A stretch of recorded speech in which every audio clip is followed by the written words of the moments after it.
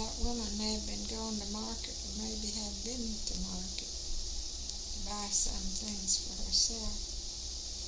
But I think those palm trees are beautiful.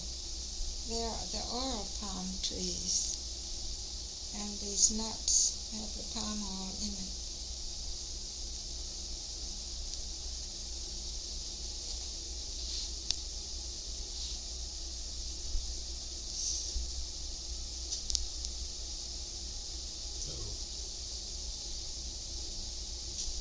Did somebody make that? Yeah, it looks like somebody's toy. Yeah. But I can't get it to stay in there good. There we go. Oh, I guess some children made it. That looks like the porch of the missionary's home.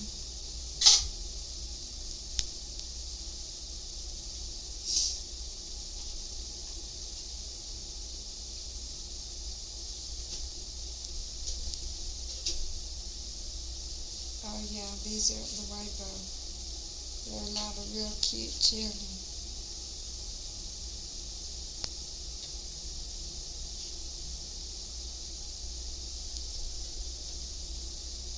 And this is at Bulapay, another station.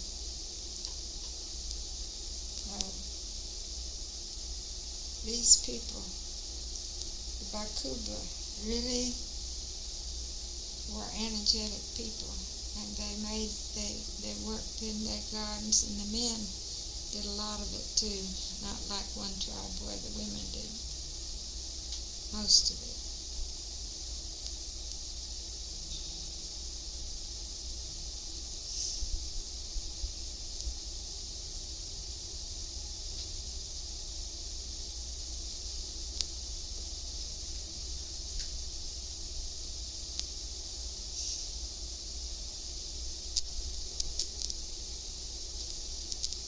Did you already see that one? I didn't see it just now, but I know, yeah, I don't think he showed it. I'm very, very happy to find these. I hope this lady that wants me to have this program gets well soon. Because she'd enjoy seeing her.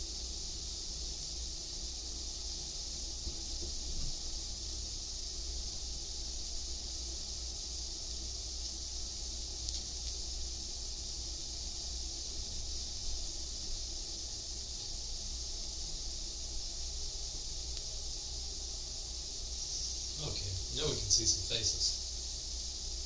Would you want a piece of paper? No, ma'am. Oh. Just experiencing some technical difficulties. You know, the usual. Okay.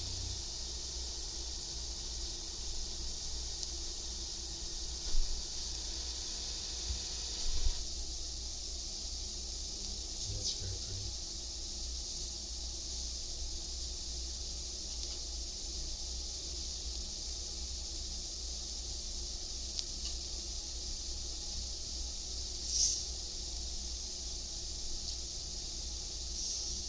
All those mango trees.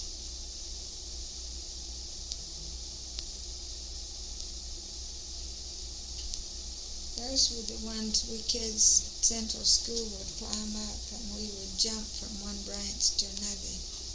I was the champion of the girls, and somebody else was the champion of the boys. Wow.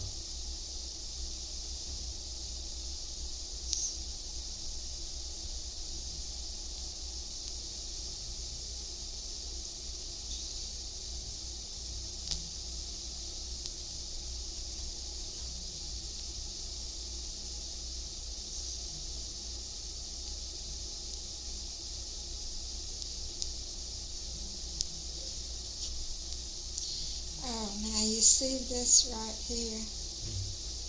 Do you know over here they have, sometimes they call it God's Acre. And what some churches do, and what they get from their garden sometimes they bring as an offering instead of just money, So those are big basketfuls of what? of corn and peanuts.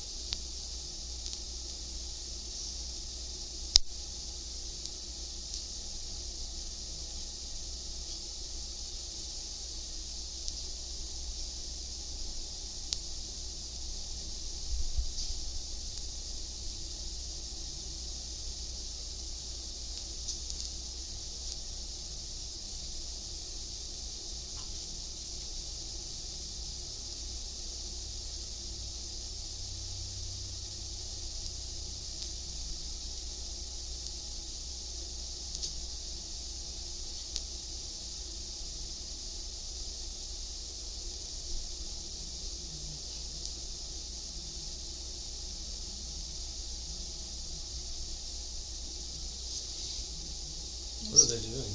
Well, I don't know. It may be that some of these are people. UNICEF used to give powdered milk.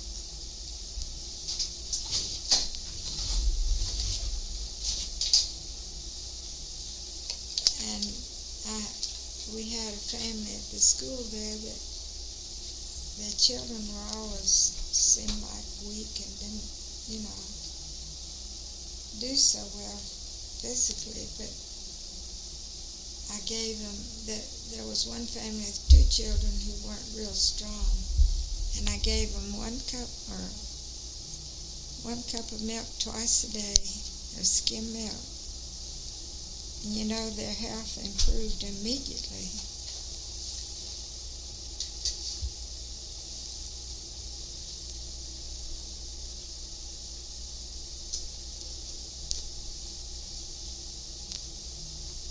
There's that house again, isn't it? Mm-hmm. I think there's a whole bunch. Well, maybe not. Thought I saw a few more.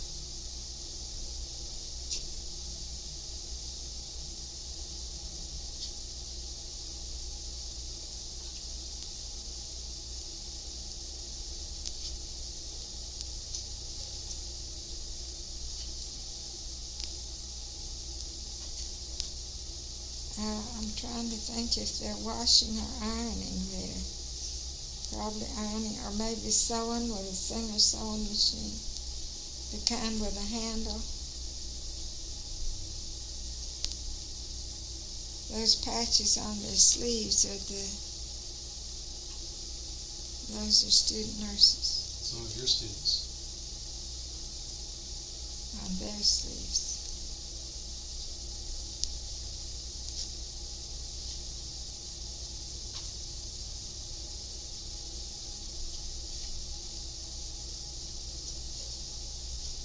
Whoa, I knew I was going to do that. Let's try that again.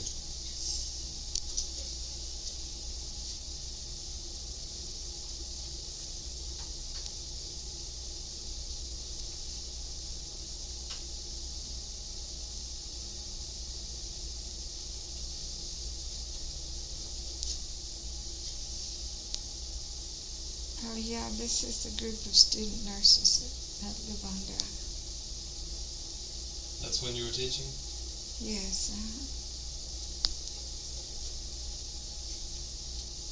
That's where I taught French and math and anatomy. And I didn't make it up, but I tell you what, the boys from the Methodist mission,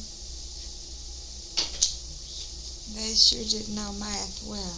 Wow. And I didn't want to admit that I didn't know the same kind of math, French math, so I'd usually send 3 people to the board at one time and let them each work the problem. And then the 2 that agreed I felt were right. But the Belgians used decimal points instead of thousand, instead of commas. Thousands. That is confusing. For me it was confusing, so I tried not to confuse them.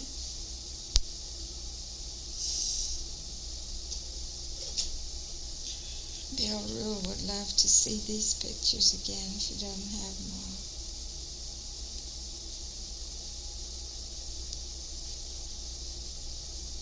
It's a nice group shot. There's Yeah. you. There he is.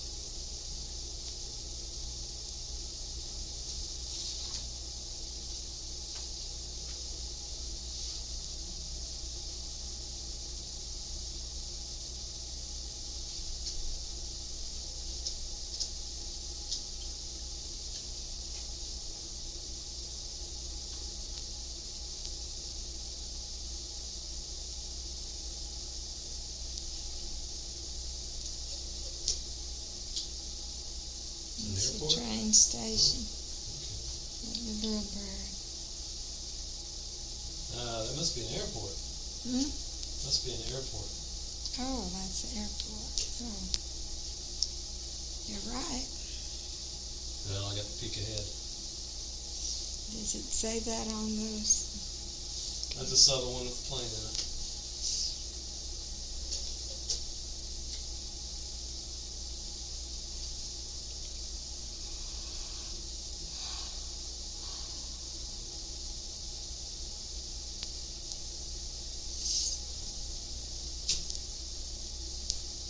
That's a store. I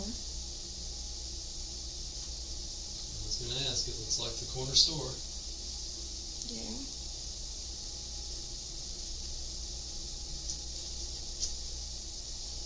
She's pretty. Mm-hmm.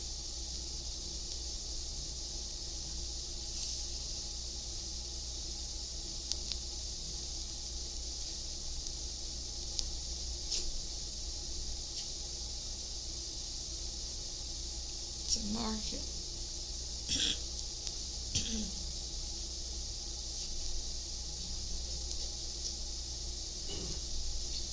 That's what I get for being in a hurry, isn't it?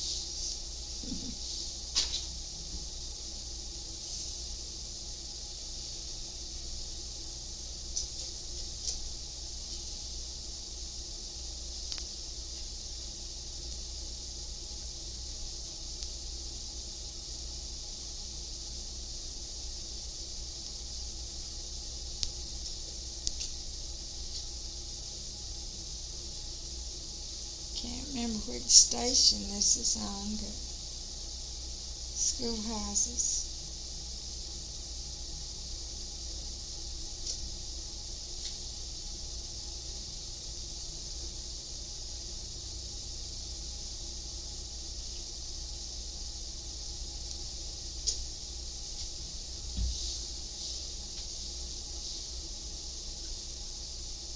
It's upside down. That's what it looks like to me, too.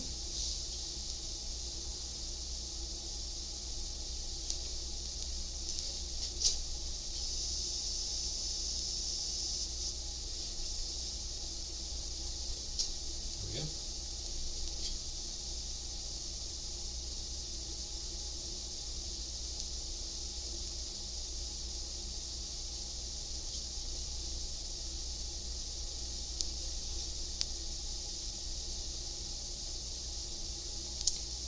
What are those long poles for? Picking bananas?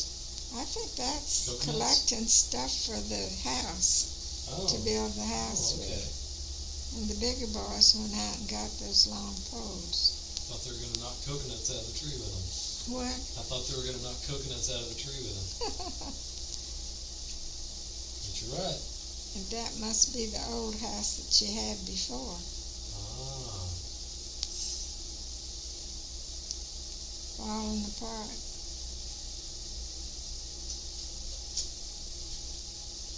And the younger ones went out and got those smaller sticks, to tie crossways of the roof and the walls.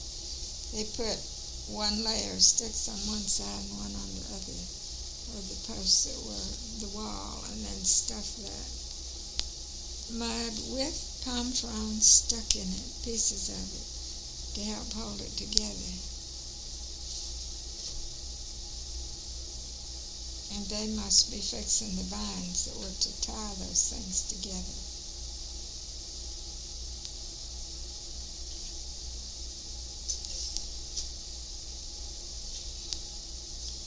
Well, I just,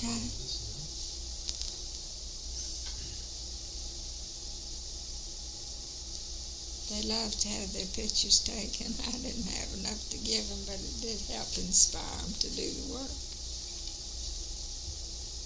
So it was fun.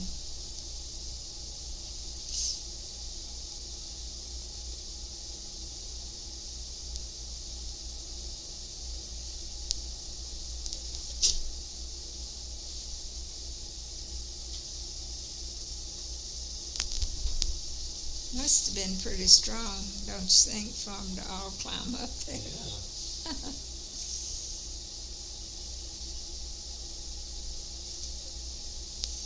Now look at that. So. They thought it was strong.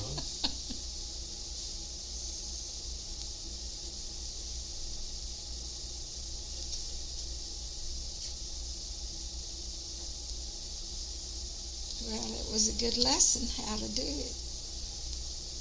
Step by step. Now I need a good lesson on how to put slides in.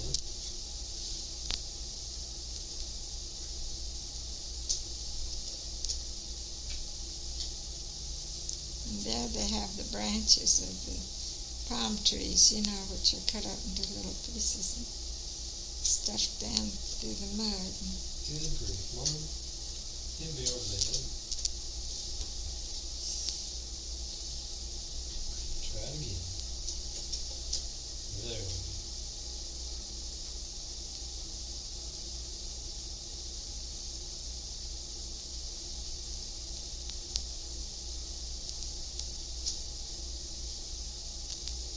Is that the lady? Yeah.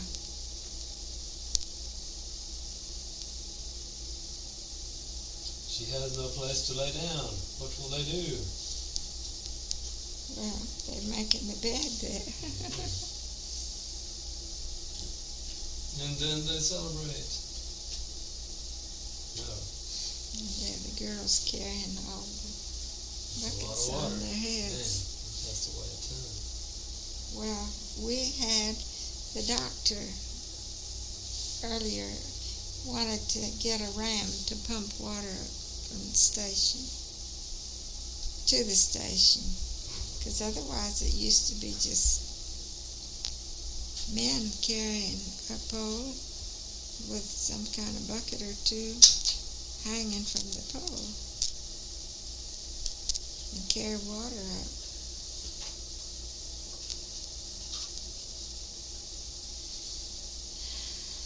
Well, I tell you make me feel good. Make me feel good. That's great. You tell some wonderful stories. Thank you. I'll keep thinking of more and more. Okay. Well, I'll come back and get them.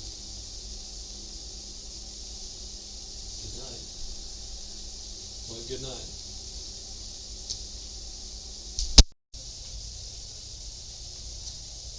Yeah, these are some that I took.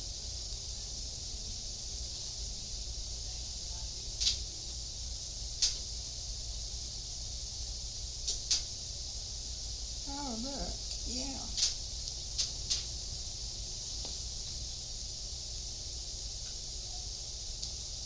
Looks like Aunt Dot and you in the middle. I'm on this end. This is when we were going out from Belgium. Let's see. May I have your attention, please? There will be a slide presentation, The Wonder of It All, in the chapel at 3 o'clock. A slide presentation, The Wonder of It All, by Roger Gibbons, at 3 o'clock in the chapel. Thank you. Looks like you've got some competition. Yeah, I'll show you. Okay. If you can just say from left to right. Well, from left, that's there I am. Okay. And the next one, I don't know everybody's name. There's several different denominations there. And then the lady in the green dress was Blanche, and she married, they live in Asheville now. And the others are single people. Different denominations. We all went through that miracle. I'm going to beef up the color just a little bit. I think the ocean liner was coming into the Congo River there. It's real wide at the point where it goes out into the ocean.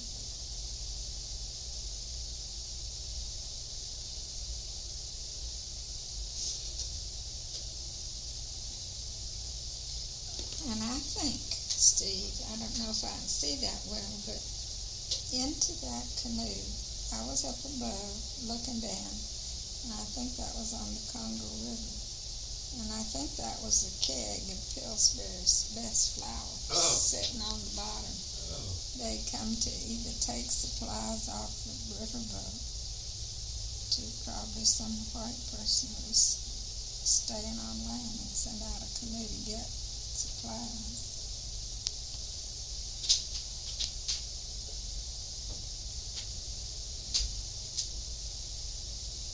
It's like more people on a canoe, same Same boat. Ruth? It's just the wind.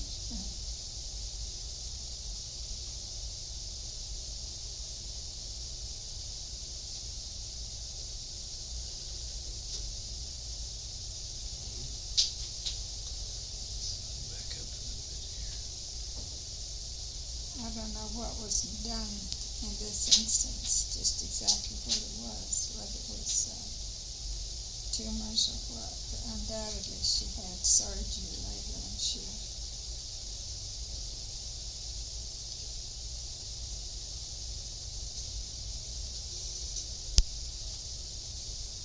Oh, now this is,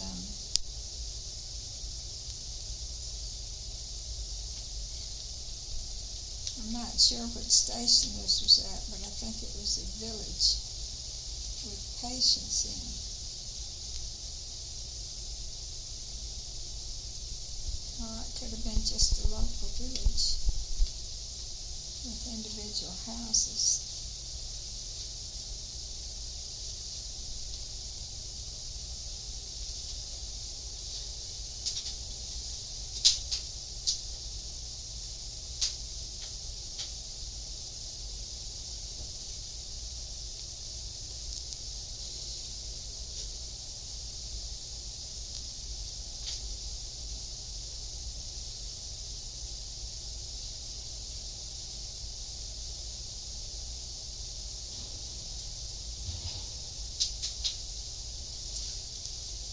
Can you see all right from where you are? Mm-hmm.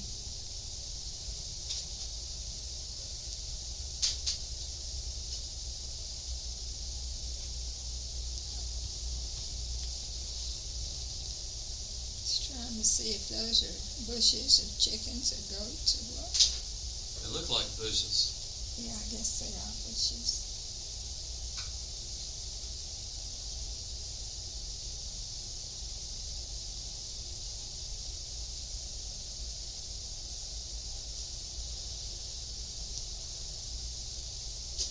They didn't plant grass in the villages. Usually they had them just the bare dirt, you know.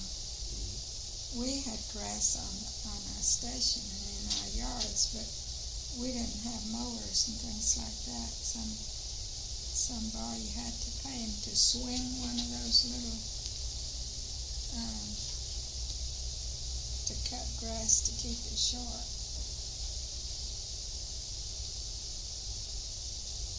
Trying to think who that was. And he might have stayed in that house even.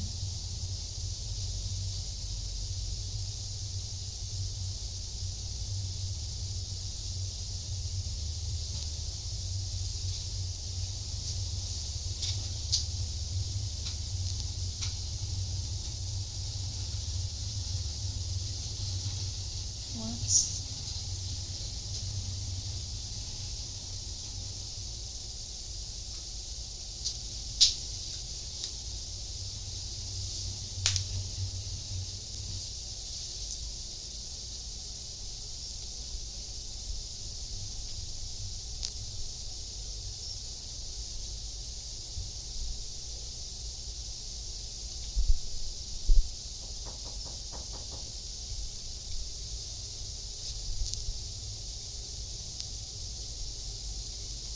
Now, this is a real good house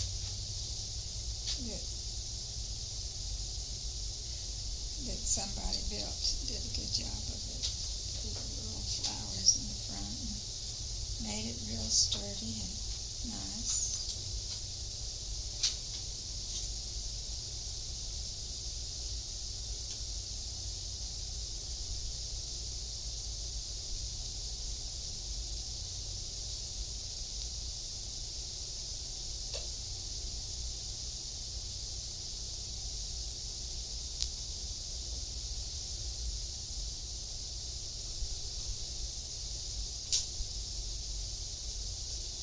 I'm trying to think.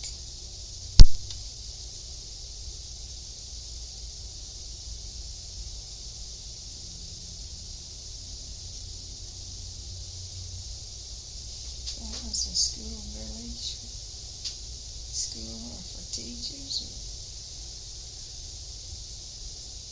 Kakinda, they had metal roofs. Could have been acacia.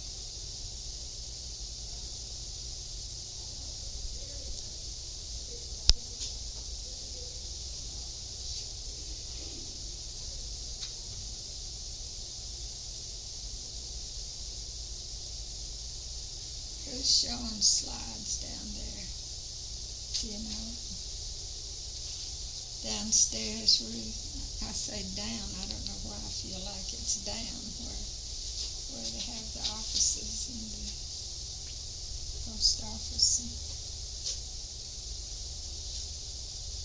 Is that a scarecrow? Now, that may be a house at Kakinda that I stayed in. They had stone houses, and some of the missionaries had planted flowers on the side of the road. And there are about 5 or 6 homes there like that. And 50 feet ahead of that, if that's what I remember, the grass hadn't grown up yet that was planted. It was an elephant trail about 50 yards out in front. I never saw an elephant for a long, long time, if ever. Did you feel them? No, but there was a big church in the middle of this compound. The student houses would be on the other side of the church away. And when I would come home at night, if I should decide I'd just come home by myself, I'd take the road by the church, because I thought if an elephant came, I could dash around the corner or into the church or something like that. But one time I went out, I think it was Bill Worth and his agricultural man, and I said, you know, I have never seen any elephants or monkeys here on the station at all. They came and maybe 1 or 2 would come. You couldn't weren't allowed to shoot an elephant unless he was doing damage in your garden or yard property. And this elephant, there was an elephant that was sort of tearing up some of the students' gardens, and it made Bill Worth so angry. So he and his agricultural man went out, and I said, I never saw an elephant before. And they said, can't you hear him? Can't you hear him? I never had seen a TV program, so I would have known what it sounded like if I'd seen TV programs with elephants on them. And so I didn't ever hear one. They said, well, we have. Can't you hear them? I didn't know what to listen for.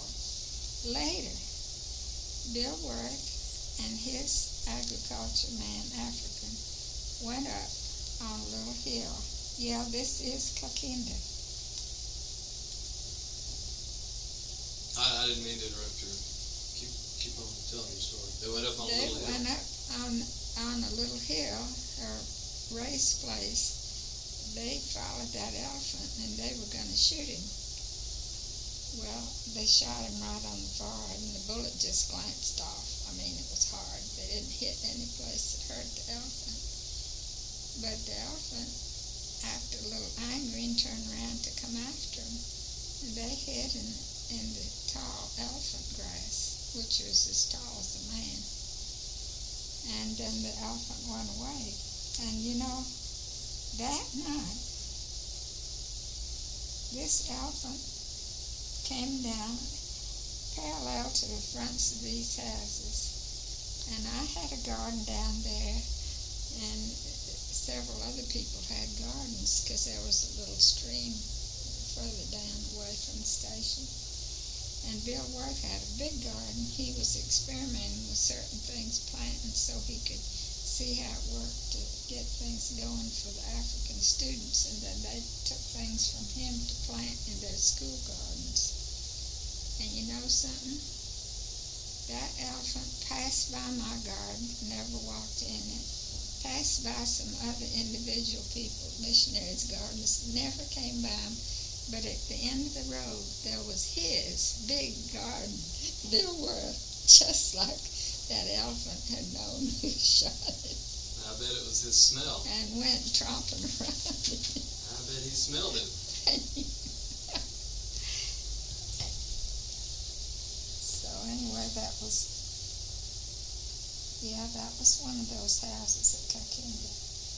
That was the nicest, well-built station. And it was built to be a teacher training school and a preacher training school. And my job was to teach public health to the students there, the men and the women, such as I figured out was good to do. I found a book on the way in Nigeria that somebody had written in English that I thought was real good, and I took some of my material from that to teach them. I've lost the book because I came and didn't bring anything back, but somebody else brought my picture back on her lap in the airplane because I'd written my name on the back of it. And here was another. Those were big houses.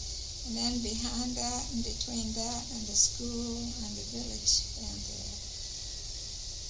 there was that big church, and on each side there were rows of classrooms. And further down there was the dispensary and the students' homes, and that's where I went to help the ones that lived there have their babies if they wanted me to come. Otherwise, they came to the dispensary where there was a room set aside for delivering babies. And we had one bigger room to put, well, they didn't really have much of beds in there for people from the village, to come. Mats, and stayed in there. Some people came from far away. And one time, one of the medical boys said, "Now, Mama, this man that came here to be treated, he's in one of those houses out in the back. He's the big chief." And I had some chickens, a couple of roosters and some foreign hens. Bill Worth had ordered little chicks from South Africa. Each one of us signed up for how many we wanted to buy. And I took 50 chicks and then raised them. He ordered the feed to feed them. Then we saved us from having to go out and buy eggs. And one time this African nurse came to me, "Now, Mama, he's a real important chief, and you need to give him one of your roosters to help him." Because he controls a new area where not many preachers have been before. And it's real nice to do nice things for them. They'll help in the work and stuff. I wasn't one that went out itinerating much, but that's what they said do, so I did it. And I had one rooster left. Now those are the student houses down there. They're not real big. But they have tin roofs. Tin roofs. And the reason they chose that area was because there was a spring on top of the mountain. Real good water, nothing wrong with it, just came up and they put a pipe to catch the water and it flowed right down to the village. The only trouble was we had water to our house. But the students, and along there, up toward the middle here was a schoolhouses along there.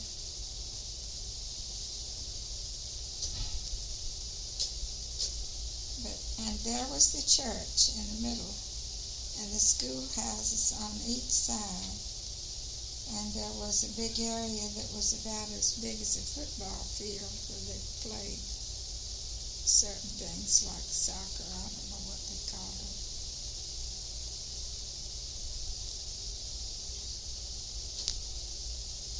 Here was the church.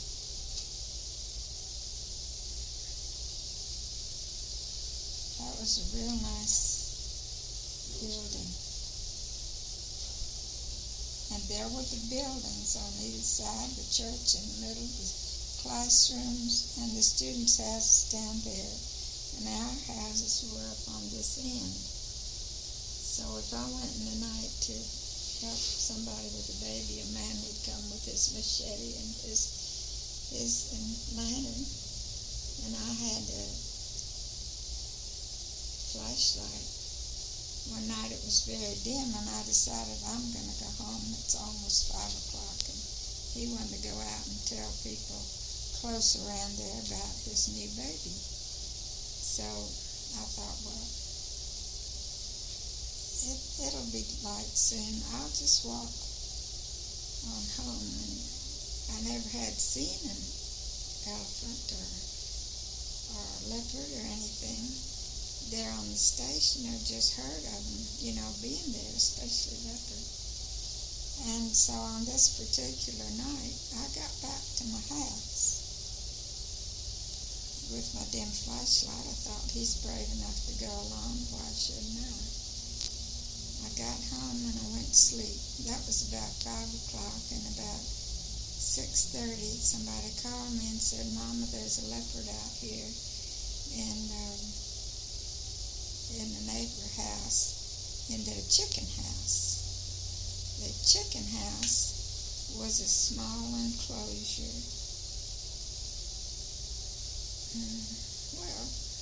big enough for chickens and ducks, and they had not heavy wire, but like sort of thin wire all around, and they had a little house for the chickens with a grass roof. And that leopard, here was several people were on their way.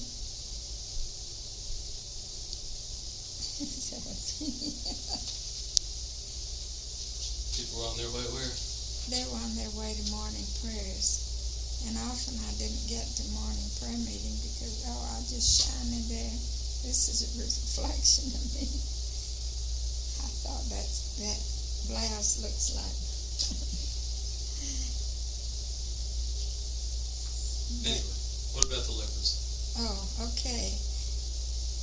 John Pritchard was out there in his pajamas with a gun, and there was one other African with a gun, and this leopard he had slit the throats of all the chickens and the ducks. Mr. and Miss Jimmy Allen had one duck with a big setting of eggs that they got about 11 ducks out, and some of these grown-up farm hens that grew up from the chicks, he had just slit their throats. And I came by about, it wasn't not quite light yet.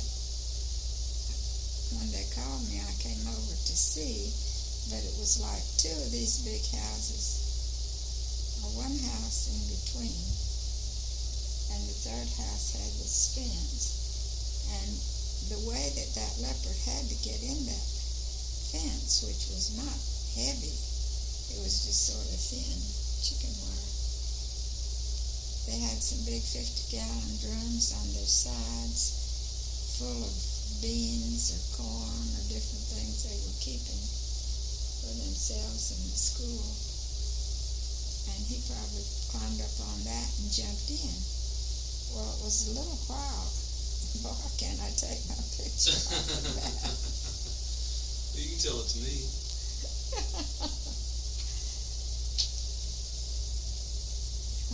When I got there, they thought the leopard was dead in the chicken house. He'd been shot at several times.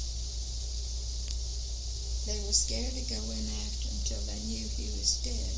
So somebody threw a little firebrand over on the roof of this house. They were willing to give up that chicken house that they built with a grass roof on it, but didn't want anybody to go into the fence unless they knew the leopard was dead.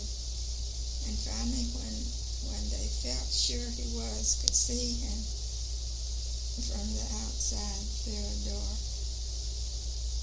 just lying there still on the ground in this room, I thought, boy,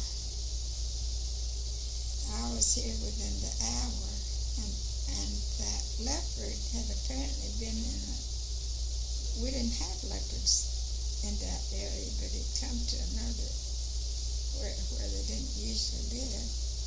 And he had been in a track. There was a heavy wire noose around the arm, and then it had been gnawed off about an inch away. And I think he must have been real hungry. He didn't eat anything. He just was mad, and he just slashing throats of all those. And if I'd come a little sooner, maybe he'd have been mad at you. That wouldn't have been good. Yeah. But the Africans were real excited about that. They got this leopard, and he was dead by then, and tied his feet together, the front feet and the hind feet, and carried him all through the village with great joy. I'll bet. And you And were I had joyful great too. joy that when things settled down, I went back to bed.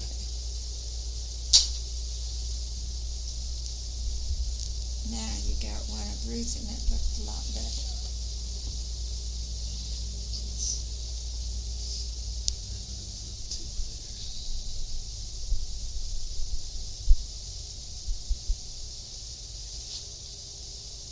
But then another thing that happened was that water was real good, but it came out in spigots here and there so people could come and get their and turn on the water and carry it into their houses when they wanted it. But then there'd be a little puddle on the ground, which didn't help the mosquito situation.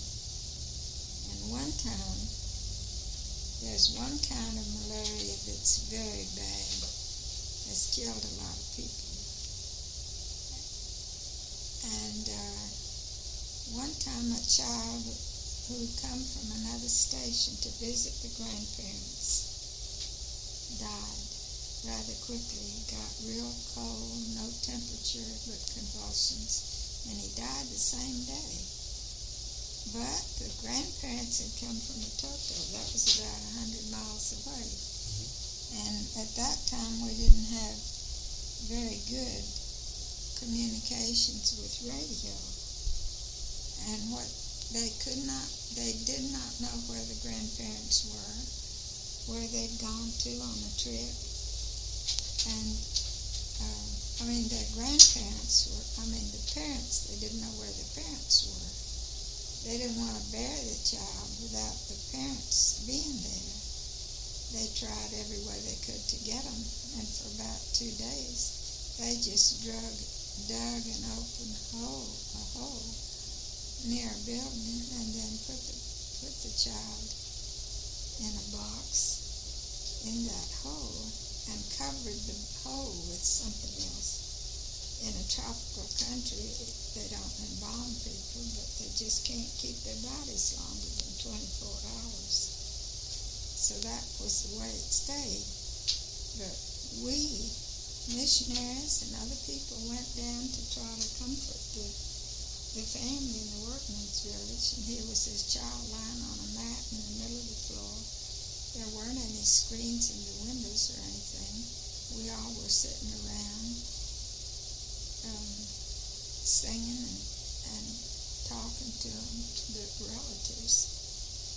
The grandparents, trying to comfort them as we could. People came and went, and the mosquitoes came and went. And pretty soon there got to be an epidemic of that bad kind of malaria. I hadn't seen any of that kind.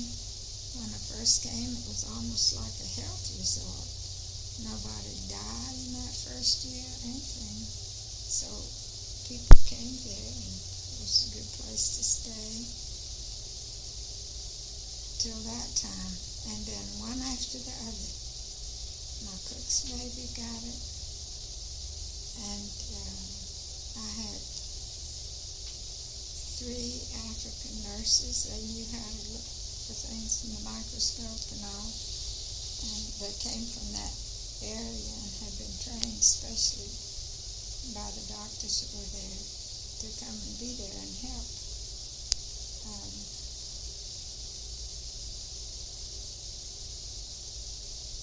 well, so first thing we all decided to do there on the station was to try to get some DDT. There were Belgian and Portuguese farmers around there who had big herds of cattle. I mean, not huge, but they took care of their cattle real well. And the toilets outside the students' homes were like a hole in the ground, you know, if they wanted a box over the top or else some kind of a lid to put over it. We had to do something about that wherever there was any water standing. And so Mr. Worth and those that knew these farmers went to try to buy some of that DDT and stuff from those farmers, and they did, and put it in these holes where there was some water and on the ground, not coming out of the pipe. And then I took a basket with some Atabrin, which was for malaria. Most people there at that time I gave out went every day. My feet weren't like they are now, but I walked to the school village, to every house, went to the workman's village, to every house, and for that day I gave out the amount of Atabrin that each person should have there, and then the parents could give it to their children. But I went to be sure that everybody got some. So try to get it cleared up in the blood of the people there. But these little children, they had such hard convulsions. They were so cold, didn't even have a high fever, and it's one of the scariest things I've had to do. So the doctor from Bibana, who lived at Bibana and came up once a month to check on things that might need special attention, and I was able to get a message to him. I said, what am I going to do? These babies have, well, he told me how to treat the malaria by injection of quinine in the proper amounts for babies and all ages, and then a whole dose of phenobarbital, the same dose as an adult would take, given by hypodermic to these babies, as often as he said, maybe once a day or twice a day. That calmed those convulsions down. And one baby died. And that baby was the baby of a family with 11 children. Beautiful children, all of them. And he was the head teacher there in the school, African. They were the sweetest family you ever did see. No problems with the children. They were always so gentle and loving and all. And so the number 11 baby died. How long did the epidemic last? Well, it just took maybe a week or two, because we tried to clear it up in the sources of where the mosquitoes were, get rid of them, and get rid of the malaria inside people's blood. The missionaries took it, everybody took it for about a week. And we kept watching, of course. But it took several days before the parents were contacted, came back, and then they buried the baby.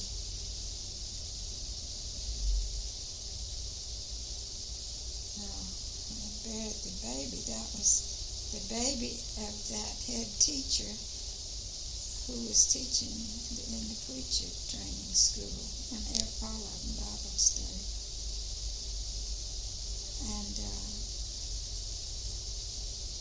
they went up on a hill. We didn't really have a graveyard there as yet. And I followed along. I think I must have followed along about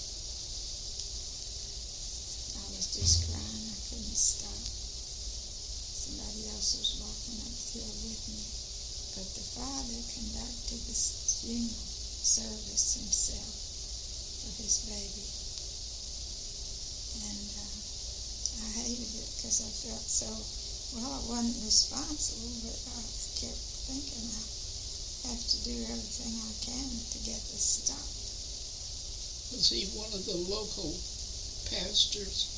He came from the Tota station. A lot of these teachers and preachers came from there and the other stations. They were sent there. And then I'll tell you a story about another family that just came there.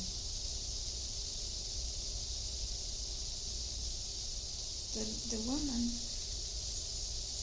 her husband had been practically adopted by an English missionary on another mission, quite some miles from where we were, but her son was married and he wanted to be a teacher, so he came down there to go to the teacher training school. And when she came, the English missionary lady, she said to me, will you do everything you can think of to see if you can help them have a baby? She'd had a number of miscarriages and never carried a baby to term. I don't think I really did anything for her except tell her that if she got any bleedings or anything, not to go riding on those jerky trains. Like pillow? Not to go riding on the jerky trains. And women would work in the field, the men here too, they worked in the fields too, with their little hose, and planting and all, and then carry these things up. Can you see? Yes, I can.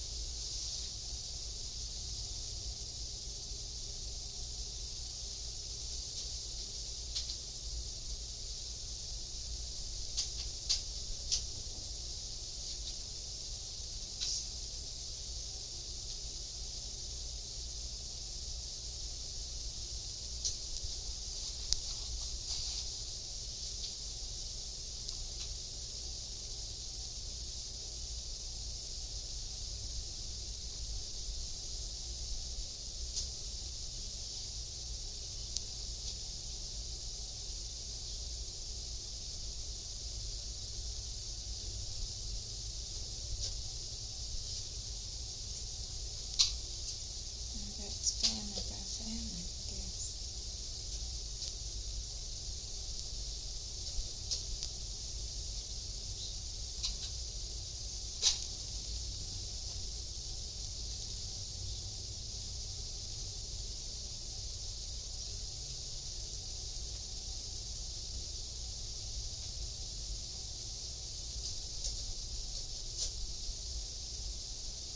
Yeah, this was a ball game.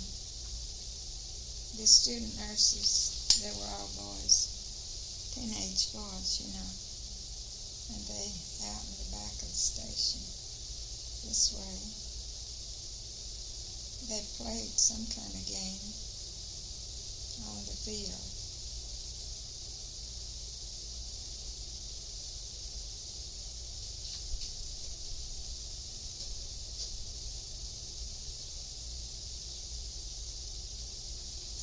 Good action shot. Yeah. Football.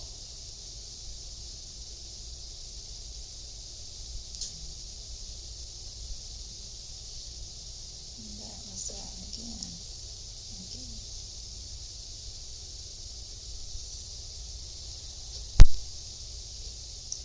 Oh,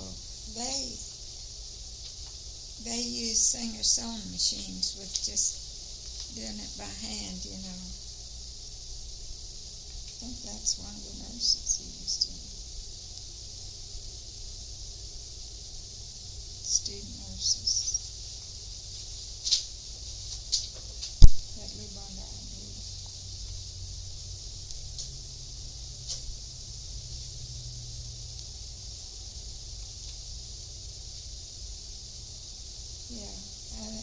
this, the uniform for these students was short blue pants and a white shirt and an emblem on the sleeve. We didn't have girl nurses. We had women helpers, but they weren't the ones that were trained. Now, trained in higher training. When Bill Rule and Johnny Miller and the nursing school that had been at Uganda was moved then to near Louisburg. And they had a big school, the same level.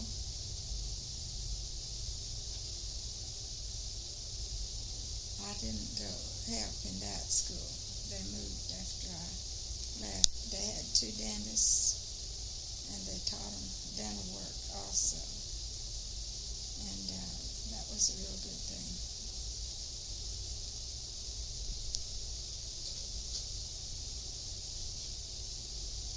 I don't know which doctor's operating there. Do you, Ruth?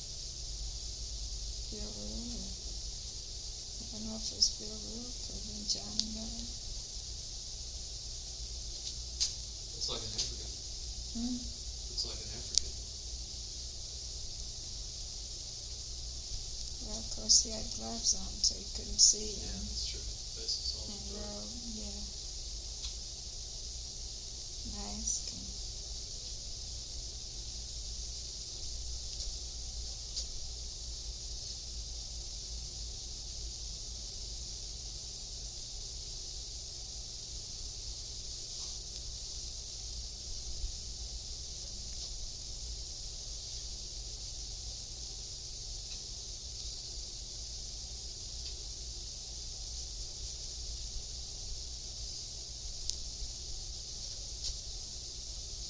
Dentist? I guess.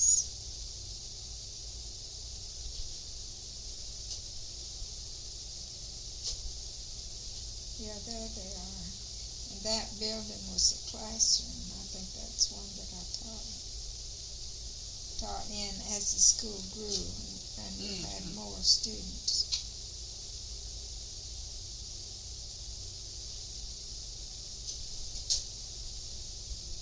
We had these to begin with, and then they took some from the Methodist mission. And Bill Rule and Johnny, when I came there were about this many. And some were Methodists from a different tribe, and they couldn't speak Chiluba the same as the boys that were local. Is that Bill Rule? I think it is, probably.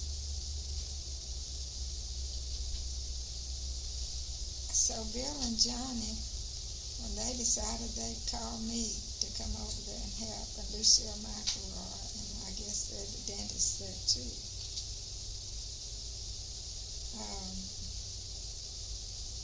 I was at this end. Are you at the end? I was at, the right-hand end, and then Lucille McElroy and I thought so.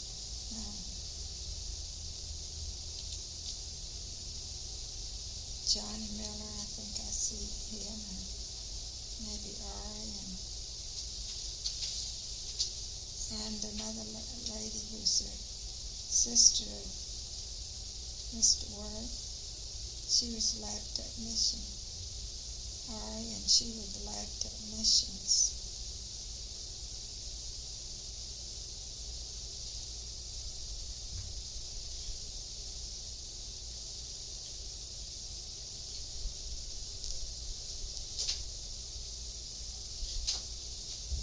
Johnny.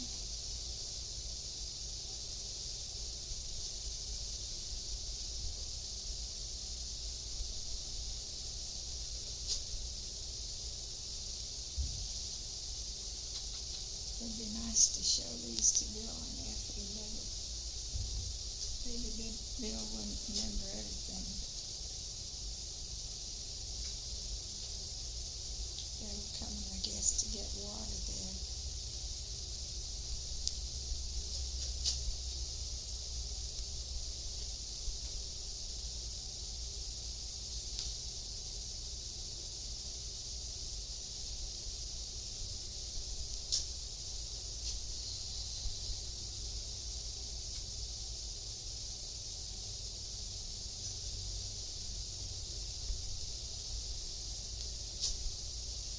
That's their grassroots. Yeah, I think that was the workman's village where they built their own houses. Mm-hmm.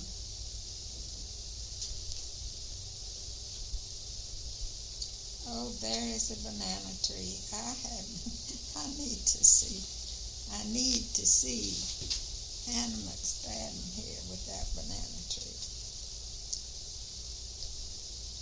The story of banana leaves.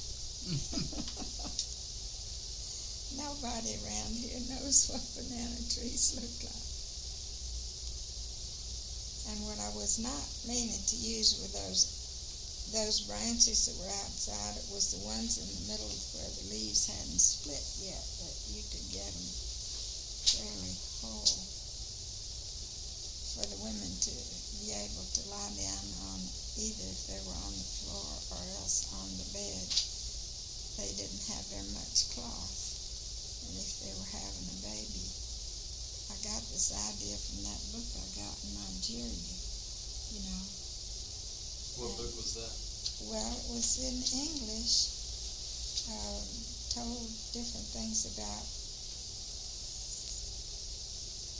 that out in the country they used banana leaves for people to lie down on or sit on if they didn't have anything else that was clean to put under them to deliver a baby.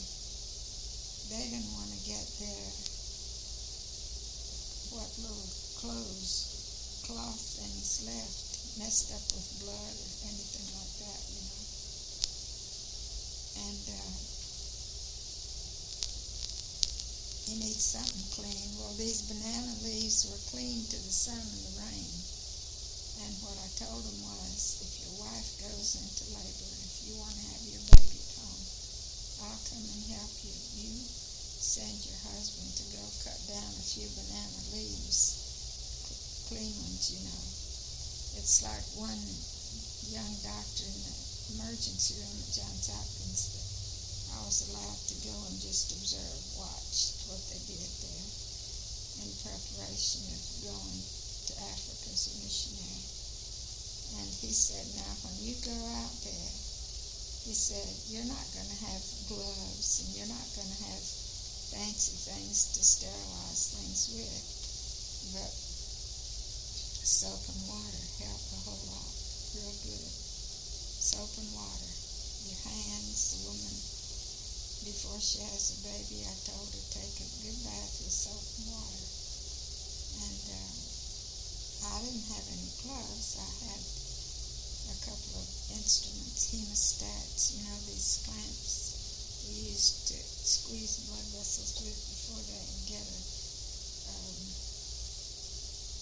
a place to tie around it real tight, or when they sew things up.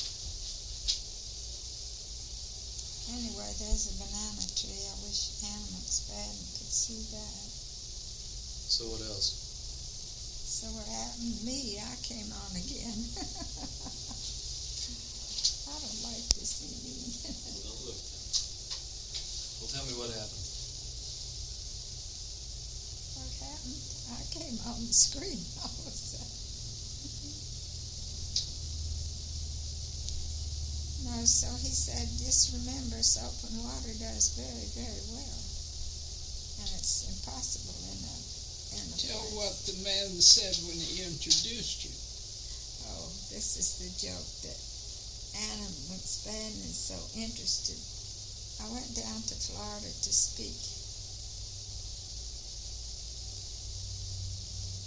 in different places. In one place,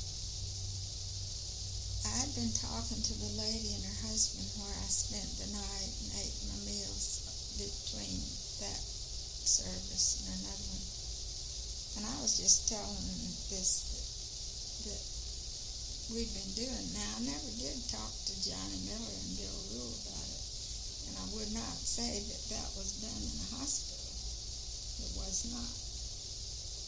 It was for people who didn't have a place and they didn't want to, you know, there's some blood that comes when there's a baby born. They didn't want to mess up the few little clothes they had with something clean under them like that and lose it. It's hard to get out. And, so that's how come we did that. But what did the man say when he introduced you? Yeah, so he introduced me and he said, now the women out in Africa, they have their babies born on banana peelings. Quite a difference. So where was that at a church in Florida? That was a church near the coast, a small church. I spoke only in small churches so people could hear me because my voice, I asked not to go to big places. And I didn't know he was going to say that, you know. I was so embarrassed, I didn't know what to do. I didn't try to correct him or anything like that. And so Anna McSpadden, when she heard that, she said, now that's what you have to say here. We have to have something funny happen.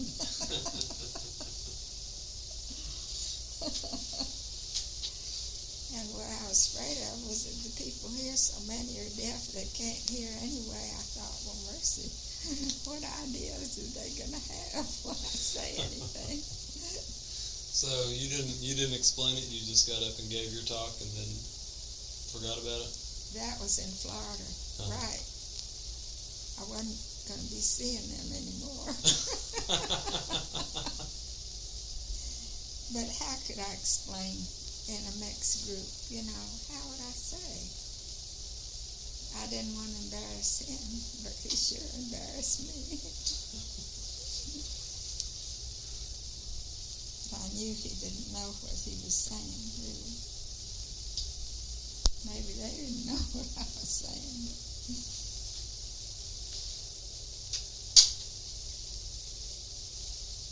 So there's a good example of a tree, and they cut down the tree after it won't bear another bunch of bananas. They cut down the tree, but then shoots grow up from the bottom by the roots of the tree to make another tree. Well, I'm glad to know that picture's around. I'd like Anna to really see it too. I'd like her to see these.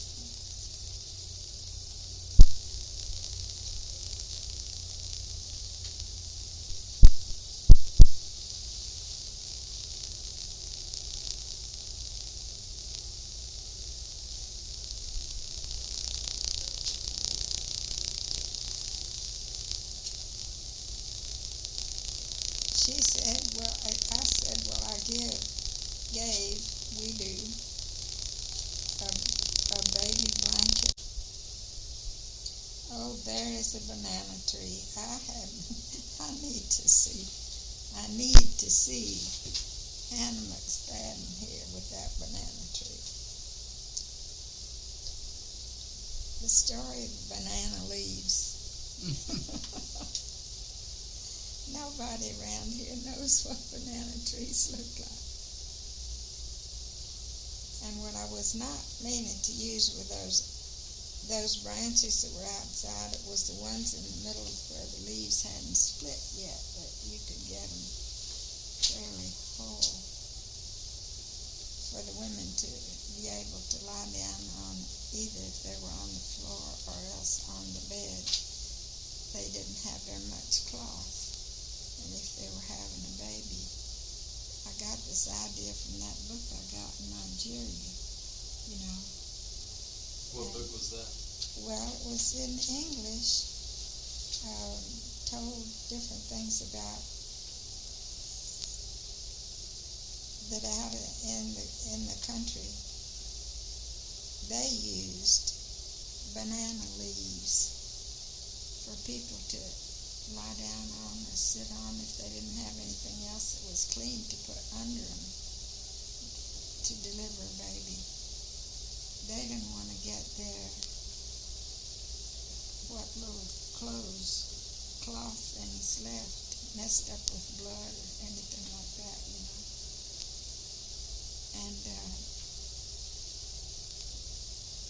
he needs something clean. Well, these banana leaves were clean to the sun and the rain. And what I told him was, if your wife goes into labor, if you want to have your baby at home, I'll come and help you. You send your husband to go cut down a few banana leaves, clean ones, you know. It's like one young doctor in the emergency room at Johns Hopkins that I was allowed to go and just observe, watch what they did there in preparation of going to Africa as a missionary. And he said, now when you go out there, he said, you're not going to have gloves and you're not going to have fancy things to sterilize things with, but soap and water help a whole lot, real good. Soap and water. Your hands, the woman, before she has a baby, I told her take a good bath with soap and water. And I didn't have any gloves. I had a couple of instruments, hemostats, you know, these clamps we used to squeeze blood vessels with before they can get a place to tie around it real tight, or when they sew things up. Anyway, there's a banana tree. I wish Anna McSpadden could see that. So what else? So what happened to me, I came on again. I don't like this evening. Don't look. Well, tell me what happened. What happened? I came on and screamed all of a sudden. No, so he said, just remember soap and water does very, very well. And it's impossible in a Tell place. what the man said when he introduced you. Oh, this is the joke that Anna McSpadden is so interested. I went down to Florida to speak in different places. In one place, I had been talking to the lady and her husband where I spent the night and ate my meals between that service and another one.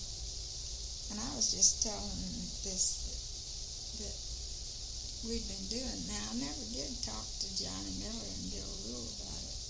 And I would not say that that was done in a hospital. It was not. It was for people who didn't have a place and they didn't want to, you know, there's some blood that comes when there's a baby born. They didn't want to mess up the few little clothes they had with something clean under them like that and lose it. It's hard to get out. So that's how come we did that. But what did the man say when he introduced you? Oh, yeah. So he introduced me and he said, now the women out in Africa, they have their babies born on banana peelings. Quite a difference. So where was that at a church in Florida? That was a church near the coast, a small church. I spoke only in small churches so people could hear me because my voice, I asked not to go to big places. And I didn't know he was going to say that, you know. I was so embarrassed, I didn't know what to do. I didn't try to correct him or anything like that. And so Anna McSpadden, when she heard that, she said, now that's what you have to say here. We have to have something funny happen.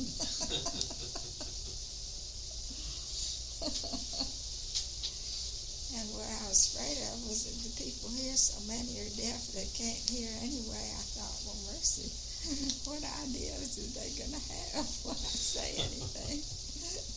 So you didn't explain it. You just got up and gave your talk and then forgot about it. That was in Florida, right? I wasn't going to be seeing them anymore. But how could I explain in a mixed group? You know, how would I say? I didn't want to embarrass him, but he sure embarrassed me. knew he didn't know what he was saying, really. Maybe they didn't know what I was saying.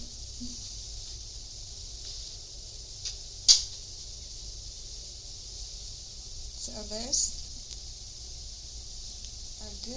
a good example of a tree, and they cut down the tree after it won't bear another bunch of bananas. They cut down the tree, but then shoots grow up from the bottom by the roots of the tree to make another tree. Well, I'm glad to know that picture's around. I'd like Anna to really see it too. I'd like her to see these.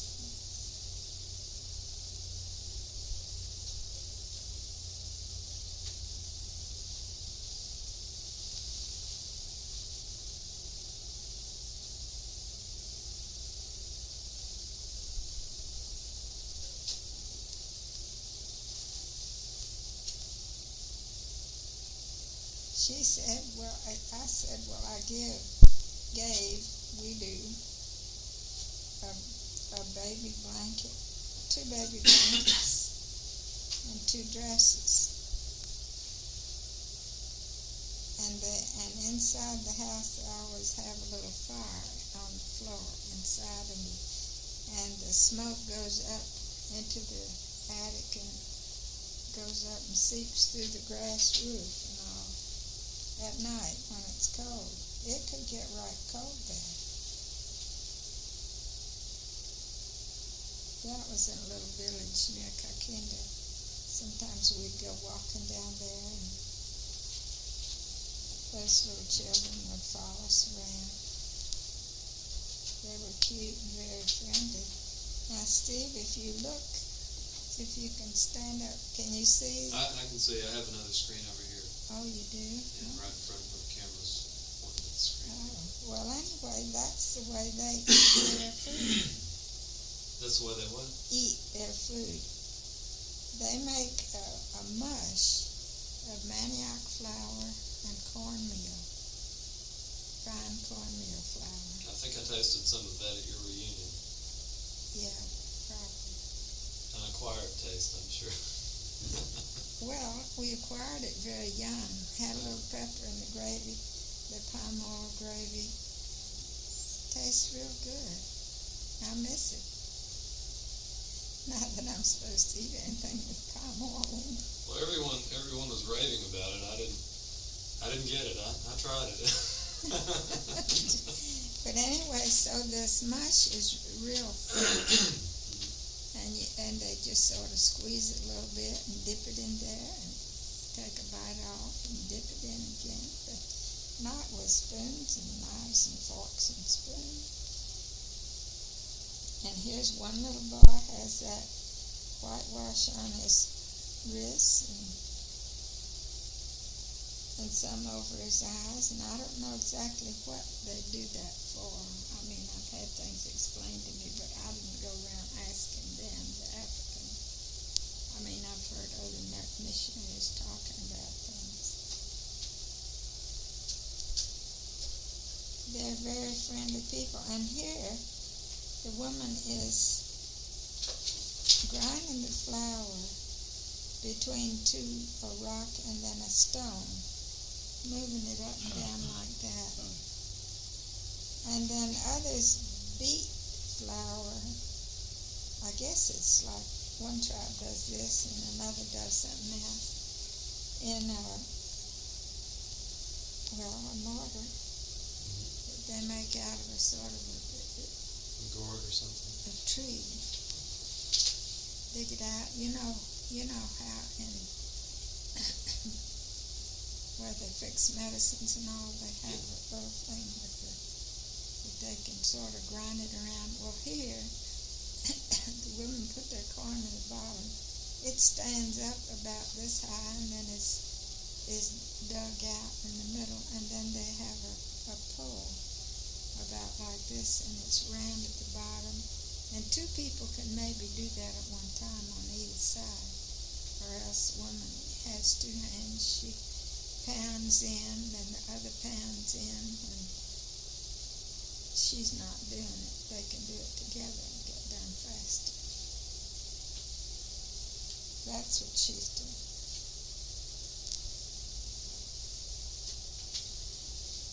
And here's, Cotton field? yeah, the Belgian government had them raising cotton. And they sold, and these poor men that didn't have a wife to do it for them, they complained big.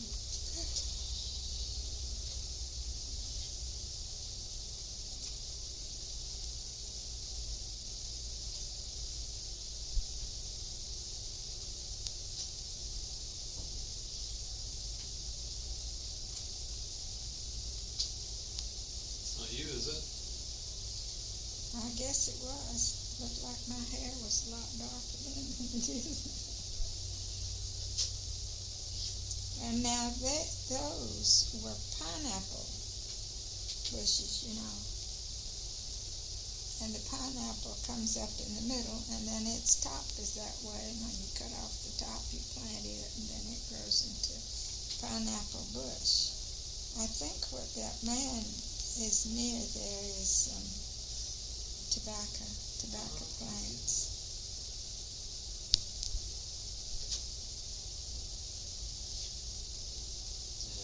Yeah. It's a fire. Yeah.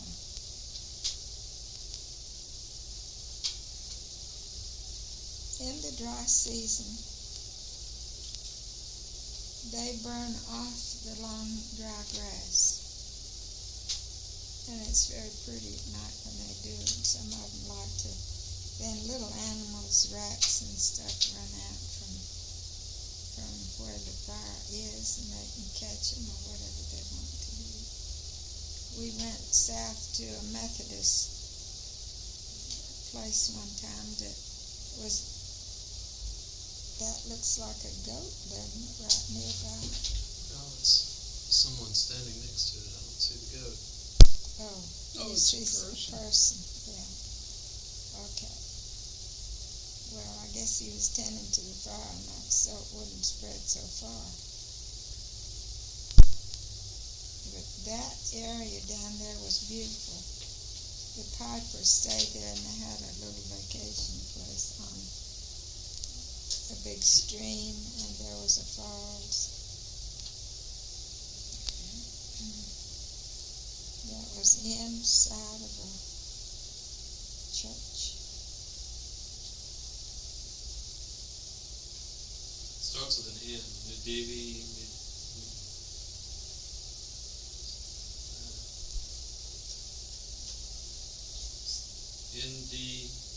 NDJI.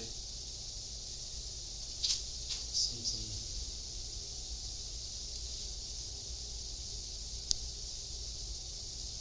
Geely congregation.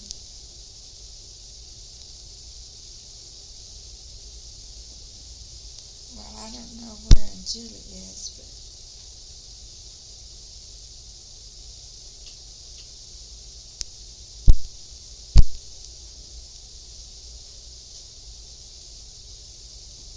oh, this is Lubonda. This is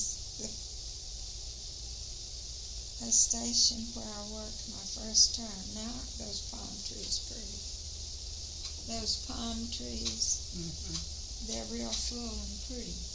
Up at the top of those things, they have nuts, a bunch of nuts with all these that make the palm oil. And you have to climb up there to cut it down. Anyway, this church was built while I was in boarding school at Lubonda. And when it was built, when it was dedicated, this chief in Tola, he was head of a village a big village down the hill, and he wanted to come to those services. But he was afraid while he was gone out of the village that some people might get into a fight of some kind and taken advantage of when he wasn't there. So he said, everybody's got to go.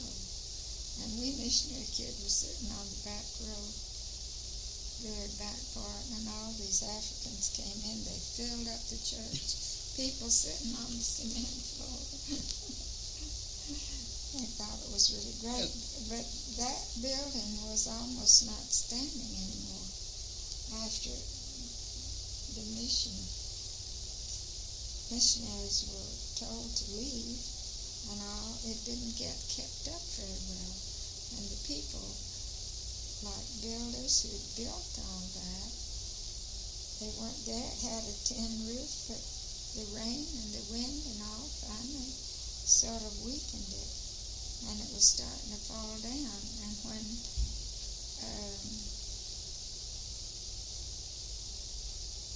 George McKee or Charles McKee, whichever one it was, had gone back to Africa when a lot of missionaries weren't there anymore, they said, what are we going to do? These buildings are falling down, and we don't know how to fix them. See, they hadn't had the training, the ones that were left there with that original tribe, and so maybe it was Carol Stegall that wrote back. He wanted some of us to contribute some money. It would cost maybe $10,000 to repair it for him.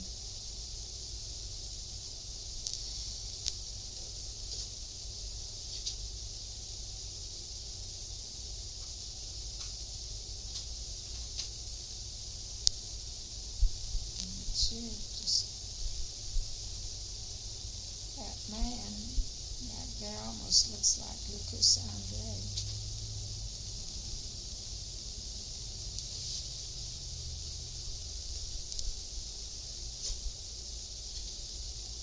Here's some more of the student nurses.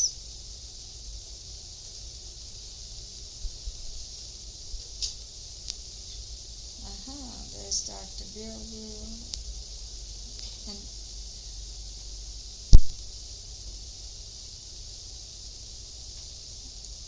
an African preacher, and this man, I'm not sure of just what his name is.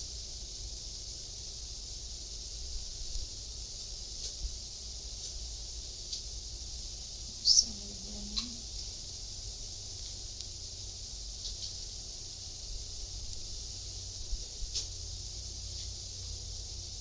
I wonder if this could have been in the girls' boarding school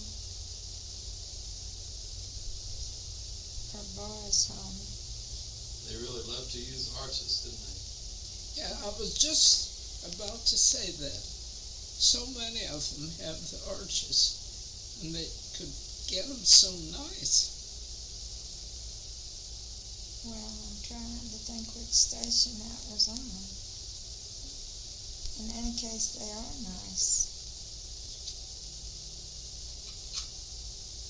They didn't have windows boarded up or anything. They didn't need to, they left them just open. I wonder if this is...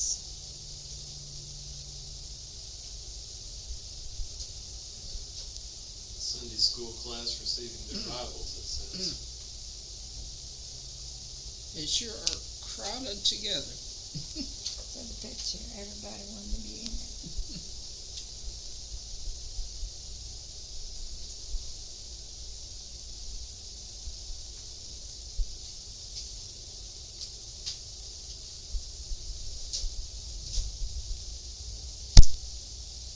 Now,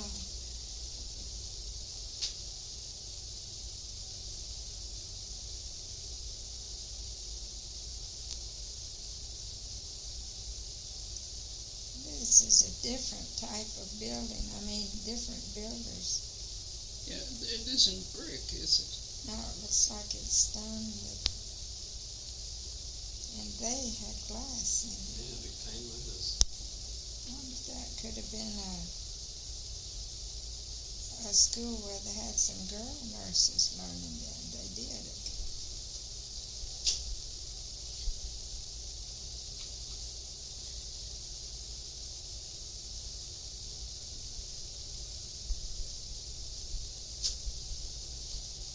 Yeah, here's maybe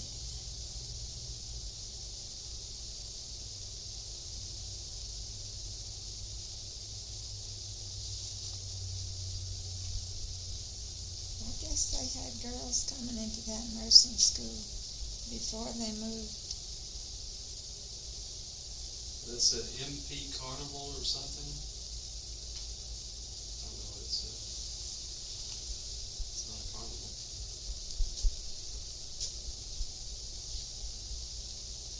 Accordion? You tell me.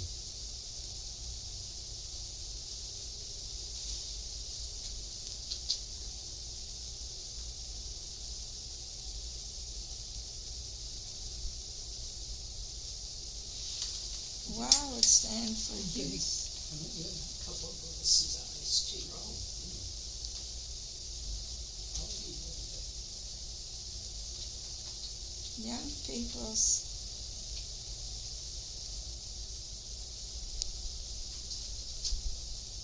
You recognize that building?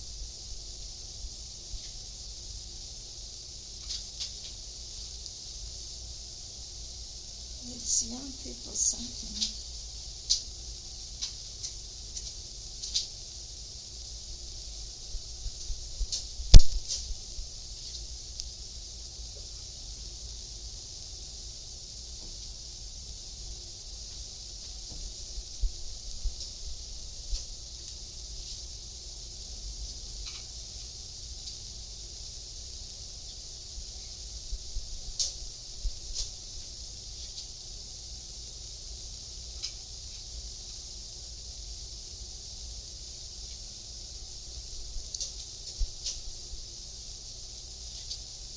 You know, they loved these Sunday school pictures, Sunday school papers with pictures, Bible story pictures on them. They just loved them.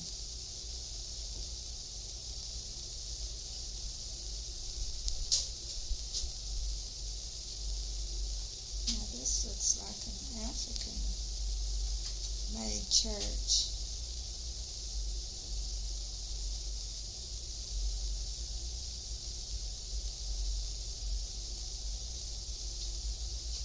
Now, the first one in this next group says Chief Natolo.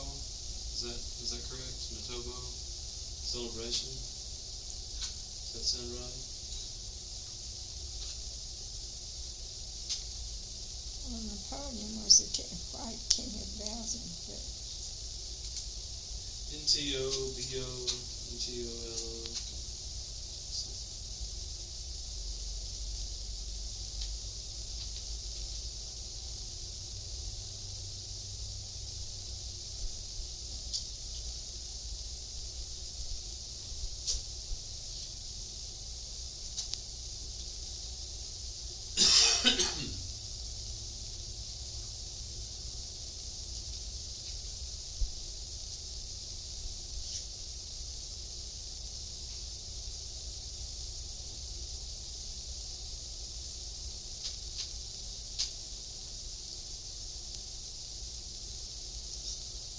Tell which end is up on this one, I'm afraid. Not that end. Can you tell? Okay, I see. Let's get down here.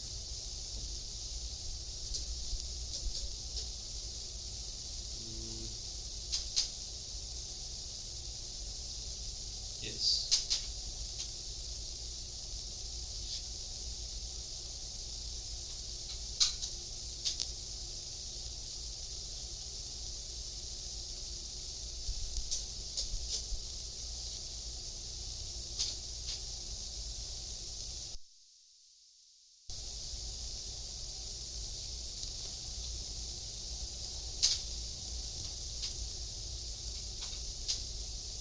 I wonder whether this is when they were building that house.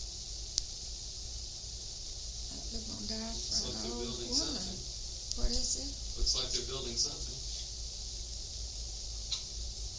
When there were girls, yeah, they have spades. They're digging out dirt to make the walls and the floors with. That's what it was, I think. Like young people's groups here decide on the project they want to do. Habitat for Humanity. Well, so what happened at Le Bondi was they decided there was a youth group of about 200 boys and girls from all 4 schools: primary school, carpenter school, the nurses.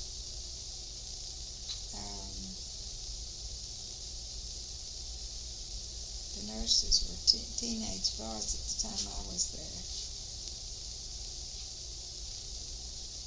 And so they chose an old lady who had no relatives. Being Christian people, non-Christian people, they didn't do those things for other people because they needed help, but they thought that would be a real good thing to do, and it was. And so I went with the girls, and we had to come up to the station. There it was all on the level, and the primary school children, boys, went out and brought back, well, the older ones, the teenagers that were big and strong, they went out and cut down poles for around the wall of the house, and then to stick down in the ground, and then they made a fork in the pole to hold the pole on top of it. And then they had to tie those things together.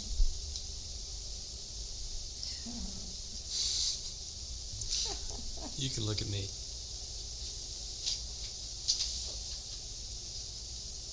You were talking about tying the poles together. Yeah, they went up, and then they had poles across the top, the wall, for the wall at the top, and then they had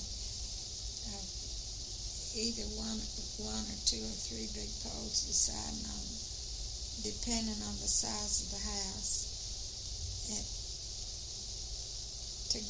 to get a pole across the top if it was going to be a roof that was sort of long, or just one pole, however they fixed it. Then they'd tie on cross poles that were smaller, and then they got maybe from palm trees.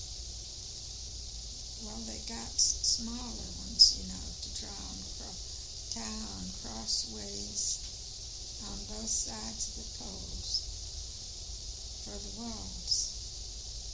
And then they tie them on with a kind of a vine that they used. They got those things. They went out in different groups. The girls went. They always had chaperones with them, grown women. I didn't go out with them to get those viney things, but I went when I could. And we went up to the station where they had running water, and for what they were going to need mud for, they'd dig a hole behind the house, and they'd pour water in it and squish it around with their feet, and then they'd bring it up to the house, and they would put it. The upright poles then had little poles, or palm frond poles, crossways on both sides, and then they'd stick pieces they'd break off of the end of the palm fronds to stick down in it to hold it together. Thank you, Ruth. You are so kind. They said it held the mud together better. And then they would put mud on the floor and stamp it down, or dirt, and stamp it down with their feet. And then over the mud after, or dirt, mud, it would dry in there to make a wall. And then they'd smooth it over with more mud that made it smooth. It took several days for it to dry out some. And I I carried water in a bucket, but I never did. They said, Mama, put it on your head. It's a lot easier. I didn't do that. So then it was the children that brought grass, the kind for the roof. And I had an African, we call them sentries, that just had a room there in the back house. Not a big house, but for him and his wife and children to sleep at night or be there. We had no telephones between buildings. And so if we had to send a message, we either had to go ourselves or else send the African sentry to take the note. Also to guard the house so people wouldn't just walk in and take anything out.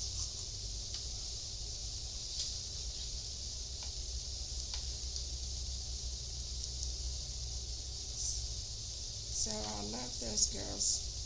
Another place we did something that the Africans preachers asked to have done. They had no guest house for visiting people that came for conferences or to see the doctor and had to stay a while. So they asked us, would the young people make sun-dried bricks? And how they made those is they would make a box frame about this long, about this deep, and about, well, anyway, they could fill that with mud and then pick it up off of it, and it left this amount of mud in the shape of a brick. And that's why they call them sun-dried bricks, because they had to dry in the sun. And so the girls had to carry the water.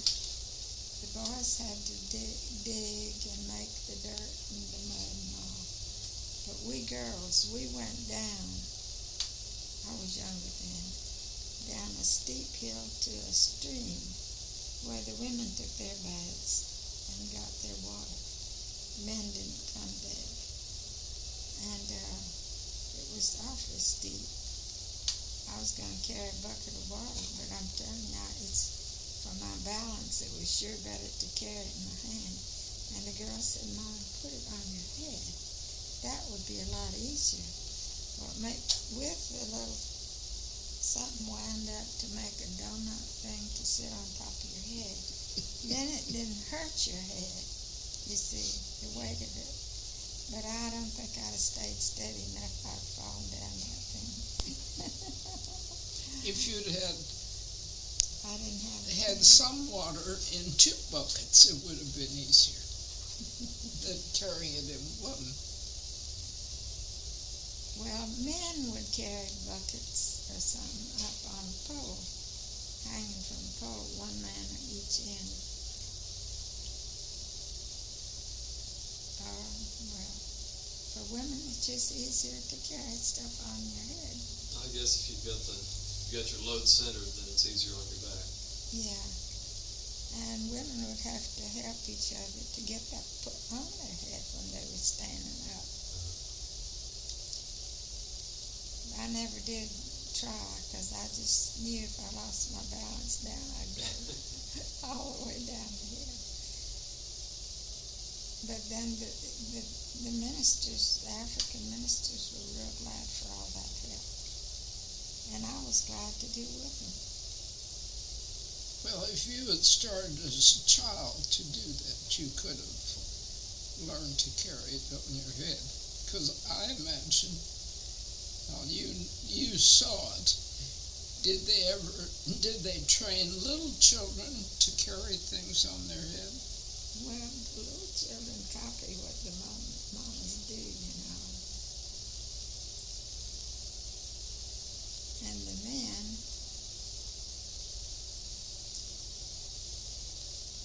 well, the women carried in that area, the women carried things on their head. And and if the basket was heavy with corn or whatever was in it, they'd have to have somebody to help them to lift it up on their head, and then they could go on their way. And They balance it with one hand or with both hands? no, they just get it put up there, and then usually Just leave it alone? stay. Yeah. But they could put their hand up there if they had a free hand. If they had a baby, they'd tie them on their back. That would cause extra trouble, wouldn't it? And then where there were forests and narrow trails to go through, they had long narrow baskets, so it could go through along a trail road. The wider baskets, I think I have one at your house probably. They were just for the everyday kind of things. But we were looking at some of these slides another day, and here was this old lady. I took a picture of her. I didn't even realize she didn't have anything from her waist up. All she had was a skirt, wraparound skirt. She was sitting there just pleased as punch with her house. And as they were putting these things up, there were some men that they watched their own young people doing this. And they said, a couple of them were talking to each other, now we know that the love of God is true. Watching our young people doing this, because they were no relation to them. And nobody out there was going to do something who wasn't related, for somebody who wasn't related to them. And then the other thing that was sort of funny to us was that in-laws, a mother-in-law and her son-in-law would not walk on the same side of the road. They'd each go on the other side of the road. And the funny thing was, at the delivery room, we had a man delivering the babies, and a woman was supposed to be in there and help, be there and help. And so this man, we didn't know why, when the man was in the room, the woman dashed outside the door. And we had to keep calling her to come back in, and when she was in, he went out. That was something real funny. And we didn't know why that was until it turned out that she was his mother-in-law. They couldn't be in the same room on the same side of the street What a together. strange custom.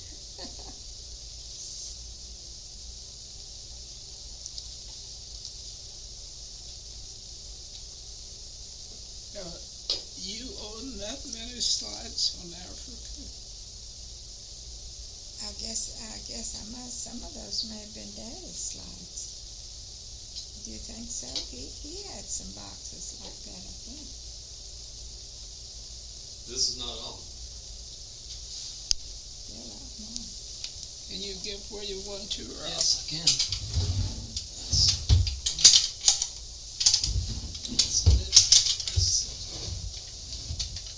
Yeah, if you can see up into there, up into that drawer. If you want to see how many slides, the entire drawer is filled with boxes of slides. So I think some of these were Daddy's slides They must from have been. Kasha. So where But the buildings they were must have been different, I think because they were different. you weren't in Africa that long. Well, Well, those this was our are last- big boxes. And This they're- But they're more space. There's spacers in between the slides in those big Oh, I boxes. see. Yes. But, I mean, this. Those are solid. We Almost. just went through this many today, and there are a lot more in here. But some are from Europe, right? From Belgium, and Oh, yeah.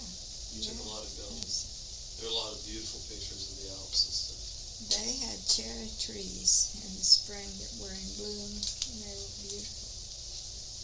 Yeah, sure. We'll do these another time.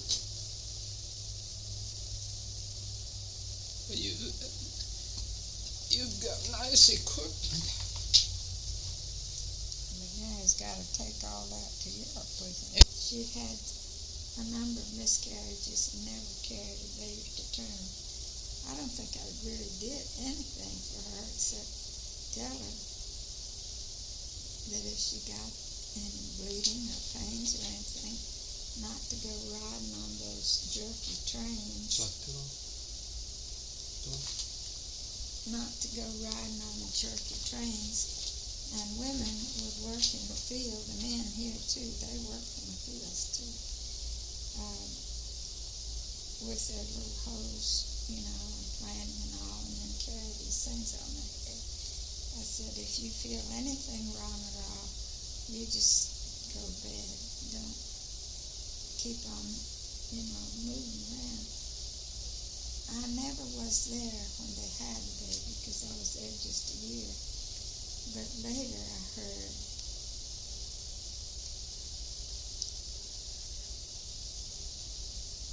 that they'd had 5 children. And they went back home to their station. I don't know if it was near Louisiana or some other area. And one time when some of these communist kind of people, Africans, who had been trained in things like that, came around that area where they lived. And I guess the American government sometimes sends Americans out if there's danger like that. They don't want to be responsible for having to come in and find them. But this missionary had asked this teacher, he gave him the keys to his house, the attic and everything, and said, would you please just check on this house while we're gone from time to time. So these communist Africans came in and they looked in the attic and they found an American flag. And they said, So they just figured he had contact with the imperialist government of the United States, and they had lined up a number of people that they were going to kill because of this. And this teacher was one of them. And they now had 5 children. And so they questioned him, and he said, well, if you're determined to kill me for that, he said, I'd go to heaven. So he called his wife and he said, now, if they kill me, you send word to the Presbyterian mission, and they'll come and get you and the children and take care of you. And that's what happened. I heard that after I'd already gone. After I left, I'm awful happy that they do have 5 children. It's too bad when the father got killed on purpose. I hate that picture of me on. I'm sorry. Well, you don't have to look at it. Just like it's mimicking everything I do. You gonna share some more? Sure. Okay, let me go out the bathroom. And while you're talking, Okay.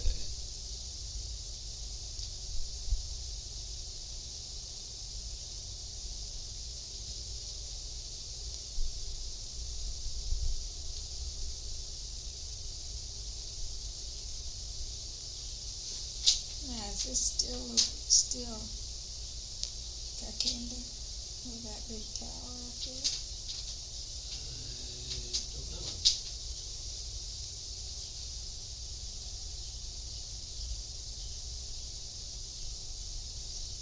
Well, I just didn't remember the tower at Kakenda. I forgot it. The label has a tower. It's probably Kakenda though. because of the way the trees are and everything, school children.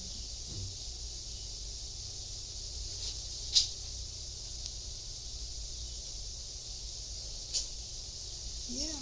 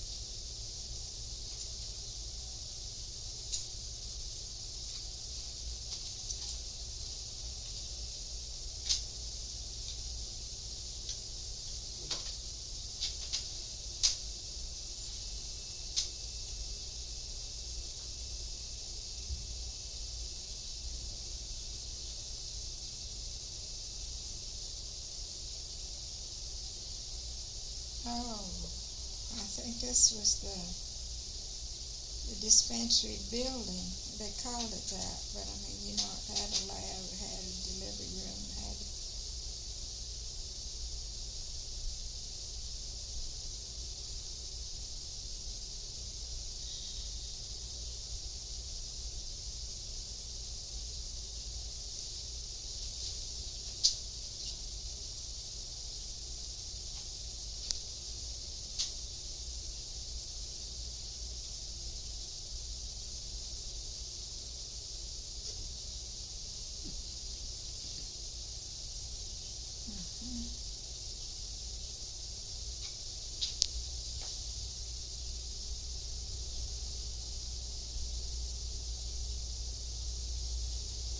how to get It's a this cute little face, isn't to it?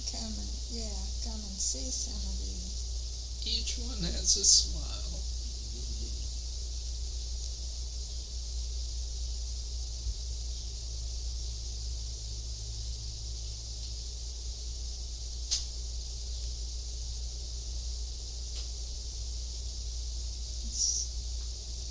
That's a Kakindi too, and either a teacher or preacher, all of them had families, you know. There was one family though that had two children, and they were sick a whole lot, you know. And the government, we got some powdered milk given us one time. It was from UNICEF. You know, you've heard of UNICEF. And they gave a certain amount of that dried milk to use to give to children and pregnant ladies that needed it. And those two children were sick a whole lot. And so they came for a cup of milk every day. 1 cup of milk, morning and afternoon. And you know, that pulled them out of that trouble that they had of being sick so much. Got them straightened out.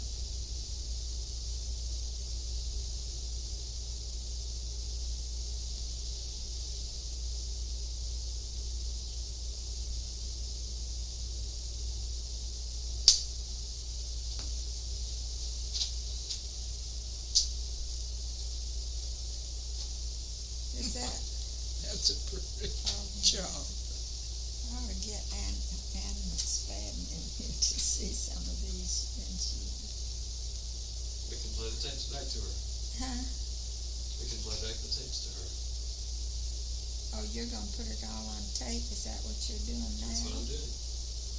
Well, good for you.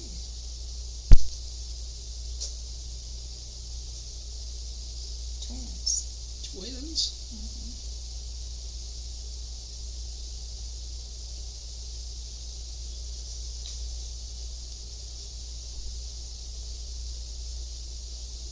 There, Ann. It doesn't Looks look like she has me, another one on the but way.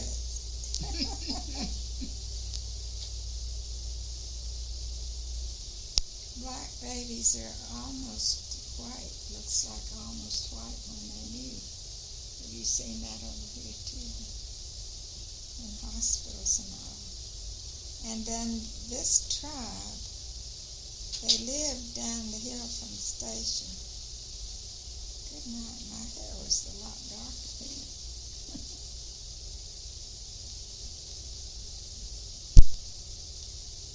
They put the whitewash and different things, some kind of paint and whatnot. I don't know just what all for. But she has some on her forehead now.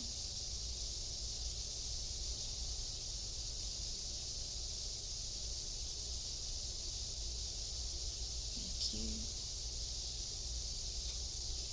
But in that little village they had little fences sometimes, the ordinary village, and they put food out for the spirits to come and get. So they thought they were very friendly people.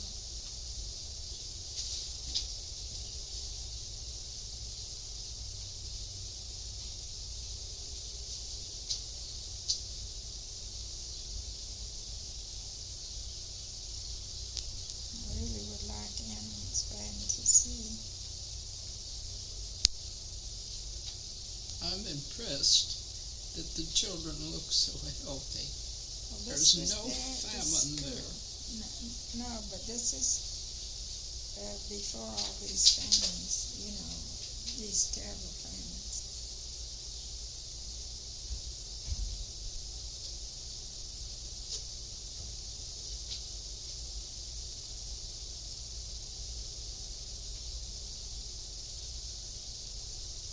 And they all had their gardens, taught by Bill Worth how to raise things, and the men did as much work as the women. There was a funny story though at Lubumbai where the men just were allergic to work Allergic to it. outdoors, and the Belgian government required them to raise a certain amount of different things, of cotton, of corn, of different things like that. And if they didn't, the man got fined when it was time to pay taxes and stuff like that. They had to have a note from the doctor that they were unable to do this work. And this man said, well, I don't have a wife to do it for me. In that tribe. Now the other tribes were like the Bakuba, up at Bullprey, the men just work hard, and the women too. But the men really did their share. The other ones that had a chief that had 700 wives. Oh my goodness. Did he also have the wisdom of Solomon? The what? Now this, I guess, is where they're getting milk. Mm-hmm. They came to my yard to get it. My cook mixed it up and gave it out. And that really makes a difference. I mean, here we say not that much is required, but this just 2 cups a day help tremendously.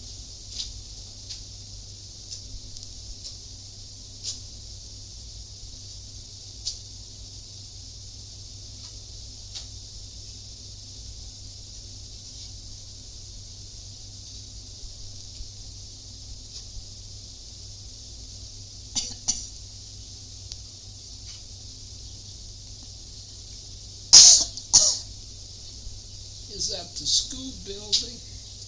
It does look like a school building, doesn't it?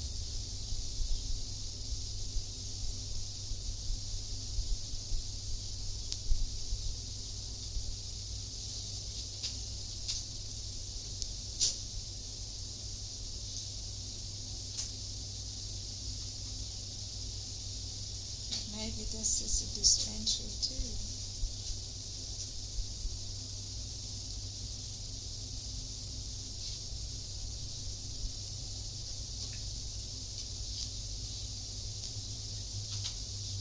There's one of those pipes with a spigot where the water came and also got into puddles on the ground there.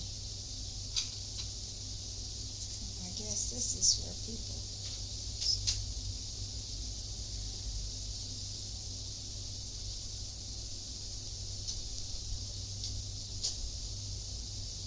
That's pretty.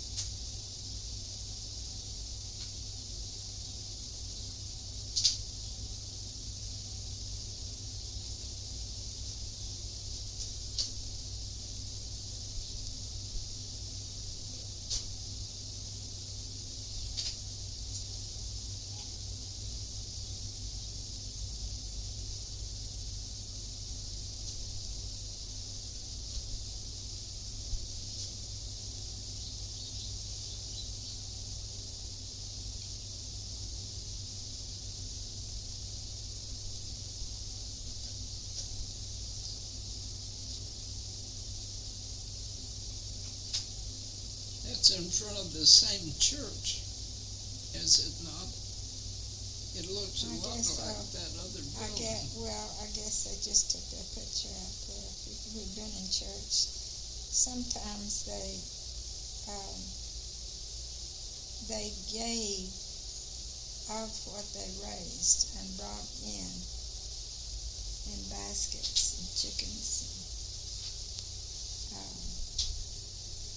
I don't see any of that if it's there where it is.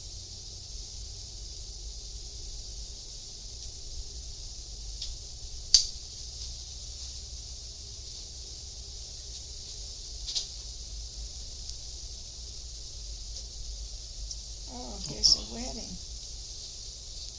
Yeah, there is that tower there.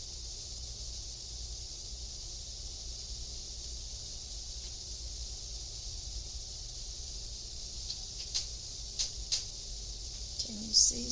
Yes, I can.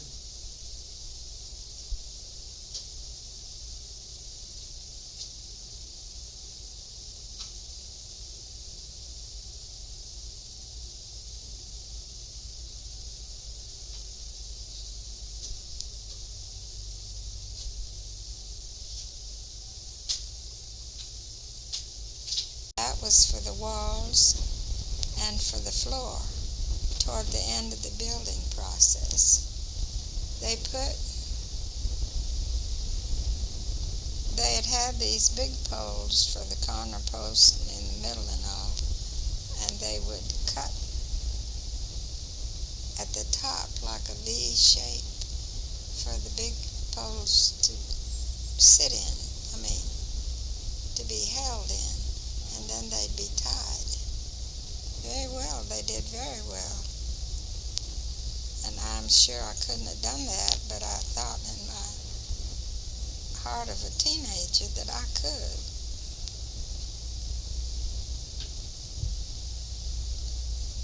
You say they're building a bed in this picture? Yeah, they're just sort of weaving the stuff together on the ground there, on the grass. But we didn't bring everything down there. See, if you turn it back a little. Okay. Yeah, now turn it to the right a little. And you can see how those slats are underneath.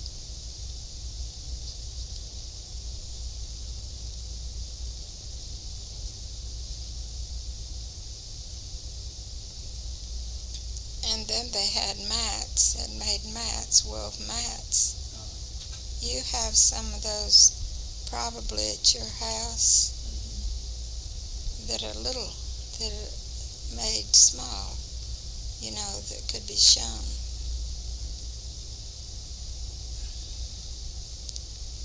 put on top of the bed. And here's the woman. The woman they're building the house for? She's sitting in front. That's the finished house? Yeah.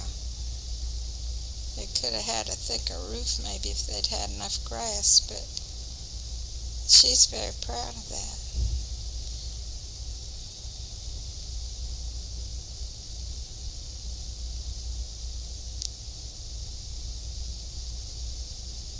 And there's the hole that they dug to dig out the dirt for the mud. It's sort of red dirt and clay kind of dirt. And this is toward the end of the house. If you see the beginning of it as they put up the poles and cross sticks, then maybe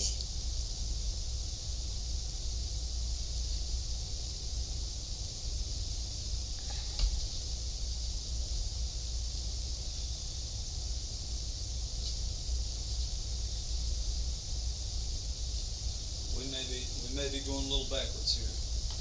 well, it doesn't. It's all right. Okay.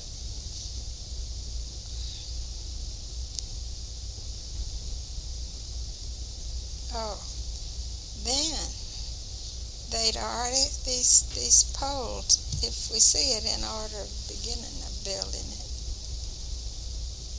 it's easier to understand. Mm-hmm. It's okay. I'm just adjusting. Oh.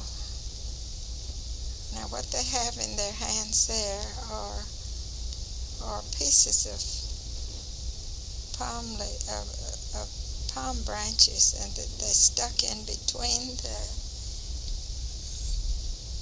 the smaller branches that they tied crossways, and then they could stick in the mud in between all that, and then it would make a solid wall. Looks like are they singing? I think so. They're very happy.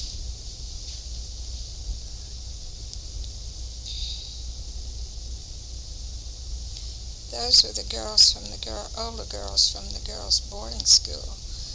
Now here they were putting on the roof. If you look under the house, you can see these upright posts.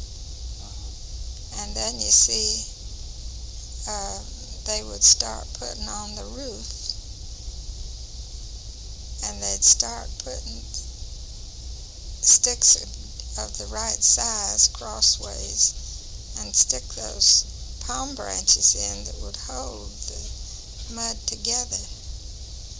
And then after that dried, it took several days to do it. And the girls did that, I think. The boys are the ones that put on the grass on the roof.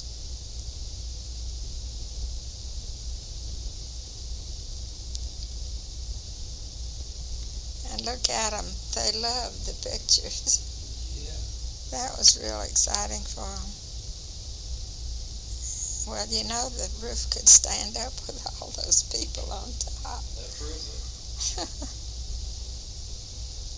And while we were doing all that, there were other people from the village standing around looking.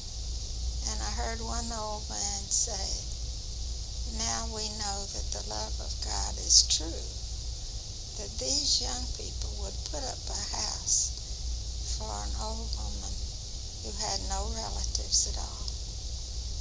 They didn't do those things out there. I mean, if they weren't Christians, they didn't."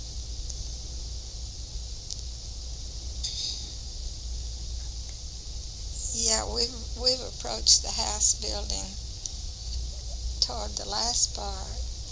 This part, if we'd seen it first, we could visualize it underneath what went on.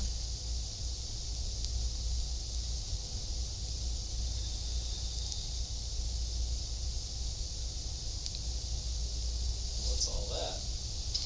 Well, they're making V's of the top part of the pole. You know, cut it and make a V place for the poles up above to lie into, lie across and be tied to them securely.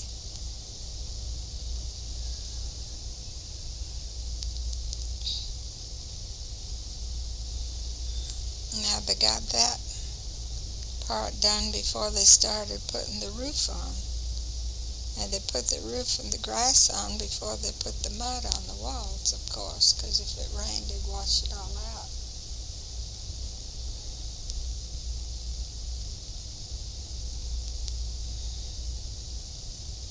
And there they were. There's a kind of a vine that they got and brought in, and they soaked it in water, and they,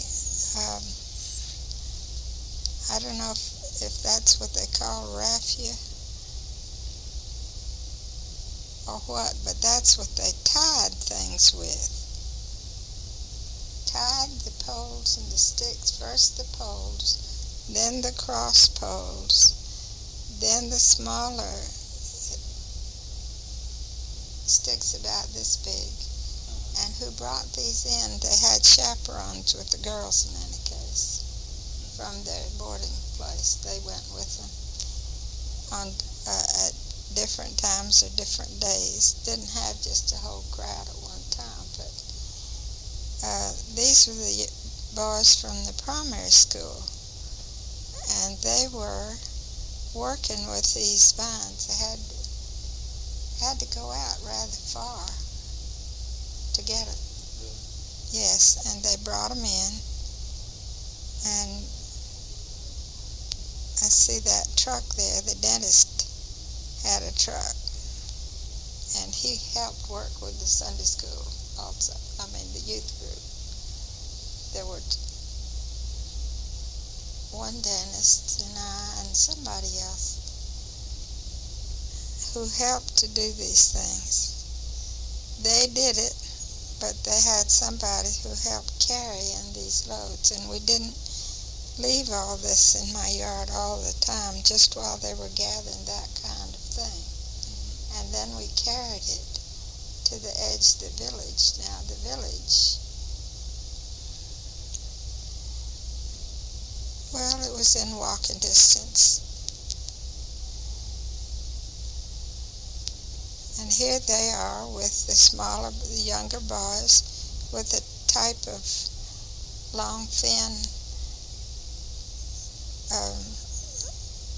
those aren't big enough to honor like poles, but that were tied crossways of the roof and crossways of the walls. Either side of the poles, then made a space in there about this big. 2 inches. Well, according to the size of the poles, you can sort of visualize that a little bit.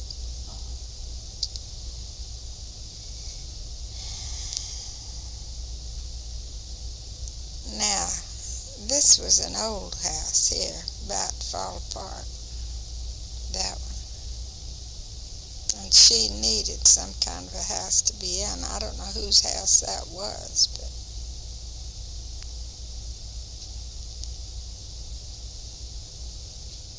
and here they were beginning to bring in the things that they were going to need for it. My house, Steve, the corner of it, the house I was living in with another single lady, that was the corner of it.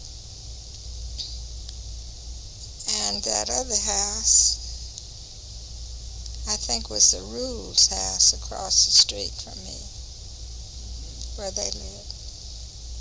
This was a duplex. That is, there was a sort of a hallway, not a hall, but a living room and a dining room in between the two sides. They look like nice. So two single ladies.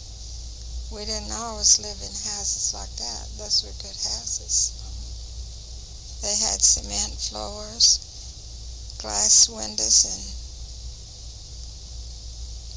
so anyway, this is what we considered to be a safe place to keep the stuff together under the watchful eye of the sentries so nobody would take any away.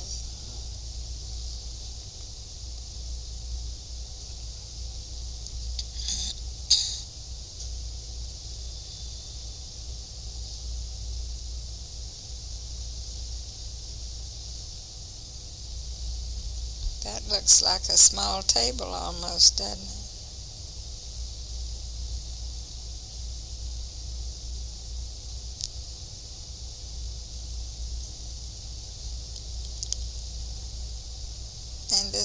girls when we went to carry the water.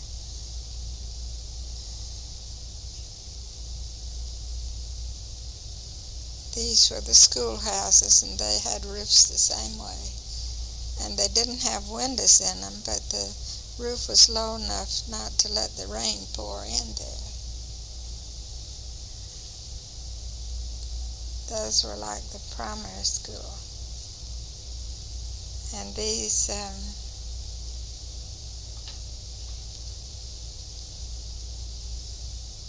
I think this was at Kasha, a small station there. That would be a missionary's home, and the other, I don't know, just part of it. Then, you know about God's Acre here, where people on farms and all like that, they have a certain portion they farm, and then they give that produce to the church. So here they are bringing in what they had to bring in.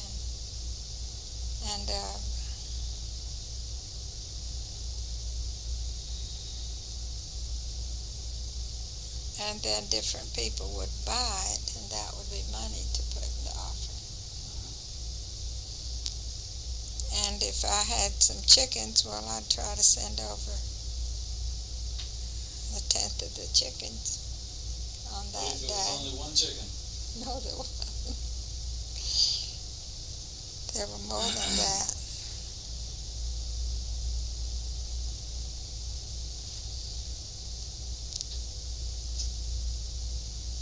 Now this was in a town, at Chimbala, that was like stores, that they had. We had no real good stores right less than 20 miles away from us. You'd have to go with a truck. And this is at Lulurburg, and that's the train station.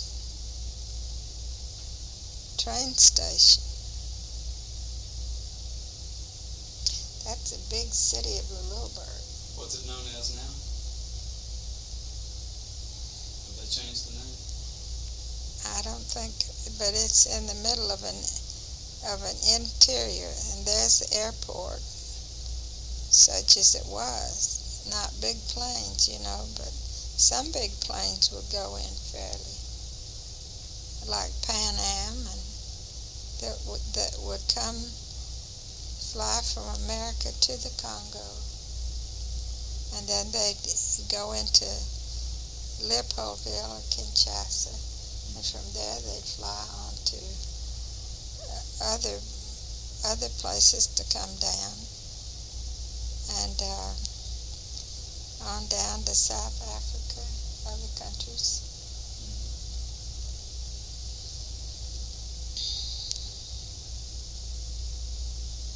See, and there's the tower, the control tower.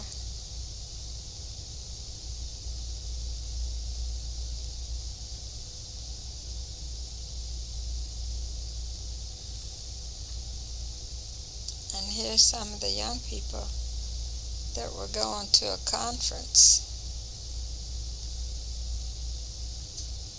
of the African young people. There's a picture of you. Yeah.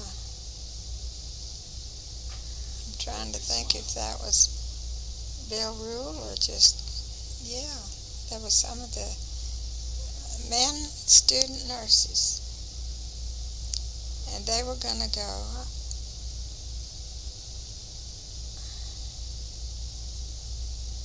I don't know. That doesn't look like Bill Rule, does it? I don't know which man that was. Missionary.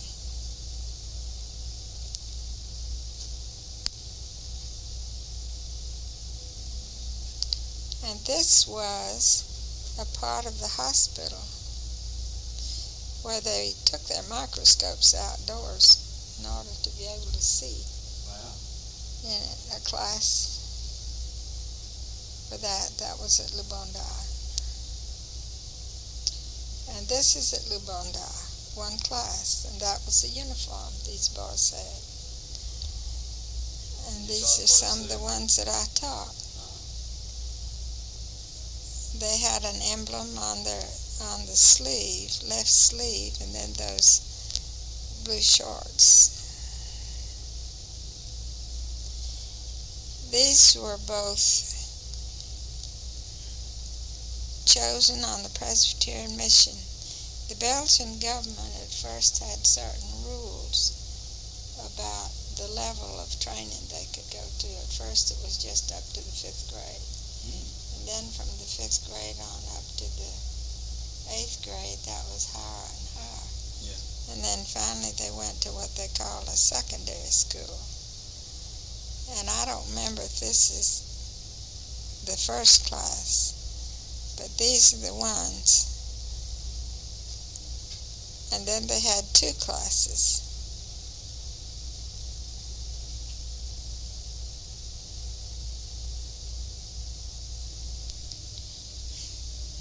Ruth, this is at Lubonda at the medical school. And those are the first 2 classes of student nurses that we had. I taught them. Did you teach those French? Or did you teach any French? They learned some French. These were probably not any of those that came from the Methodist mission. They knew French. And I didn't remember what language I was talking in sometimes. And I'd look at their faces, and if they looked puzzled, I'd maybe realize I'd switched over into the wrong language.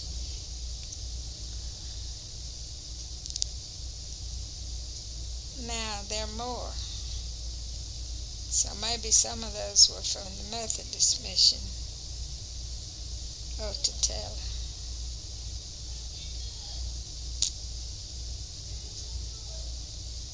Bill Rule, I guess he's got pictures like that. He probably does.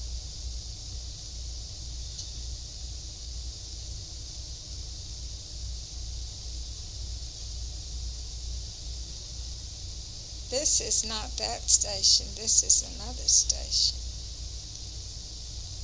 I'm trying to think what it was.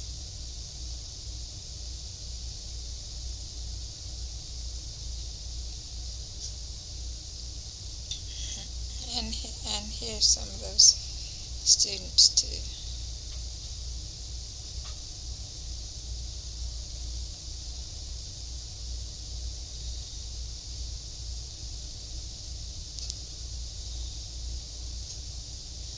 That's the way. Don't they have an iron there, Ruth? Can you see it?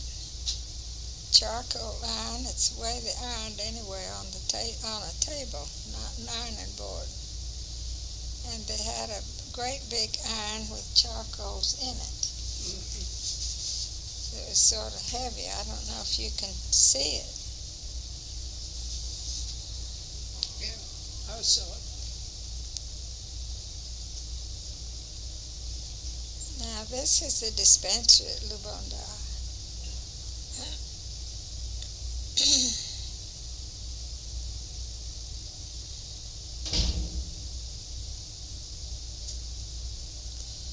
Then here in the village on the other end of the station, just outside the station,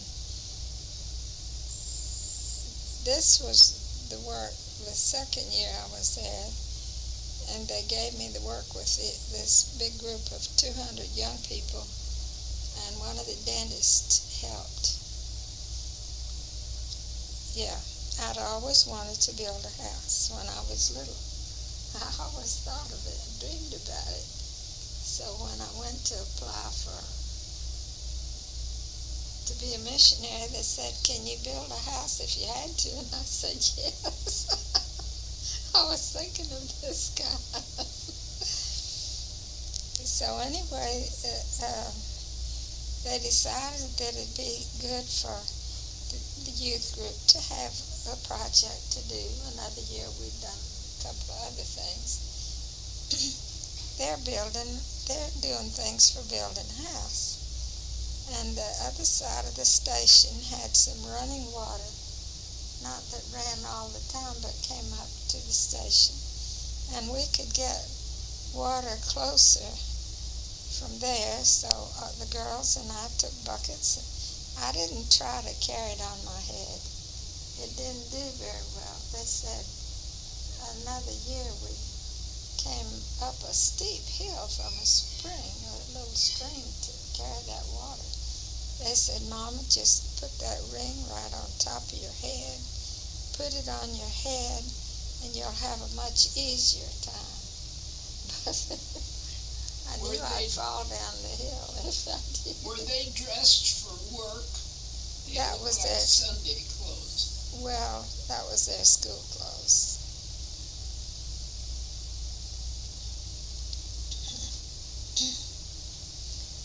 These are the school buildings for the primary school. I mean, some of them. Where Virginia Pruitt, was in charge of that school.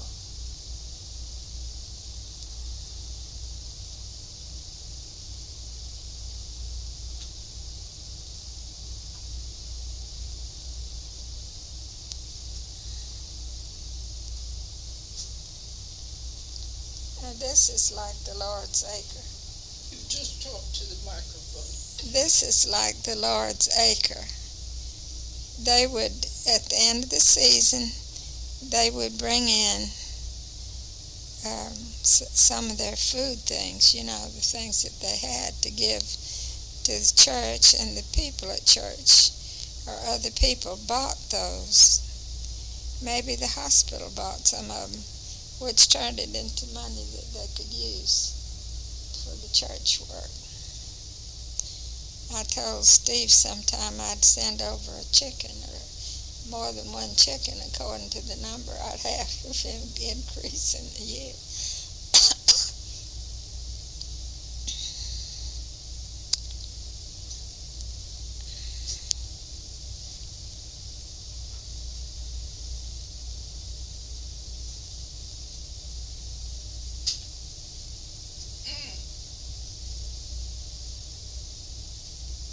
They had nice sunsets and sunrises.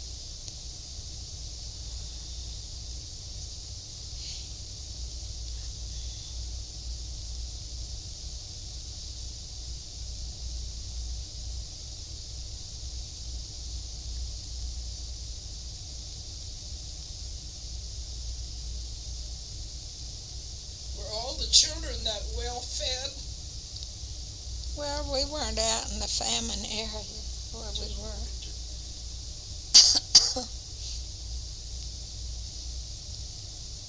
We got some that were brought in that were very thin.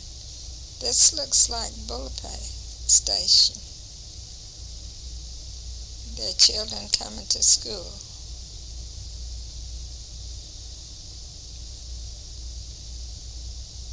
And there they were coming to school.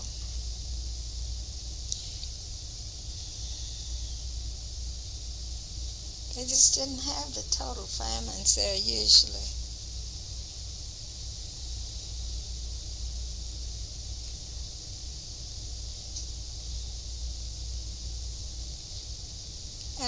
And look, Steve, they made their own toys. Yeah. They stripped off the outside of the palm branch, which is harder, and that inside part was sort of pithy-like and very easy to make little sticks out of the outside part of the palm branch and stick it in, and they made toys like that. That's beautiful. I think that was at Vail, because that looks like a picture that Daddy would make. And It's a big toy. They didn't build that out of a palm tree. no, one of the missionaries' kids had that. And they were playing, and their friends came and got a ride like Bill Rule's children.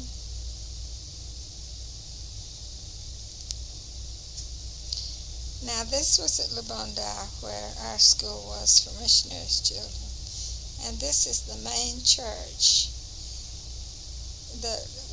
the Africans went to and we went to. Now, in that village where the house was built for the old lady,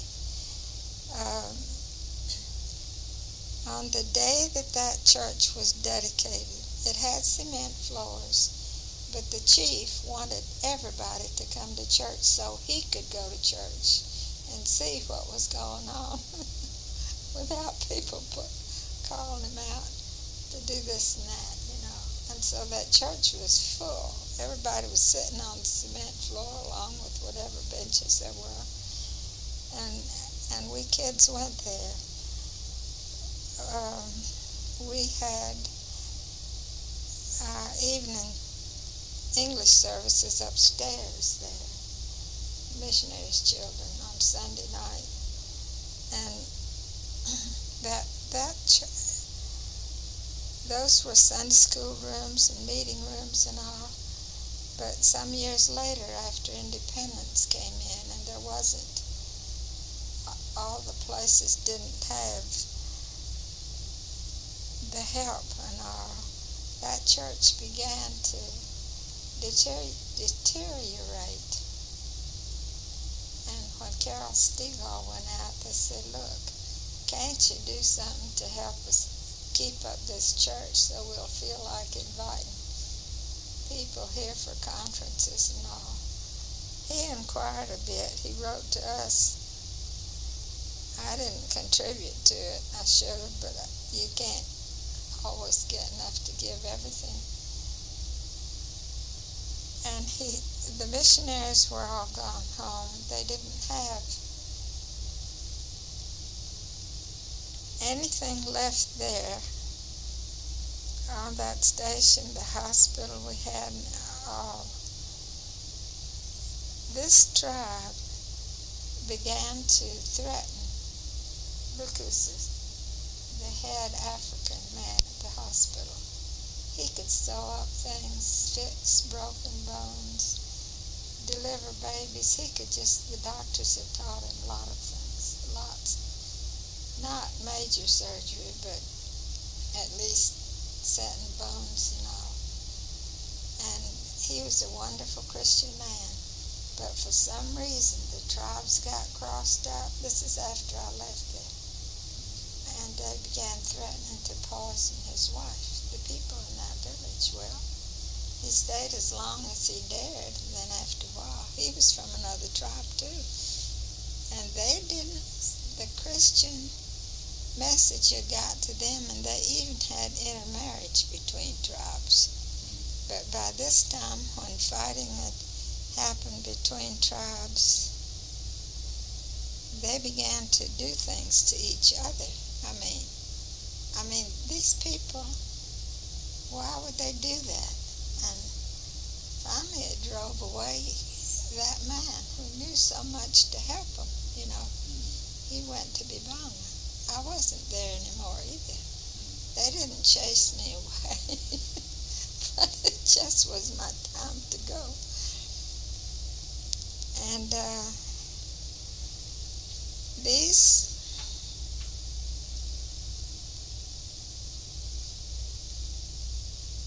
I don't know where this village was, if it would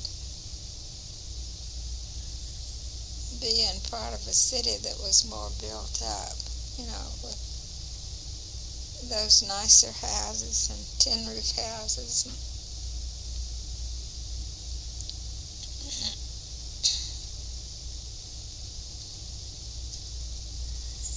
And this, I think,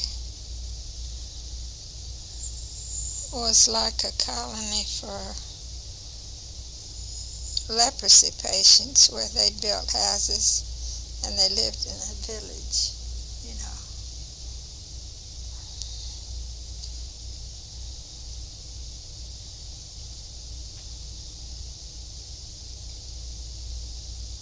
What kind of animal do they have there? I don't know, but I do know this, that It's like a hippo. Doesn't it look like an animal?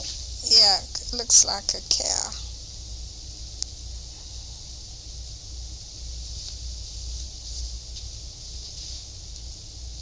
I can't be sure. No, this was the hippo they brought in, and for once they had one that hadn't had to stay out there before. This is Bill Rule got it in there, and that's what he said they made hippo burgers out of, and we ate some. We'd have a time trying to preserve that meat for school people. I mean, for their kitchens and stuff.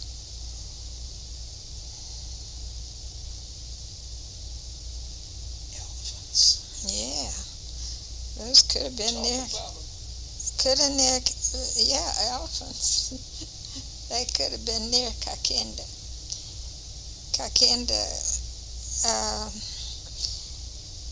We had some houses. I don't know if the pictures of them. It was one of the newer stations.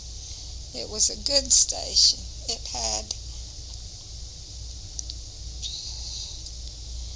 had running water from the top of a hill that was clean, and you could drink it, and they caught it and let it come on down in pipes to the station for the school. And the missionaries had some homes. They were brick with tin roofs, about 4 or 5 of them in a row. And the only things that really came there sometimes were elephants. There was an elephant trail right along in front of those 5 houses of ours. They were in front of the village. And I don't know if this was what actually happened in the minds of the elephants, but those elephants would come and sometimes get into Bill Worth was teaching the students about better ways for agriculture. And they'd make these big gardens, and they could, of course, use the food from them. But occasionally the elephants would get in, and you couldn't go out and shoot an elephant unless it was on your property, tearing up the garden or doing something. So Bill went out, and his African helper who helped him in teaching the students about their gardens, he shot this elephant in the forehead. And the elephant didn't do anything then, but this grass had grown up taller, and Bill and his helper ran, and they hid in the grass. But that night, this elephant, it had to be this, there was only one. He came down the hill. He went right by my garden and a couple of other missionaries that had small gardens on the way down. But in front of our houses, about 50 yards in front, along the way down the hill, there was an elephant trail. So when I went out at night, somebody'd come with a little lantern and a machete to take me to their home if the wife was having a baby. I said I would help them if they asked me to come to their house to teach them. You know, it was a preacher's school and a teacher's training school. And we laughed because if this was the elephant that had got shot in the head, it didn't do much damage, but it made him mad. And it looked like he came right down the hill and right down to Bill Worth's garden, past my garden, past the gardens of the other missionaries.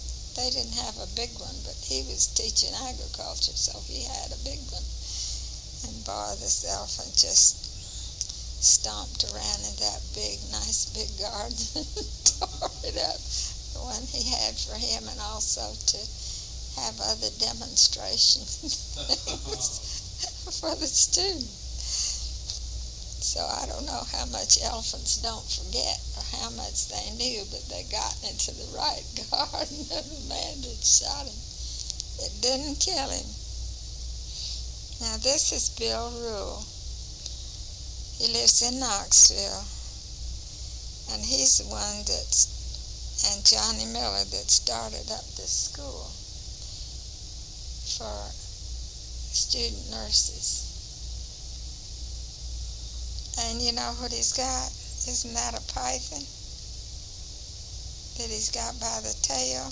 Probably so. Yeah. Oh, yes, because he's got it around his neck. He and John Miller love snakes. And they taught some of these students how to catch a snake with a stick that had a fork on the end of it. And Johnny Miller had got a snake. It was like a viper, and they put it in a 50-gallon drum. It had a lid on it, not too tight. But we also stored peanuts and corn and different things on the porch of the dispensary in some sacks. And one time a little goat ran up that on top of the bags of the grain, the peanuts, or whatever it was, and fell into that big 50-gallon drum. And Margaret Liston and I were afraid that somehow some child would tip that lid to look in, and maybe the snake would bite him. So Margaret Liston and I decided that shouldn't be. We didn't ask Dr. Miller. We just went down one night. I've never felt like such a murderer in my life. We got a bottle of chloroform, which nobody was using by that time.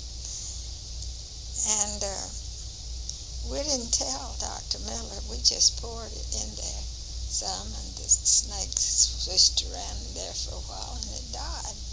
And the next day he heard about it. I don't know how he heard about it.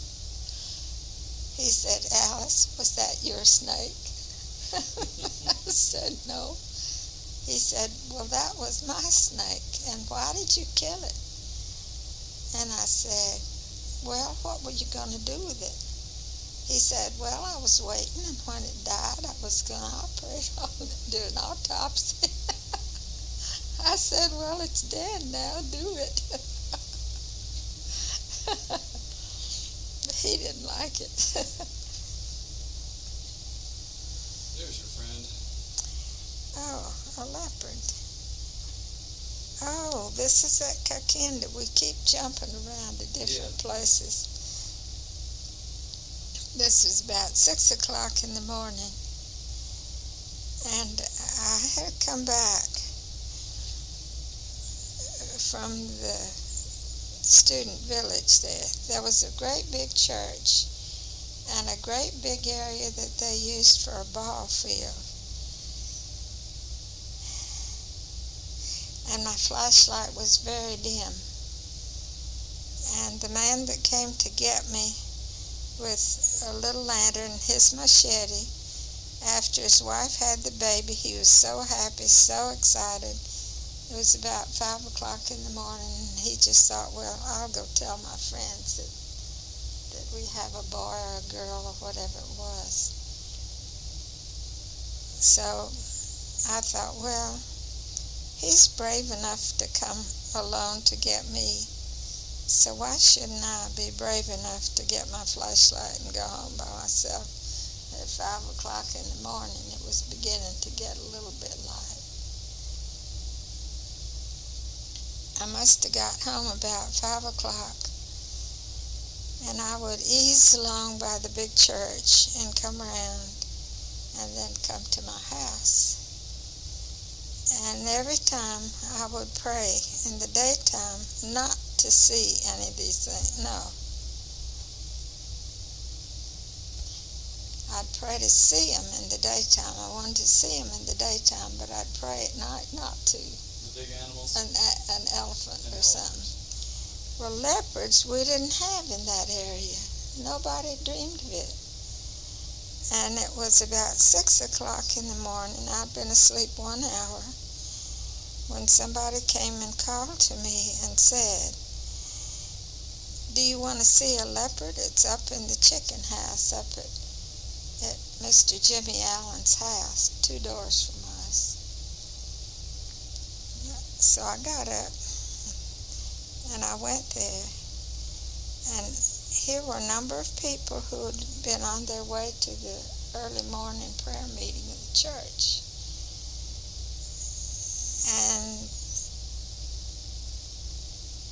And the Allens had what was Bill Worth trying to help the agricultural situation and help the missionaries too. And we ordered from South Africa to be sent by airplane some little chicks. We could each order 50 chicks and pay for them, of course, and the food, the mash they were supposed to eat.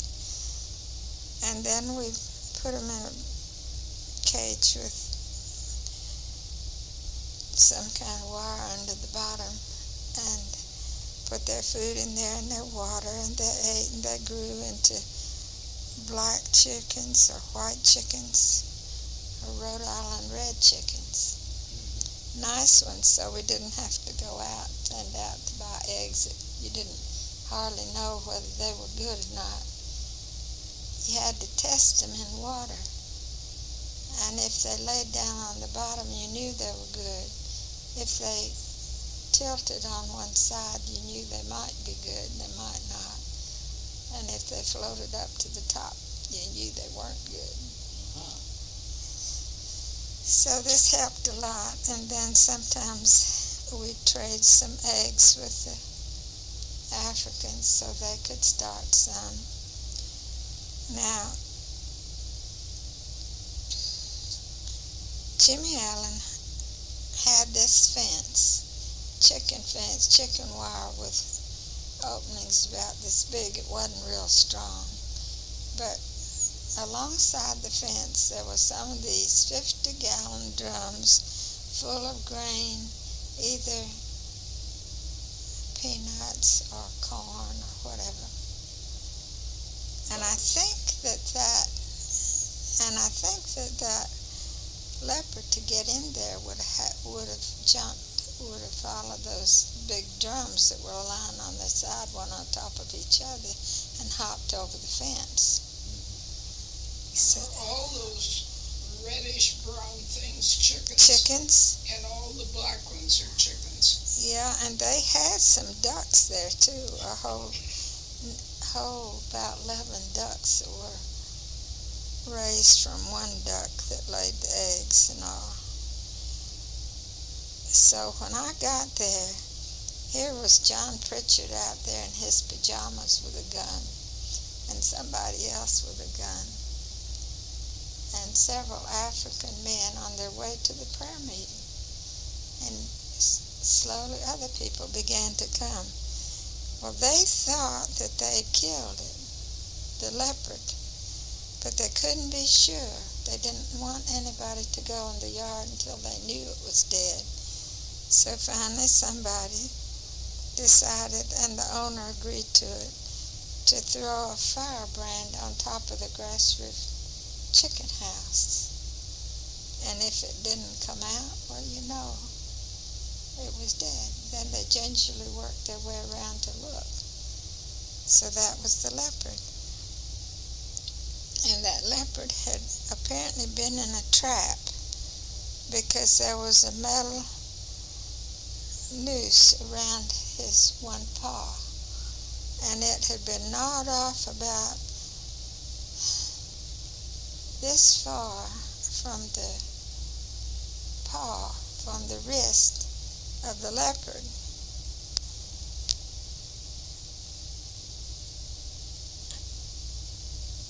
And that's how he got off of that. But everybody was very excited about that, and of course, after that I wasn't very brave.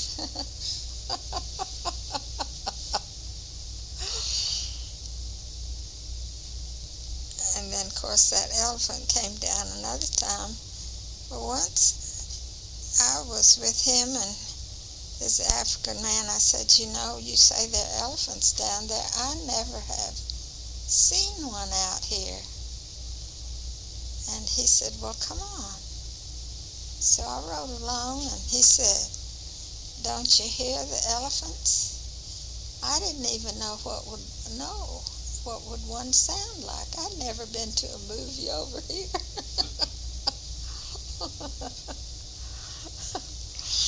Where was this? Guess it was on the ocean some way, where it might have been either coming into the big Congo River. Could have been, or going out.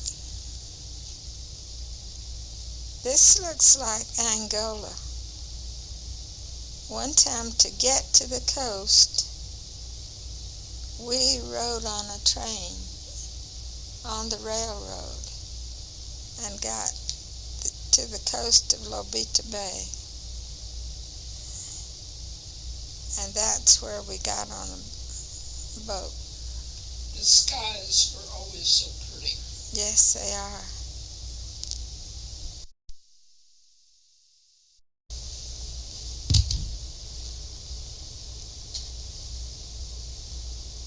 Channel 3.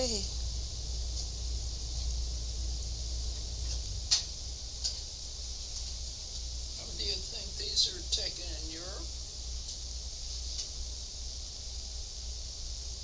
I don't know.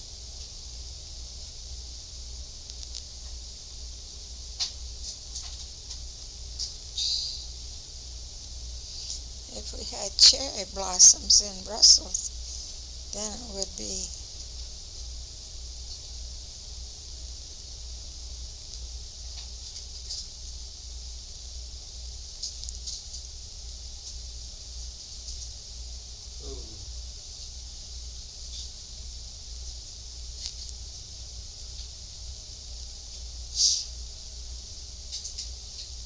Beautiful reflection. Sure is.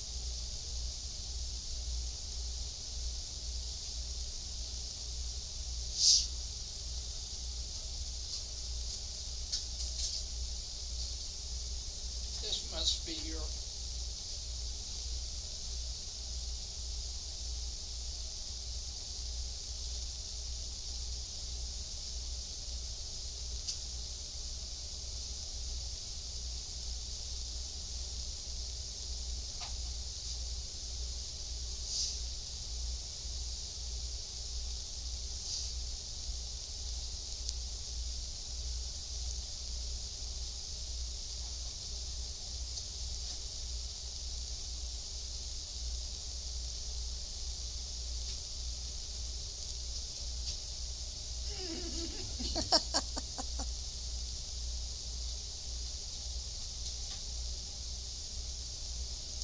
That must have been on a boat with a deck chair, too.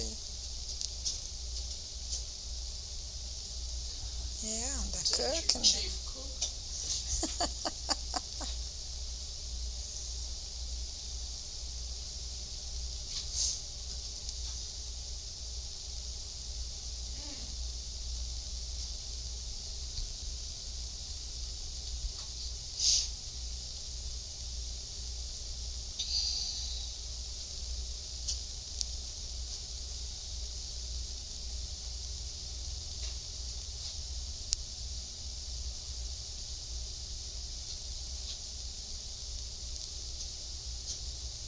Beautiful.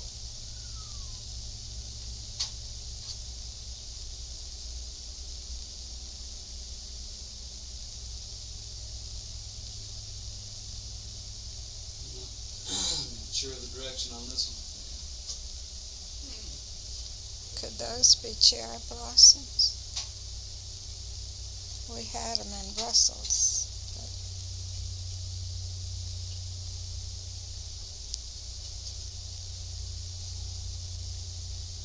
Hey, you know what that is? What? That is Mrs. Carper now. She was my roommate in Belgium. And the other was Miss McMurray, of people that just started going out. You were all sick one winter, weren't you? Yeah, we were in Antwerp.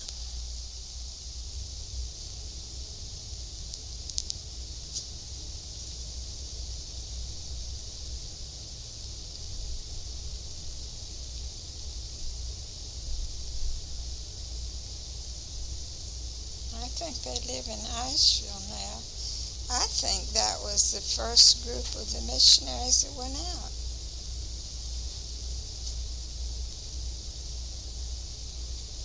And it may be that I was way over here in that red coat. I don't know when I had a red coat like that, but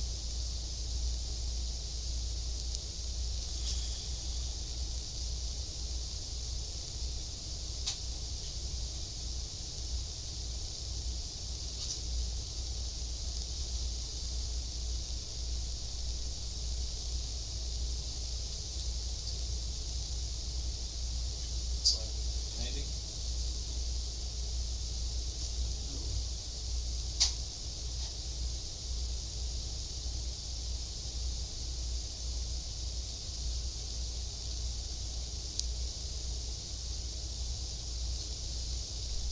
Those are all people sitting there, aren't they?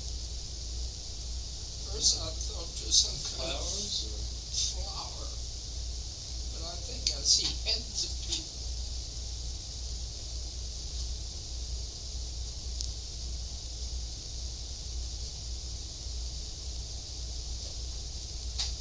this looks like Mrs. Hopper on this end. A little bit. Now we're back to Africa again. We have, hey man, I'm just pulling them out in the order that I find them. it's all right. That's a nice looking village, isn't it? Now these look like cherry blossoms. I bet they are. And in Brussels, we had cherry blossoms while we were there. Well, I bet that's it. I bet that African winter just kind of snuck in there somewhere. That looks like a nice trail through the woods.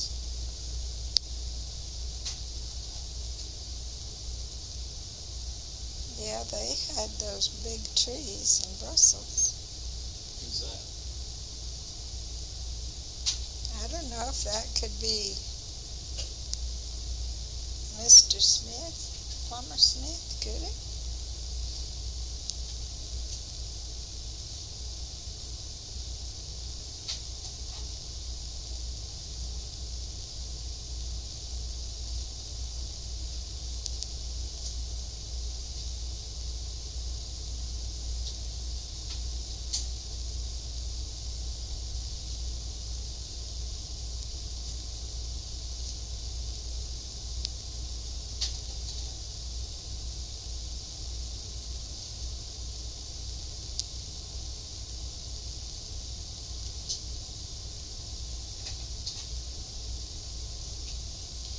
I wonder if that's Matoto.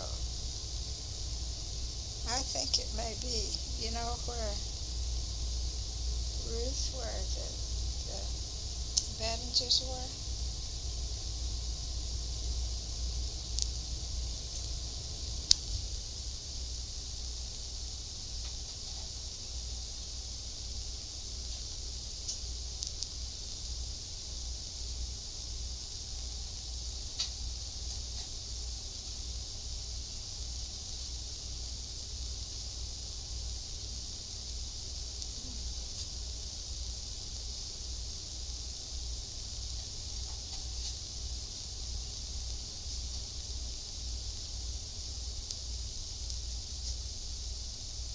Switzerland.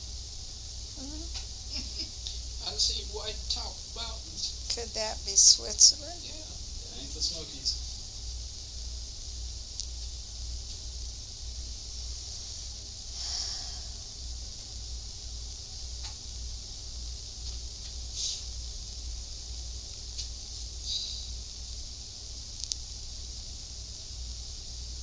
That doesn't look like Switzerland.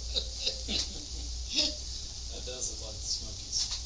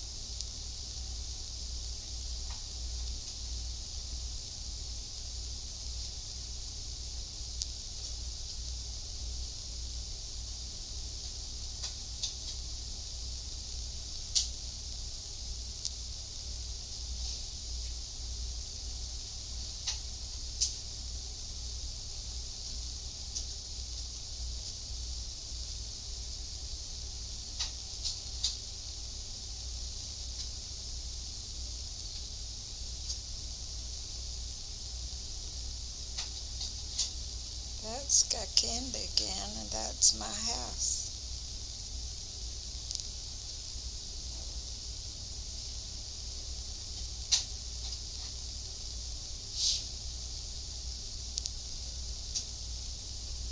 Africa. Yeah.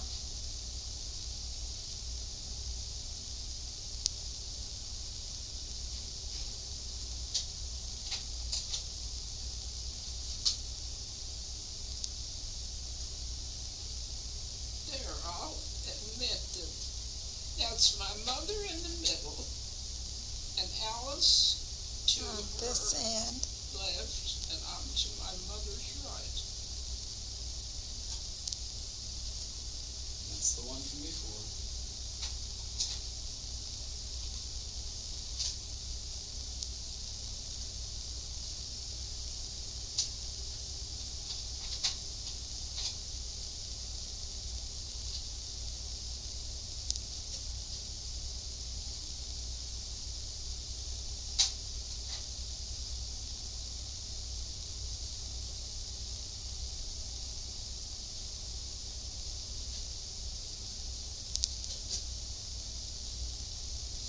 Somebody had a red jacket.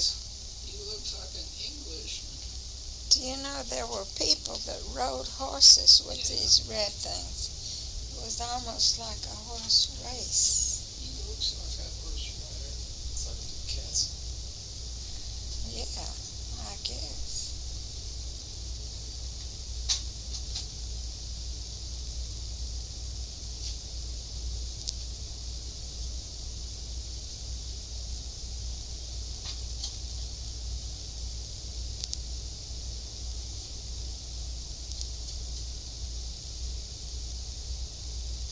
Is that one of yours? I don't think so. But I'll tell you. Oh, Now that's, who's got the baby there? That's my mother to the far left. yeah.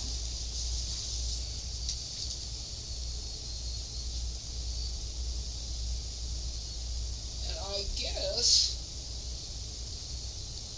I believe that's you, third from the left, I'd and then be like Esther. about the third head. Is that Esther right behind the baby? It could be. I'm trying to make out.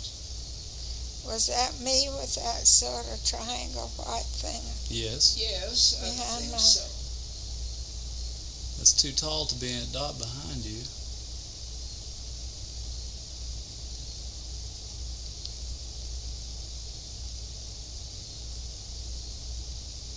And the fourth head over, I can't make out, and I don't know who's standing up in front.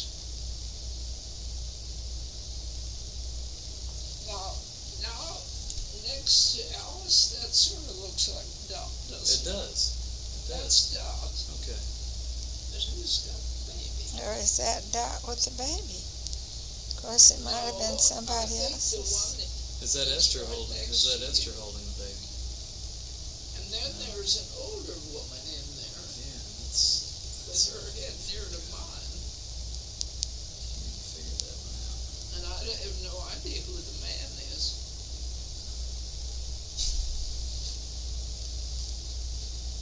Not Uncle Ed or anything like that. And now we're on a stream.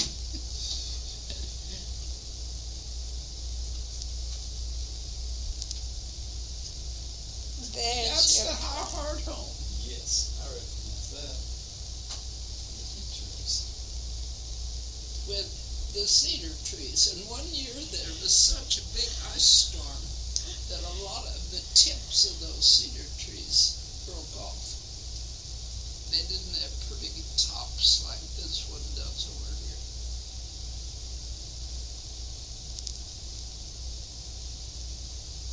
There's that fellow on horseback with a drab coat. Well, in Europe, sometimes I'd see numbers of them going out with dogs and on horses. Is that a farewell to a boat? People standing up above like that.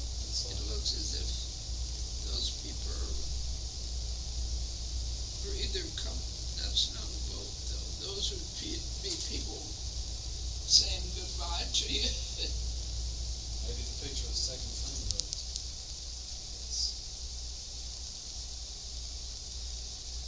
That's an African picture. Yes, I think it's a Takini boat.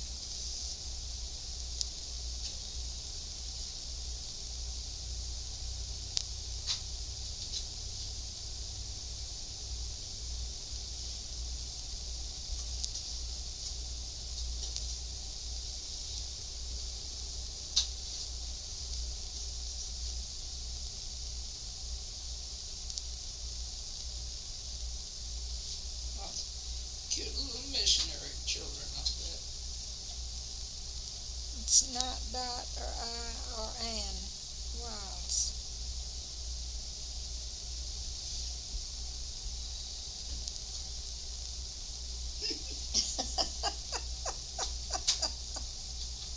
It looks like the baby's on her back, but I don't think he is.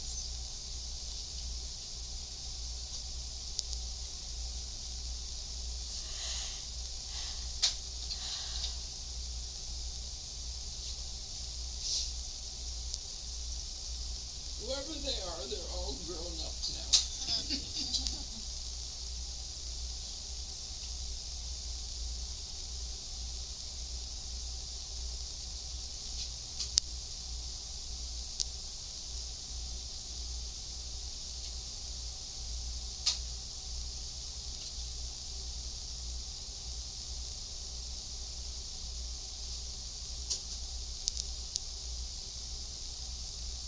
I think that's you, Al. Did you have a house that had rocks set into concrete like that?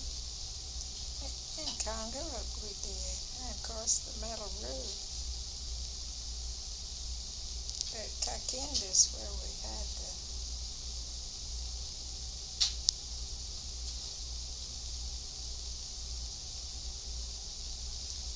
Looks like Lucille on this end almost. Lucille Macaulay. That's a wedding. Yeah, that's Day Copper and Blanche when he married again in Congo, and Bill Rule. And That was taken in Congo, wasn't yeah, it? because his first wife died in Congo. Oh, yes. And then is he the one that got a wife from Europe?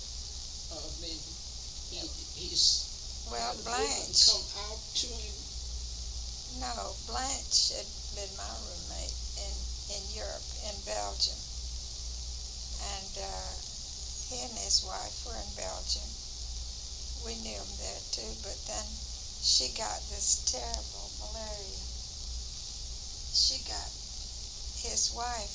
His first wife got real bad malaria and died from that in Africa. And then Blanche was there at the lake. And I don't know if this is Virginia Stegall, maybe. I don't know. I can't see. I can see with my left eye better than the right one. From wedding to juke house. But I didn't remember much. The dowry. Huh? The dowry.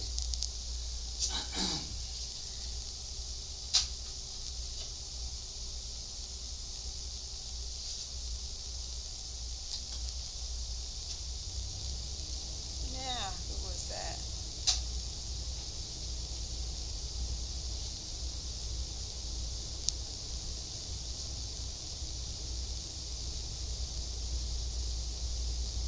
Beautiful dress.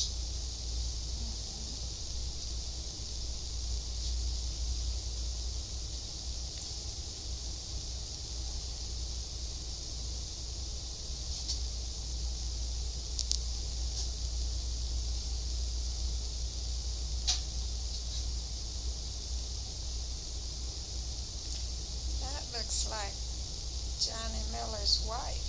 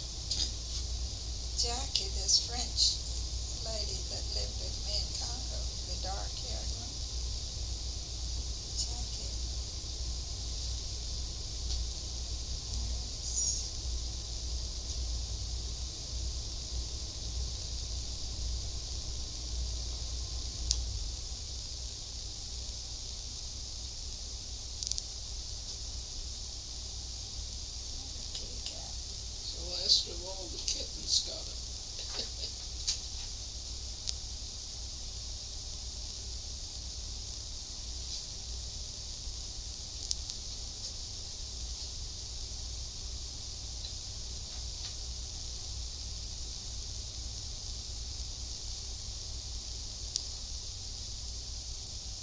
Oh, that was Kemp Hobson and Claire. Kemp Hobson Oh, and Claire.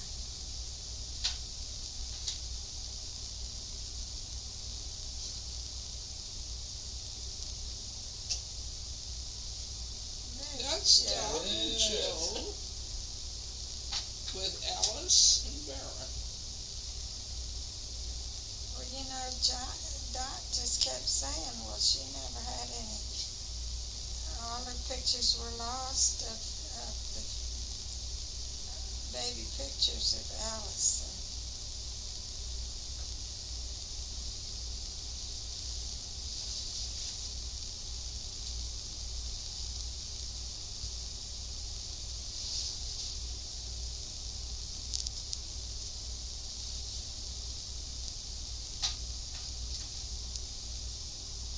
Monday we just passed Joe's birth date.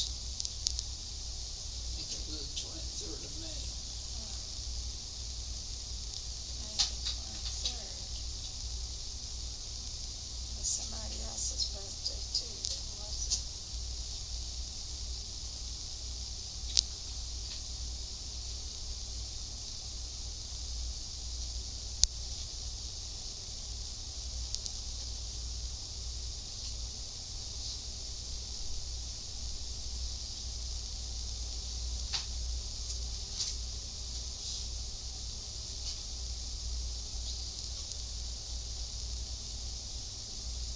Bill Rule and Day Copper and Blanche and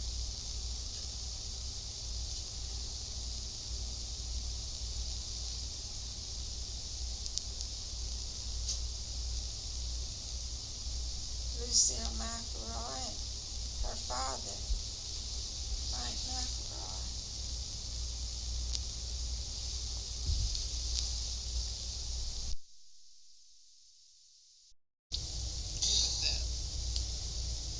And some of these Portuguese painted their houses pastel colors and were very pretty.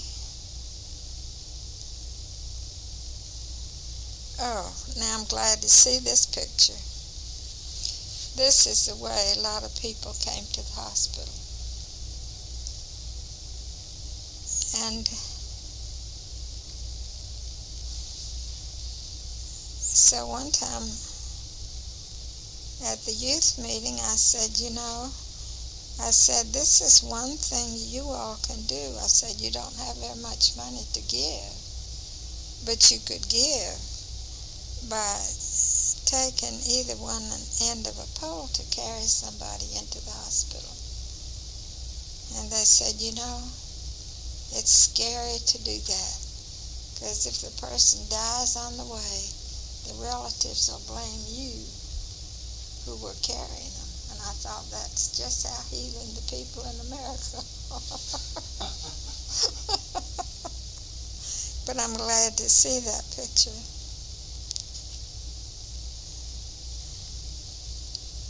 Then one time, Antelope. yeah, I said, I was about to come to America again one time on a trip, and I said, you know, I mean, there were 2 or 3 missionaries, sometimes their wives, but they'd go out and hunt. And I said, I have been out here all these years and I never did go out on a hunt. And so since it was about time for me to come to America, on this particular day, they said they'd take me. But I tell you something, they said, well, it'll be 15 miles of walking. You think you can do that? And I said, oh, I think I can. But I tell you, by that night, when I came home, my feet were so swollen I couldn't keep my shoes on. And that night we had a meeting in the local village So I went down there, walked down there with another couple of missionaries, and I sat through the meeting. And during the meeting, I slipped off my shoes, and I could not put them on again. When it was time to go home and go to the hospital to do a few things.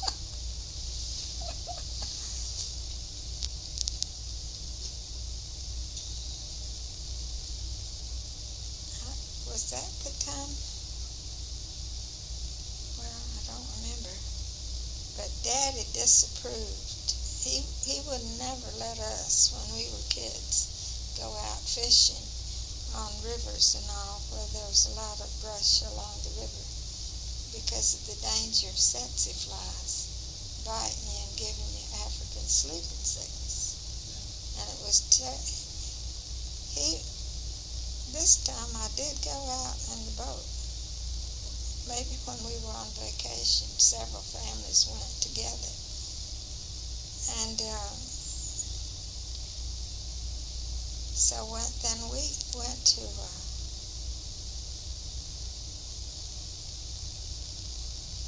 no, this was not the river. This was Munkamba Lake, the vacation place where we went, because they didn't ever have a sailboat on the river.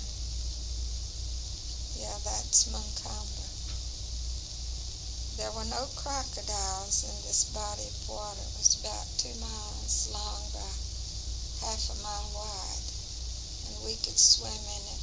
And to get drinking water, we just went out to the middle of the lake and dipped it up. And it was a wonderful vacation spot. Now this one, I'll put it back in. I notice it says tigerfish on it.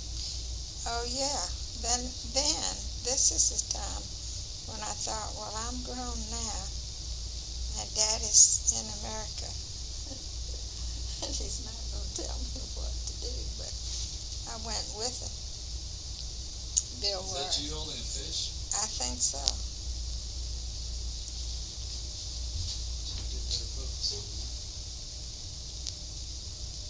It's only every time I ever caught a big fish.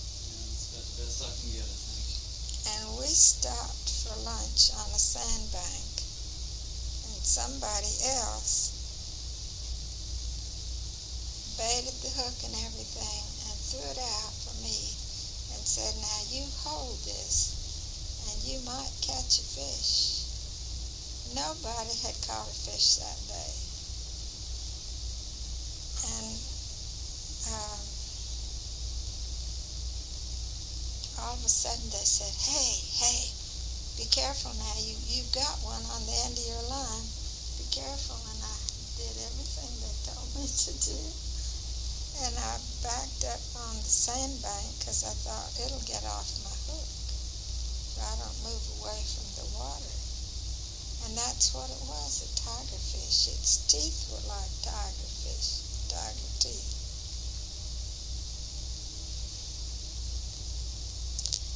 And I brought it to America, and in Rayford,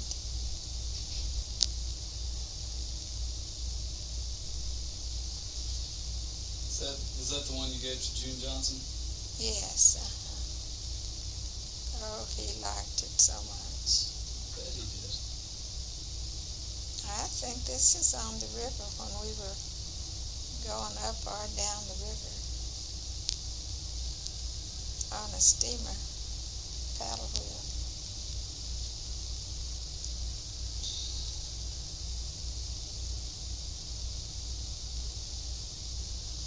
Are you cold, Ruth? We could have it open the window a little now. It's so hot, maybe. Is that right side up or upside down?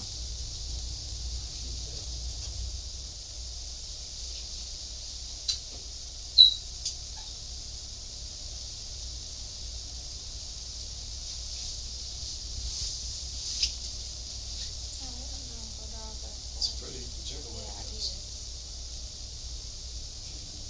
Guess it's a reflection. The reflection of all that Yes. open place in the sky. The skies are beautiful. And we kids, when we were on vacation with Virginia Pruitt, she was very young when she went out. Now, Steve, this is like you saw in that movie on TV. Yeah, it looks a lot like it. Well, of course, this was under a lot better circumstances. But this is the way those boats, they burned wood. And they'd have, the people who lived there, they always cut wood and had it ready for the boats that were going up and down river. And then they brought it on at night and put it on the boat. And then they did not run the boat during the night, just in the daytime. See, there it is. Yeah. Maybe this is the mission Lapsley.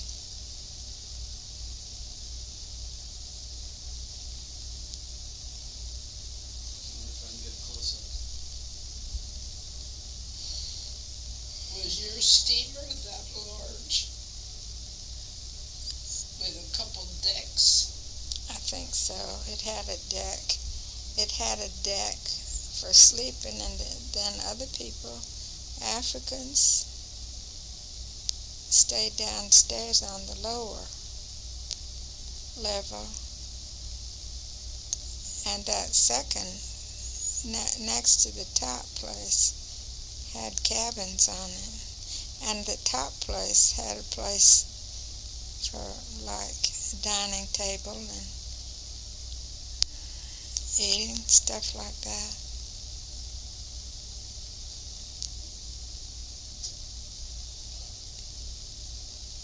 This may have been near Leopoldville when we went out for a picnic one evening.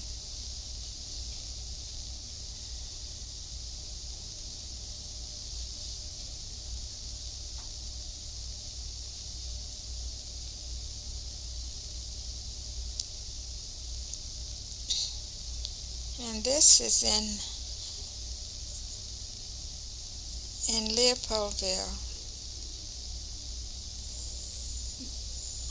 I think there was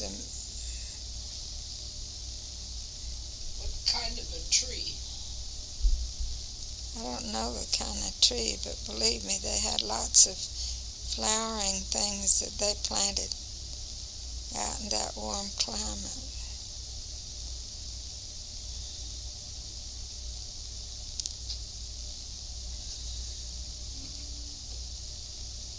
I think they called that bougainville, some of it, with pretty colors.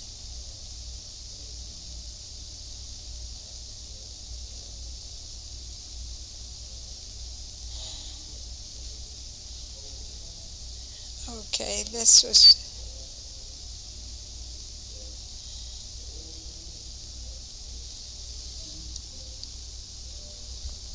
trying to think the name of the family. Well, anyway, this was at that teacher training school. The teacher training school and preacher training school. I think that might have been in front of my house. The houses there were built of rocks, and they were real nice. Trying to think of the name of the man.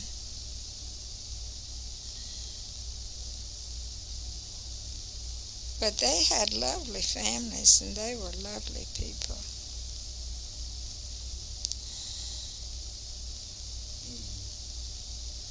Try that one again. Well, just to turn on the side and turn it over. I think that's Uncle Jimmy and Aunt Mildred. And this is John and Pritchard and his wife, and an African pastor.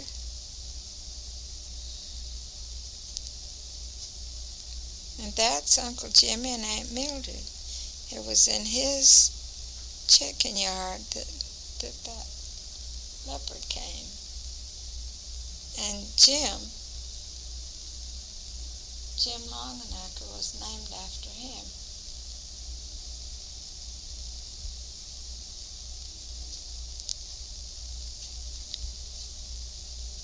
this was at Kasha. You remember I had in our house, there was a painting of that church at Kasha.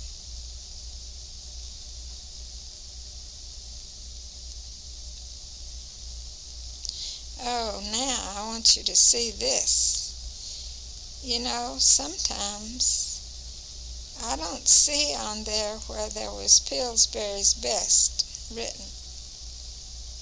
But one time I did look down from a river steamer and into a canoe that was going off with groceries and stuff to somebody who lived in the interior. And on these things were Pillsbury's Best flour. And I often thought, well, I would like to ask the company if they wouldn't like to buy it. You know, I hadn't seen it again for a long time.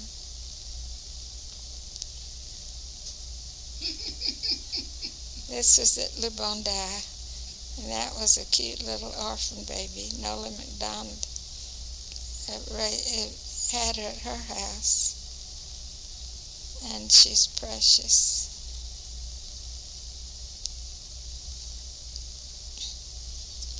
Those were egrets. When we go out on walks, you know, we'd see them. And there were some very beautiful wildflowers.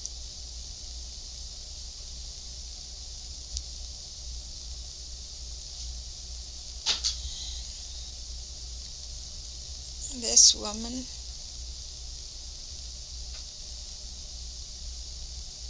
good night. Did that little girl have that baby? I'm not sure, but she had the garter too.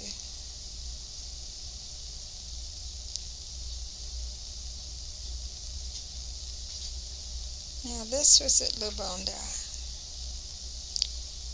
Going down from the school houses down that way, there was a house like this, and in it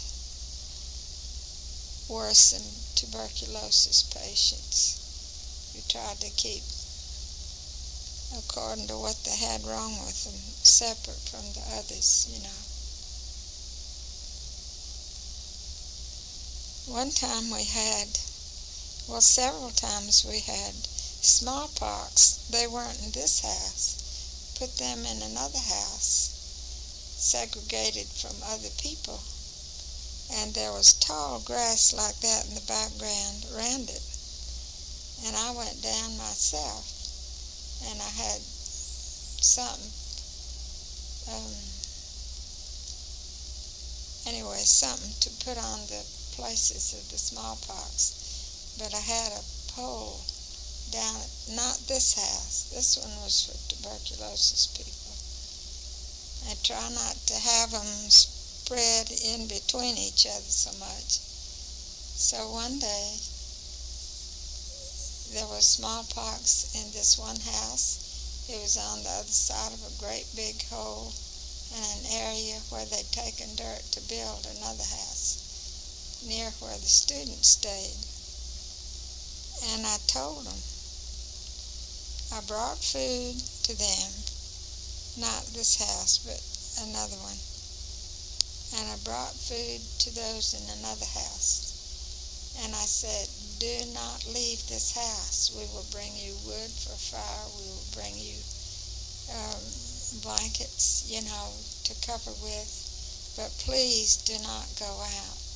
We will bring your food for you, or you will spread this to everybody else. Well, one day I went down there,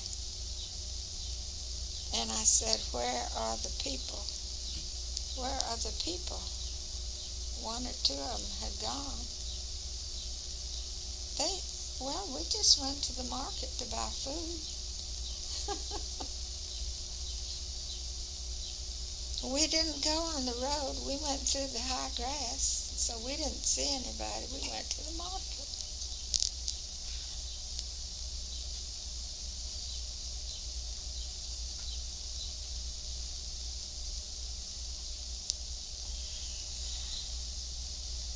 that was Miss Margaret Liston over there with me, and she was teaching, reading Bible to them and having prayers with them.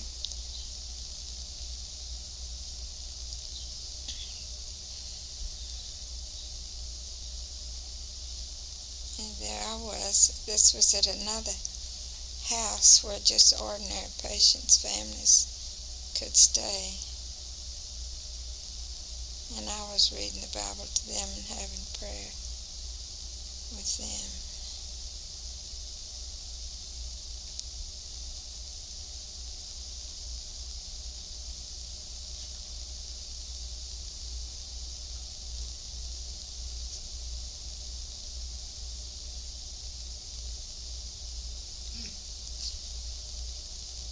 And when Virginia Pruitt first came out and we were at the lake, it seemed like all the time they were having such beautiful sunsets or sunrises.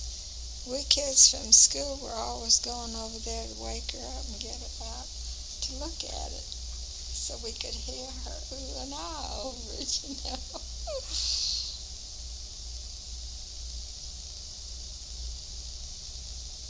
Now this looks like Kakinda with that short grass and up on that hill.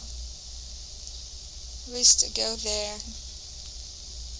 if I'm not wrong, that's the place, and have a Sunday afternoon meeting. And then one time, we didn't have too many visitors from the United States, but there was a family who had left, who had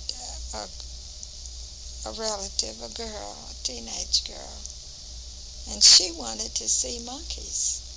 And I had never gone up on that hill in the woods by myself to look for any.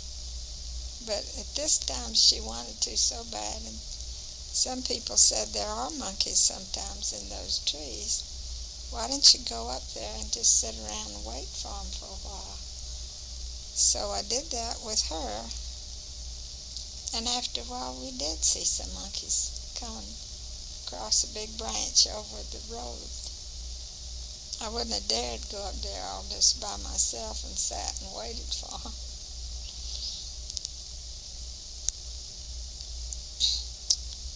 This was at Luebo, Mr. and Mrs. Hugh Wild's house, and their daughter Anne. And he's the man that used to like to, he was a dentist, and people would come to him downstairs there to have their teeth done from different places over the mission area. And he had a wife and a daughter, dots in my age, and we'd go over there to play. And we'd play, he would play with us and chase us around there, and he had one real shaven if he scrubbed us with his chin. And he was supposed to be the booger man. And we'd run and hide places, and then it was like hide and seek, you know, and then he'd catch us.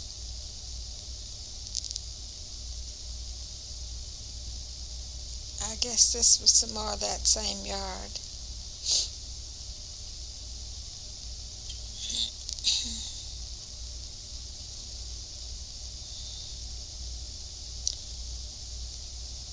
Now this was in the river going up toward Matadi. I don't know if this could have been that whirlpool place or what, but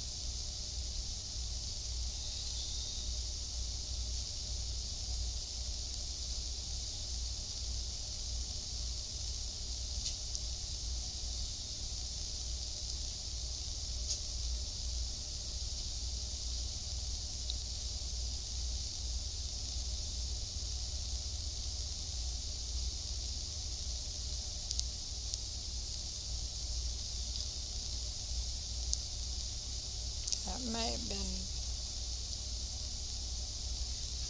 Boma.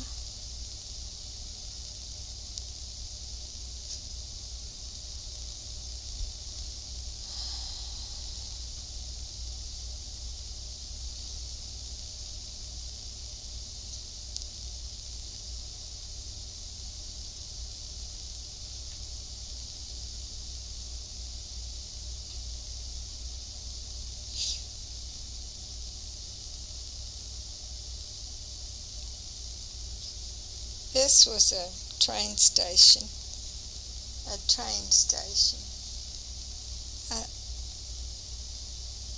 I don't know which place, but they had them nicely decorated. That was the Belgians that did that.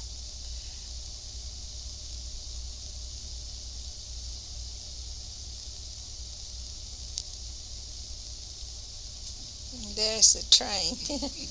We used to call it the white train. And I think that it might have been that train.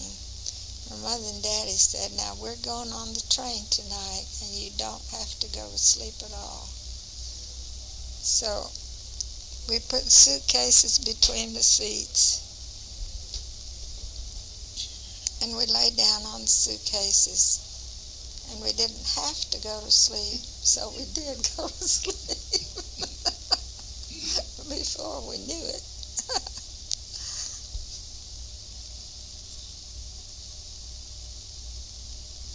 And that was another place I think some of the missionaries went on a picnic, near Leopoldville, down near Kinshasa.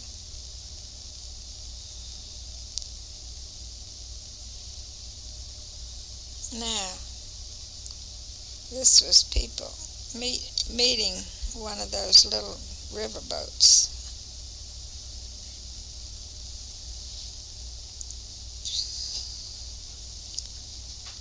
I don't think that was at Luebo, but one of them.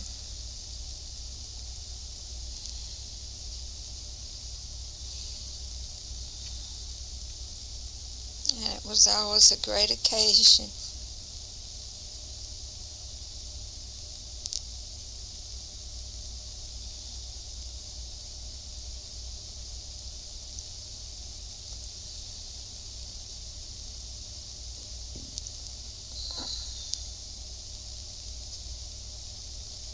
Here's a market.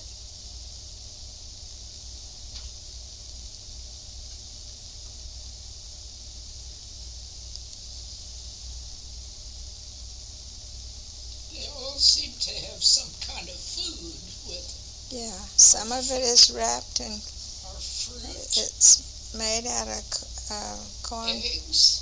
Yeah. I think this is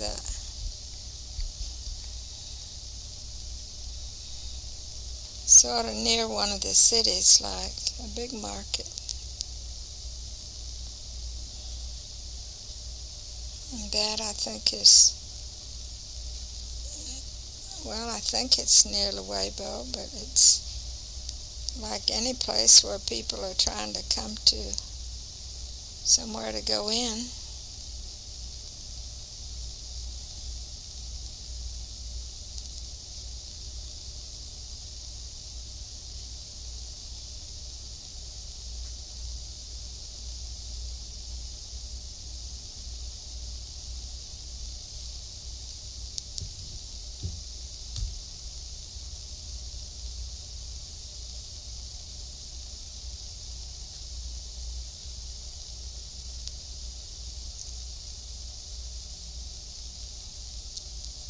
Are you too tired, Ruth? No.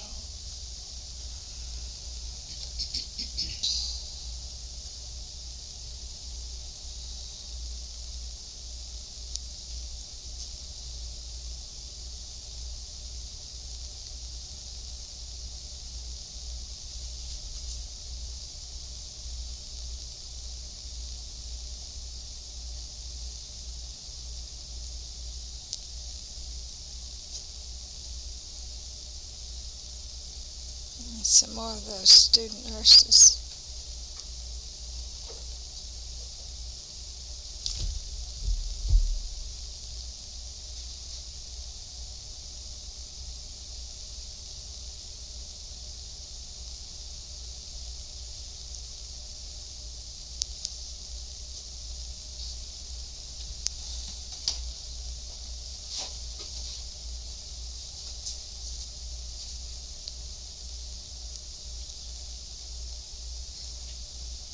This was our dispensary building at Lubonda.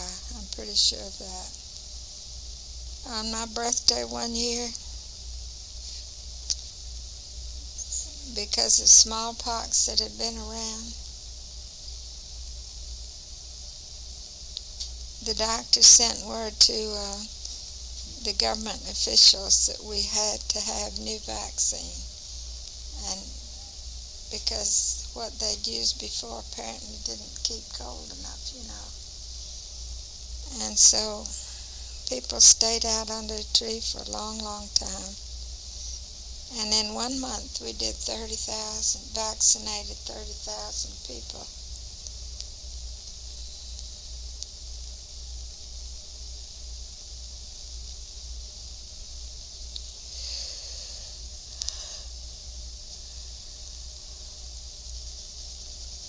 Of course, that could have been a well baby clinic too.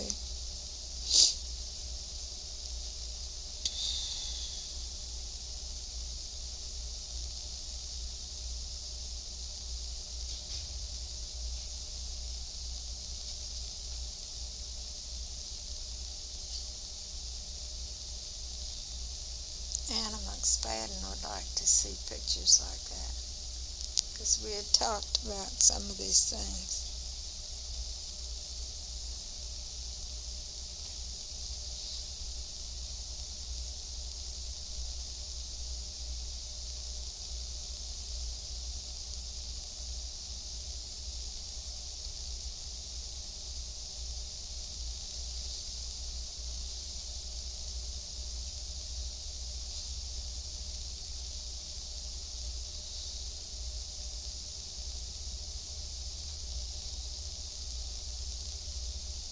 Maybe upside down, I'm not sure. No, it's upside down. It's one that's hard to tell. Yes.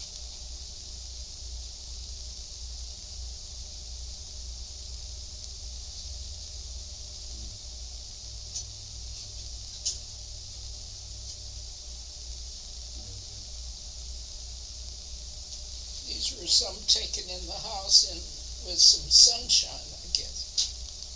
Yes.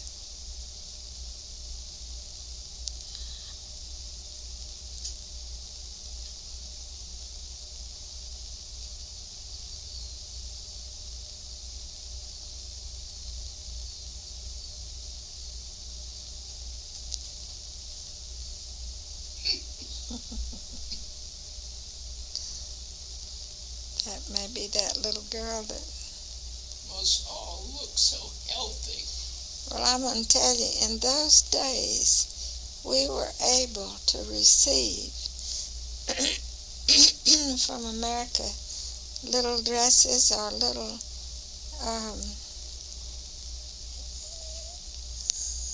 like little small outing flannel blankets and all. And at the Well Baby Clinic, we'd give them. Well, when a baby was born at the hospital, I'd give them 2 dresses and a blanket, 2 little dresses and a blanket.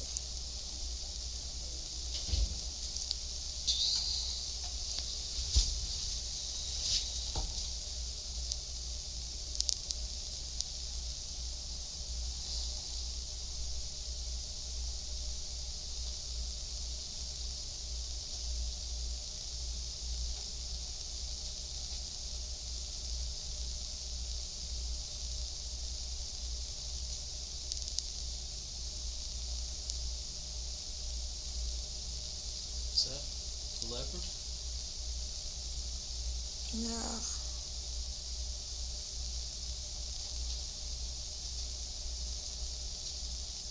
Around Kakinda, though,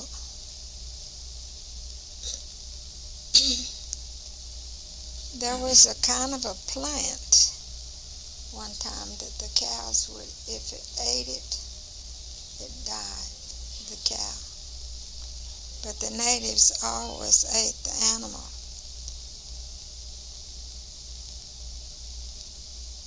And it didn't hurt them. But it scared me half to death.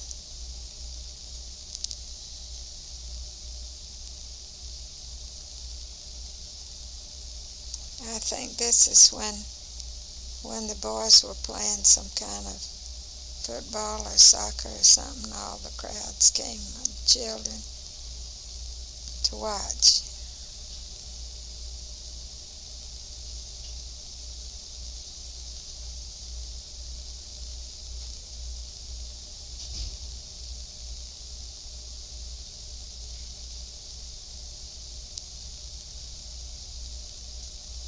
So that was where they were playing ball at Lubonda.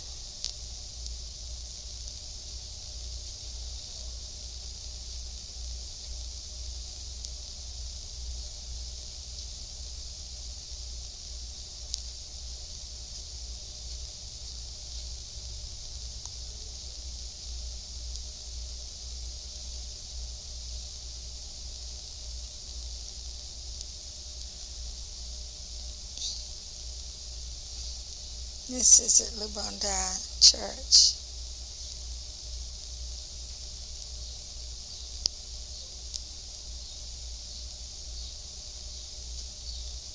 Here these same young people getting the dirt, taking it up inside, putting what they'd already stomped it in there with their feet and all to make it soft mud.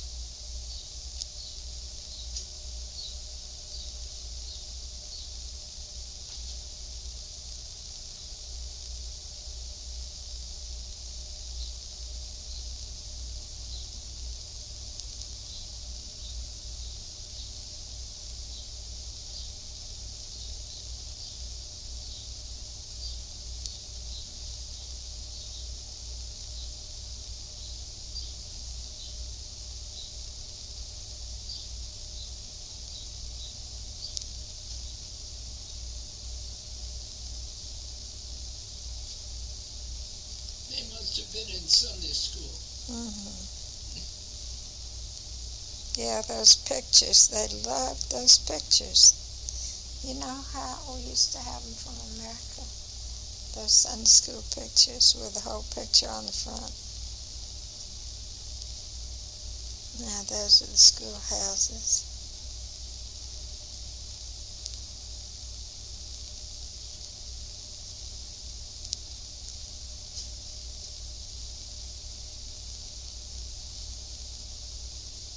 Must be a chief. Yes, I think.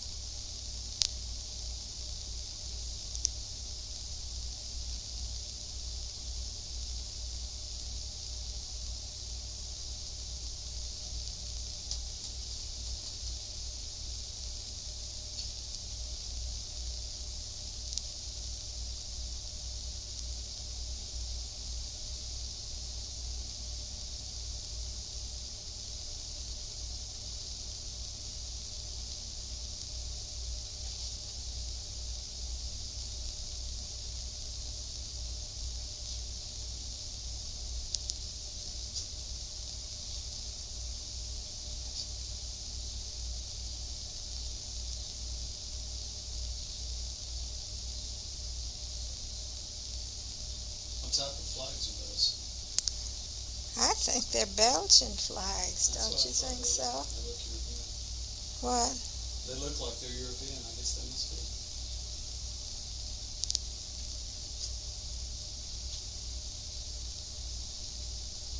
Well, these are nice baskets. Do you know where I think this is? The tribe at Moma. Baskets for sale. Yeah, I think they were in the cannibal tribe. I know one time I was at there. They didn't wear hardly any clothes much.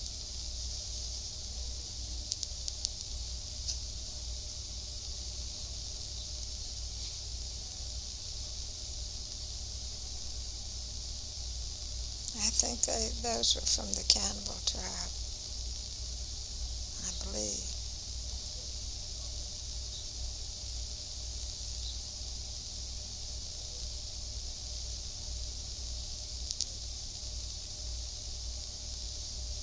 Yeah, he was doing a microscope. Maybe it was Le Bon Dot when they were just starting the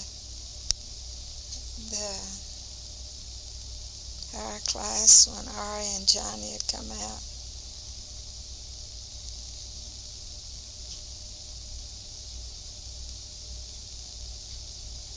So it's Kakinda Dispensary?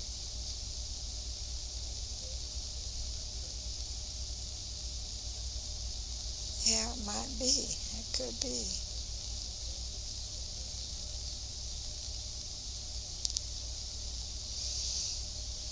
This is Dr. Mark Poole. Now this has got to be up at Bulapay. Now, Ruth, you know I told you about these full skirts that the Bakuba wore? Their wives wore the same, made out of the Mabiba. They're African cloth. Though this is so dark it could be some other kind of cloth, but that's the style, to have that all gathered up and around.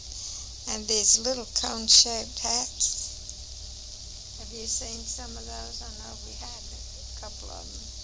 Cone-shaped hats they put on their head. I've never seen one.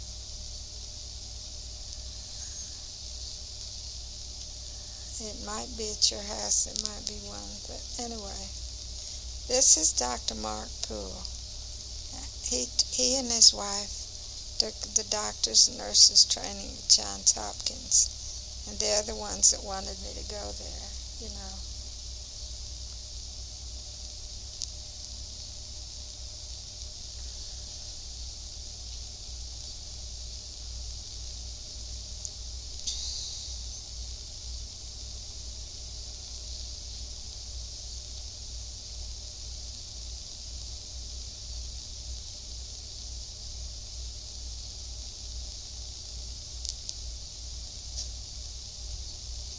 Yeah, that's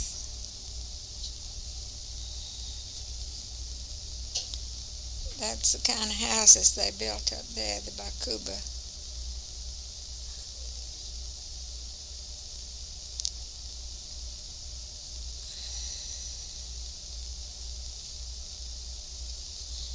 And this may have been at Kakinda, because I took pictures of some of the families in school there. And those rock houses, that's the kind we have, made out of rock.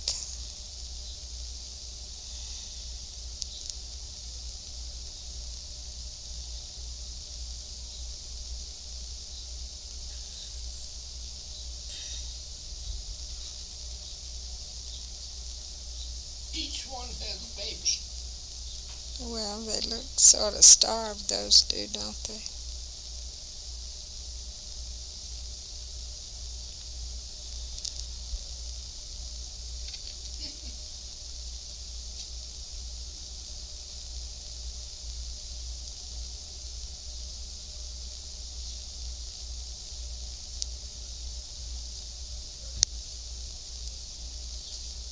That's Kakinda, I think, with that big church.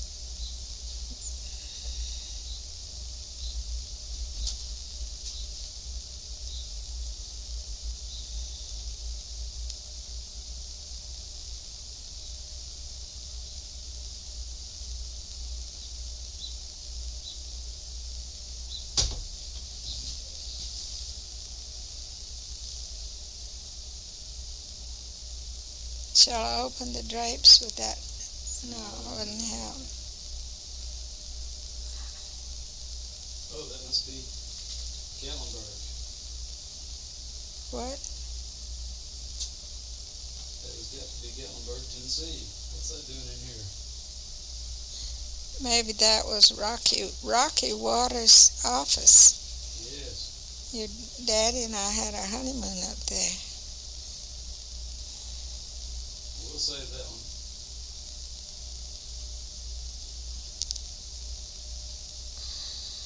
We jump back and forth from one Yeah. country to another, don't we? Yeah. I'll just put this Tennessee group back someplace else. You recognize any of that? These are very old ones. Is that one Grandpa's? I don't know.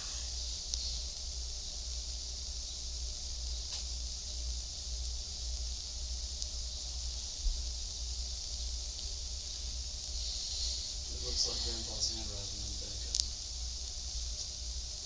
This is back to Le Bondar again, to the dispensary there. Some of them sat outdoors under the tree to wait.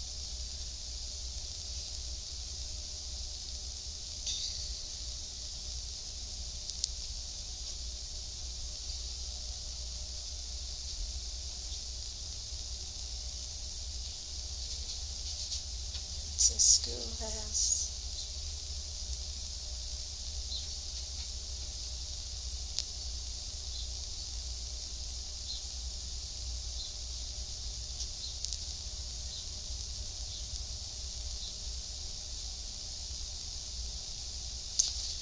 Oh, let's see. The man on the left was an old-time nurse, African nurse. He had charge of several things there at Le Bondar.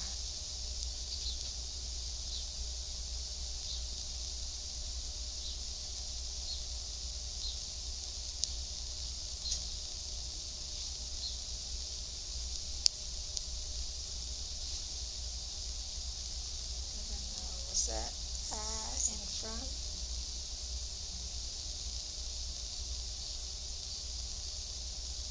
Might have been.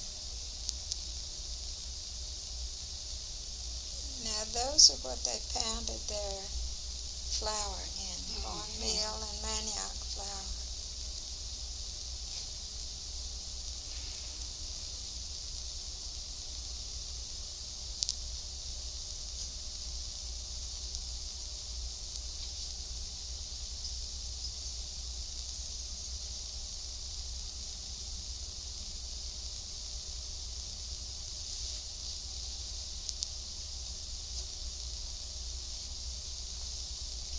They come to the hospital to sell different things, rice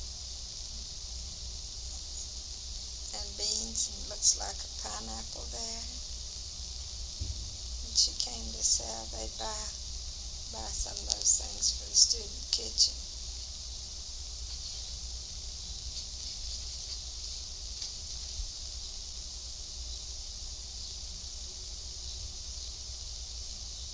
It all looks like rice. And that's a little house I used to live in at Le Bondar. It was a duplex. They usually had porches, didn't they? Yes. So that you'd have a place to sit outside in the shade. Those were nice trees, too. Well, I tell you, one time there were 3 of us nurses, 2 of us nurses that lived together there.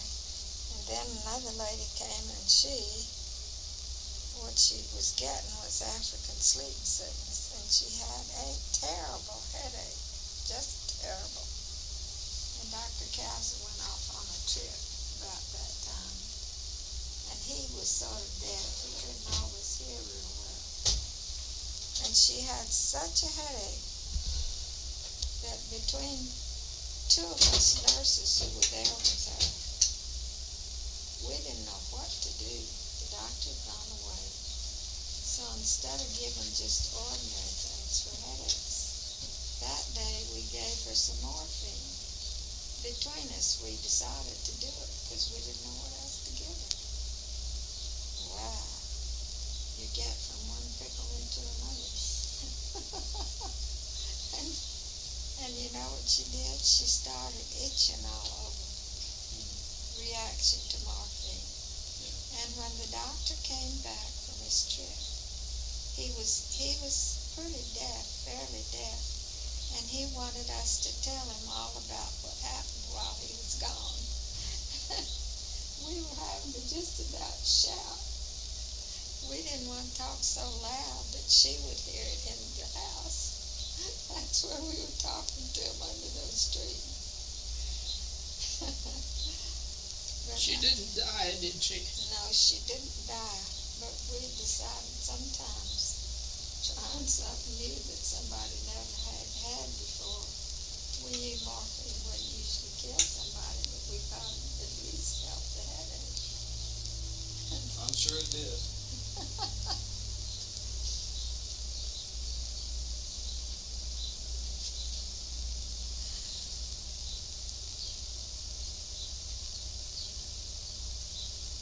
So many people out there. I don't know if this is the time we vaccinated for smallpox. I had to get the chief to send in all these people, village by village by village, with their cards, and I spent 30 days just signing those cards and vaccinating all these people. I didn't do it by myself, the African nurses let me do it, but I had to sign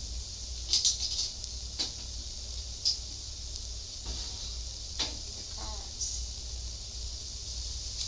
30,000 in a month. And when they say that smallpox is finished, I have it hard to believe.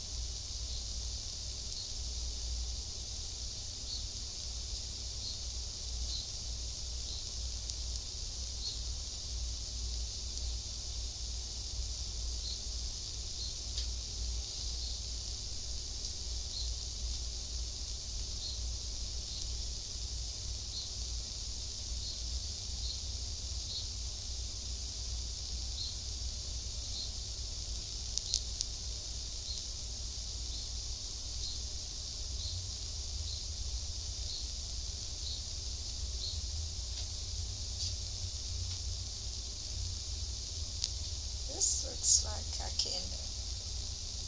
Is that open? Yeah.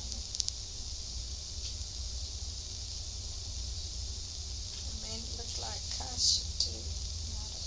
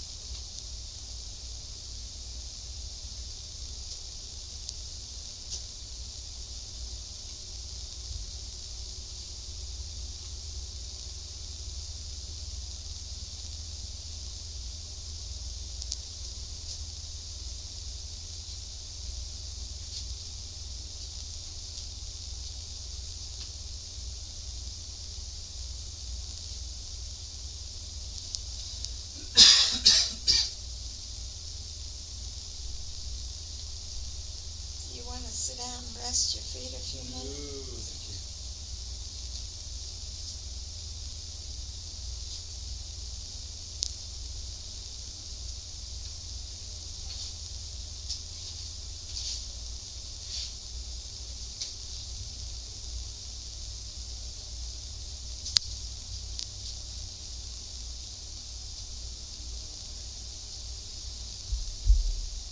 You want this chair for a little while? You want to sit in this chair for a little while? No. My eyes are getting tired. Well, we can stop when we get. I may take a little rest, a little recess. You could do that, and Steve could lie down on the bed too.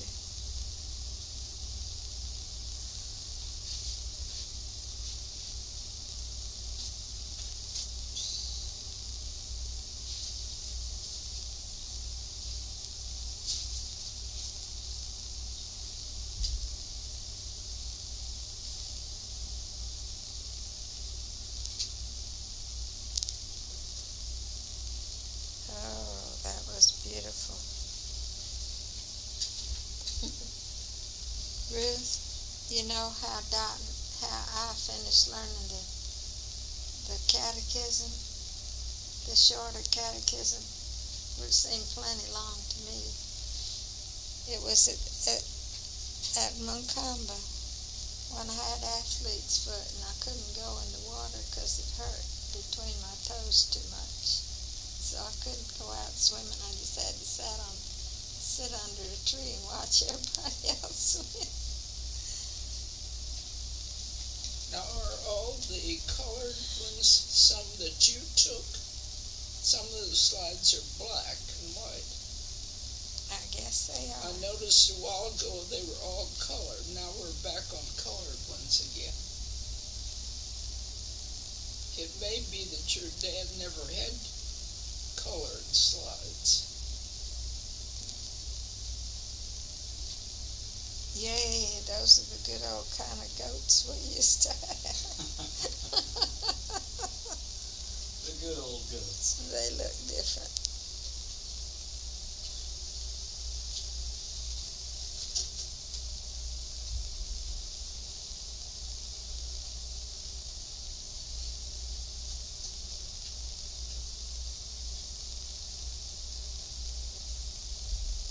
Maybe this is a women's conference.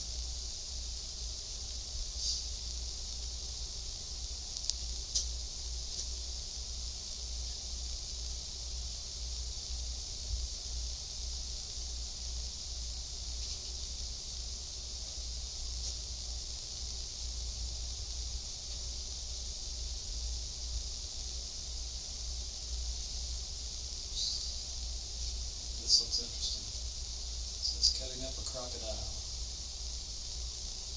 Okay, that's the one I we saw a guess- while ago. I Another guess copy of the that's same what one. it was, yeah. Okay. I don't remember eating a crocodile meat, but they would probably eat anything. Some of these are the same pictures as before. Yeah, but they're back to the snakes. Bill Rule and the python. He and Johnny, Bill Rule and Johnny, in the examining room, they had a box where they could open the lid to feed those snakes, to put some meat in there for them or something. And you know, I always hung a white cloth over it when the patients were in there. I don't know if the doctors noticed it or not. That was at Lubondi, near the church.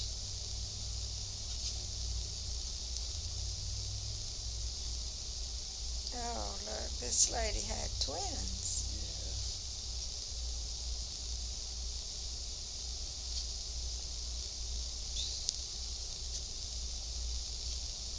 There I was. There I was.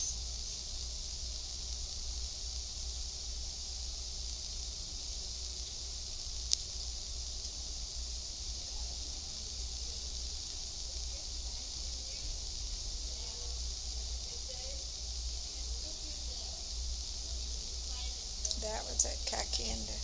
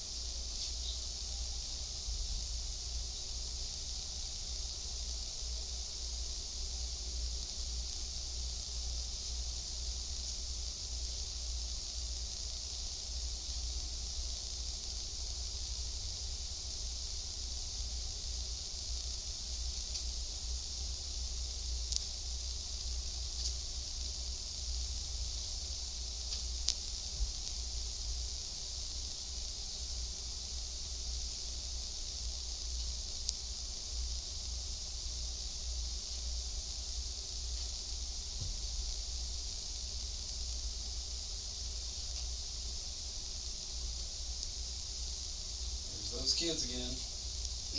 Yeah, that's their rules, I think.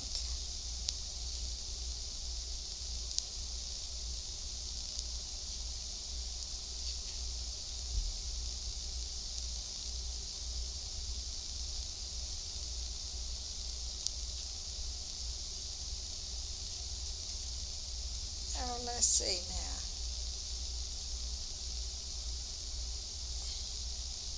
Isn't that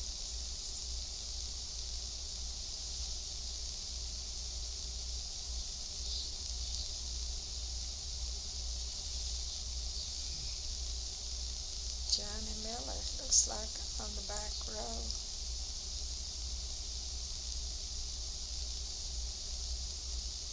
And Miss Worth.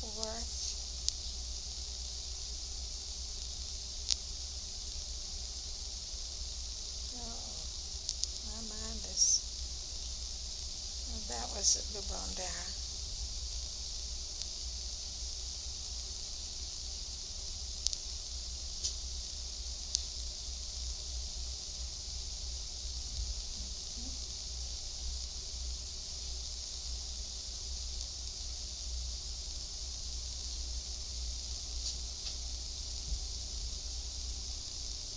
Just beginning that house.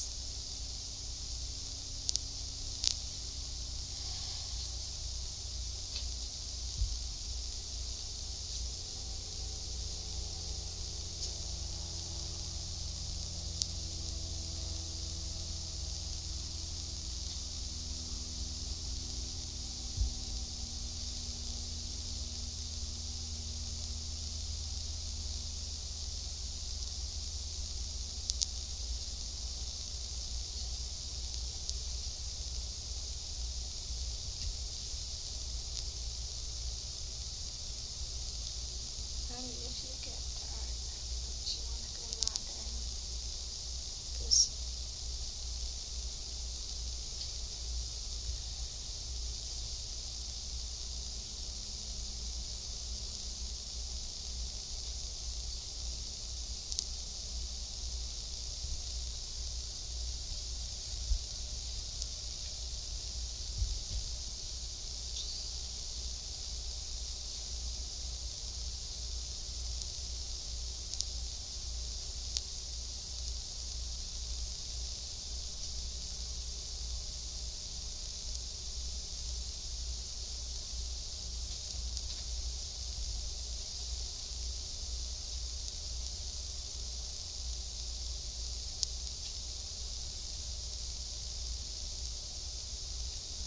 there the girls again.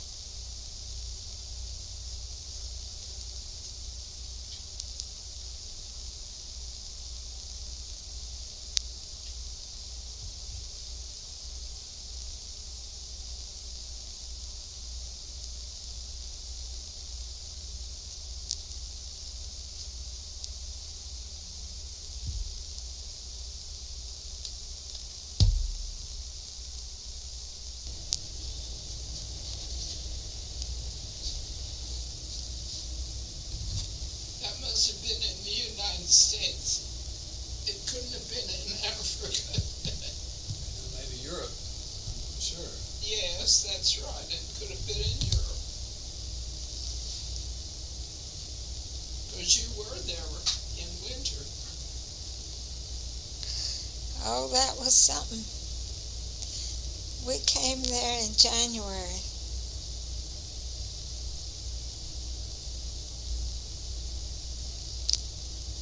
And it was cold in Europe in January. And they said we would have to go to the store and buy fur-lined boots.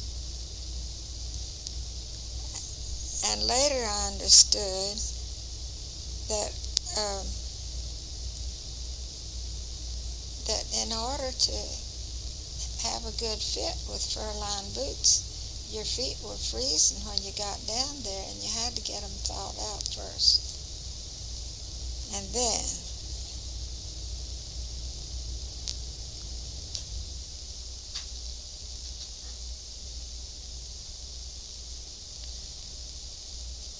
and I think I didn't get mine to fit very well at first.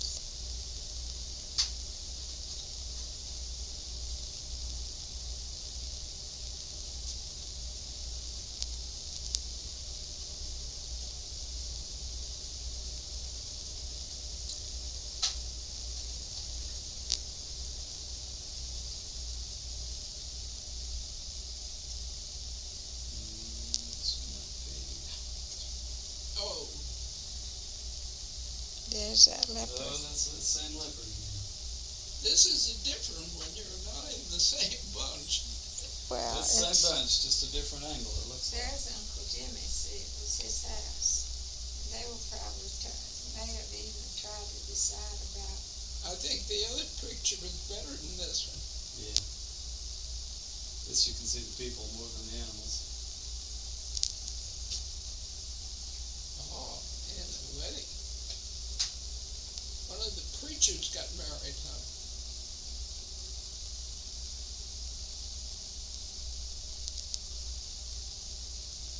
Who's Alice, that? what a good picture.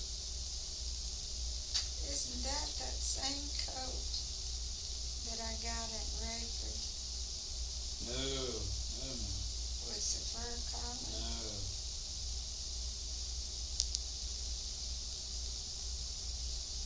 That's kosher. One of the persons took a very good picture of Alice at the I saw that. picnic. Yeah. Did you see it? Yes. Wasn't that good? That was Mr. Freestad.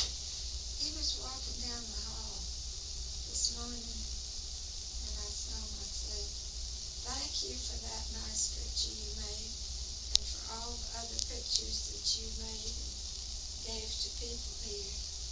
He said it was a good picture, and I wish I brought 2 rolls of film. He got a lot of people, and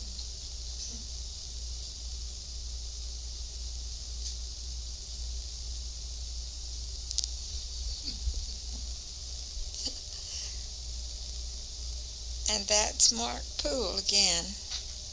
He used to ride that out to his little airplane field.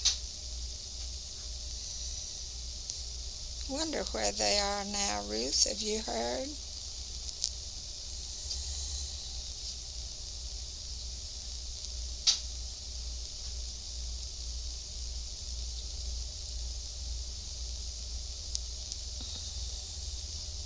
Well, that's a missionary house, huh?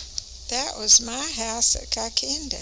Oh, It was the last one along the line down that way. And the elephant trail was 50 yards in front of it, going down from the hill right across there.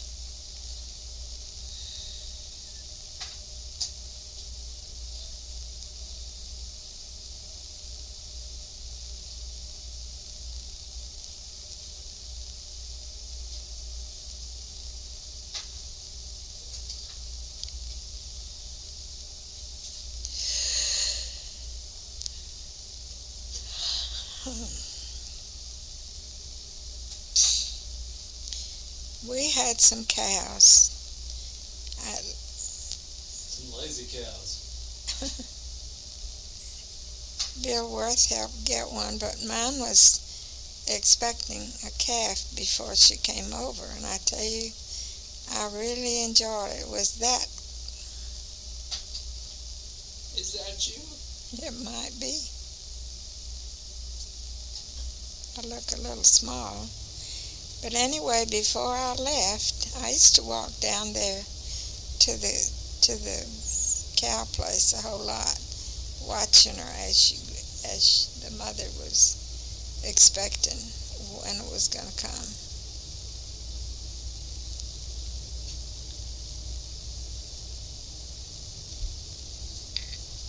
And that black calf got so mean before I went to America, that not too long before I went to America, I was going to sell her, but she got so mean, the person that came that wanted to buy her, pushed her up against the wall.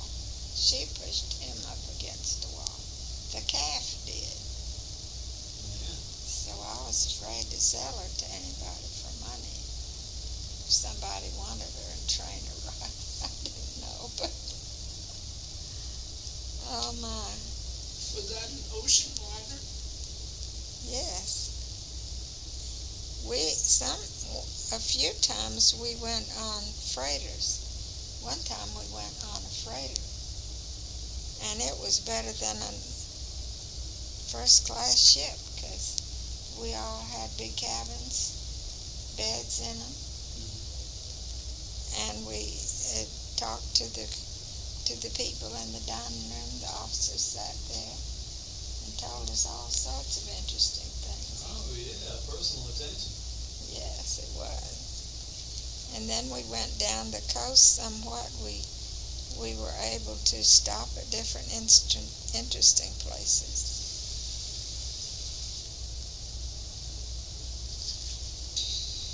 Sounds like your throat's getting a little dry. Would you like to sip? Well, thank you. All this in heaven, too.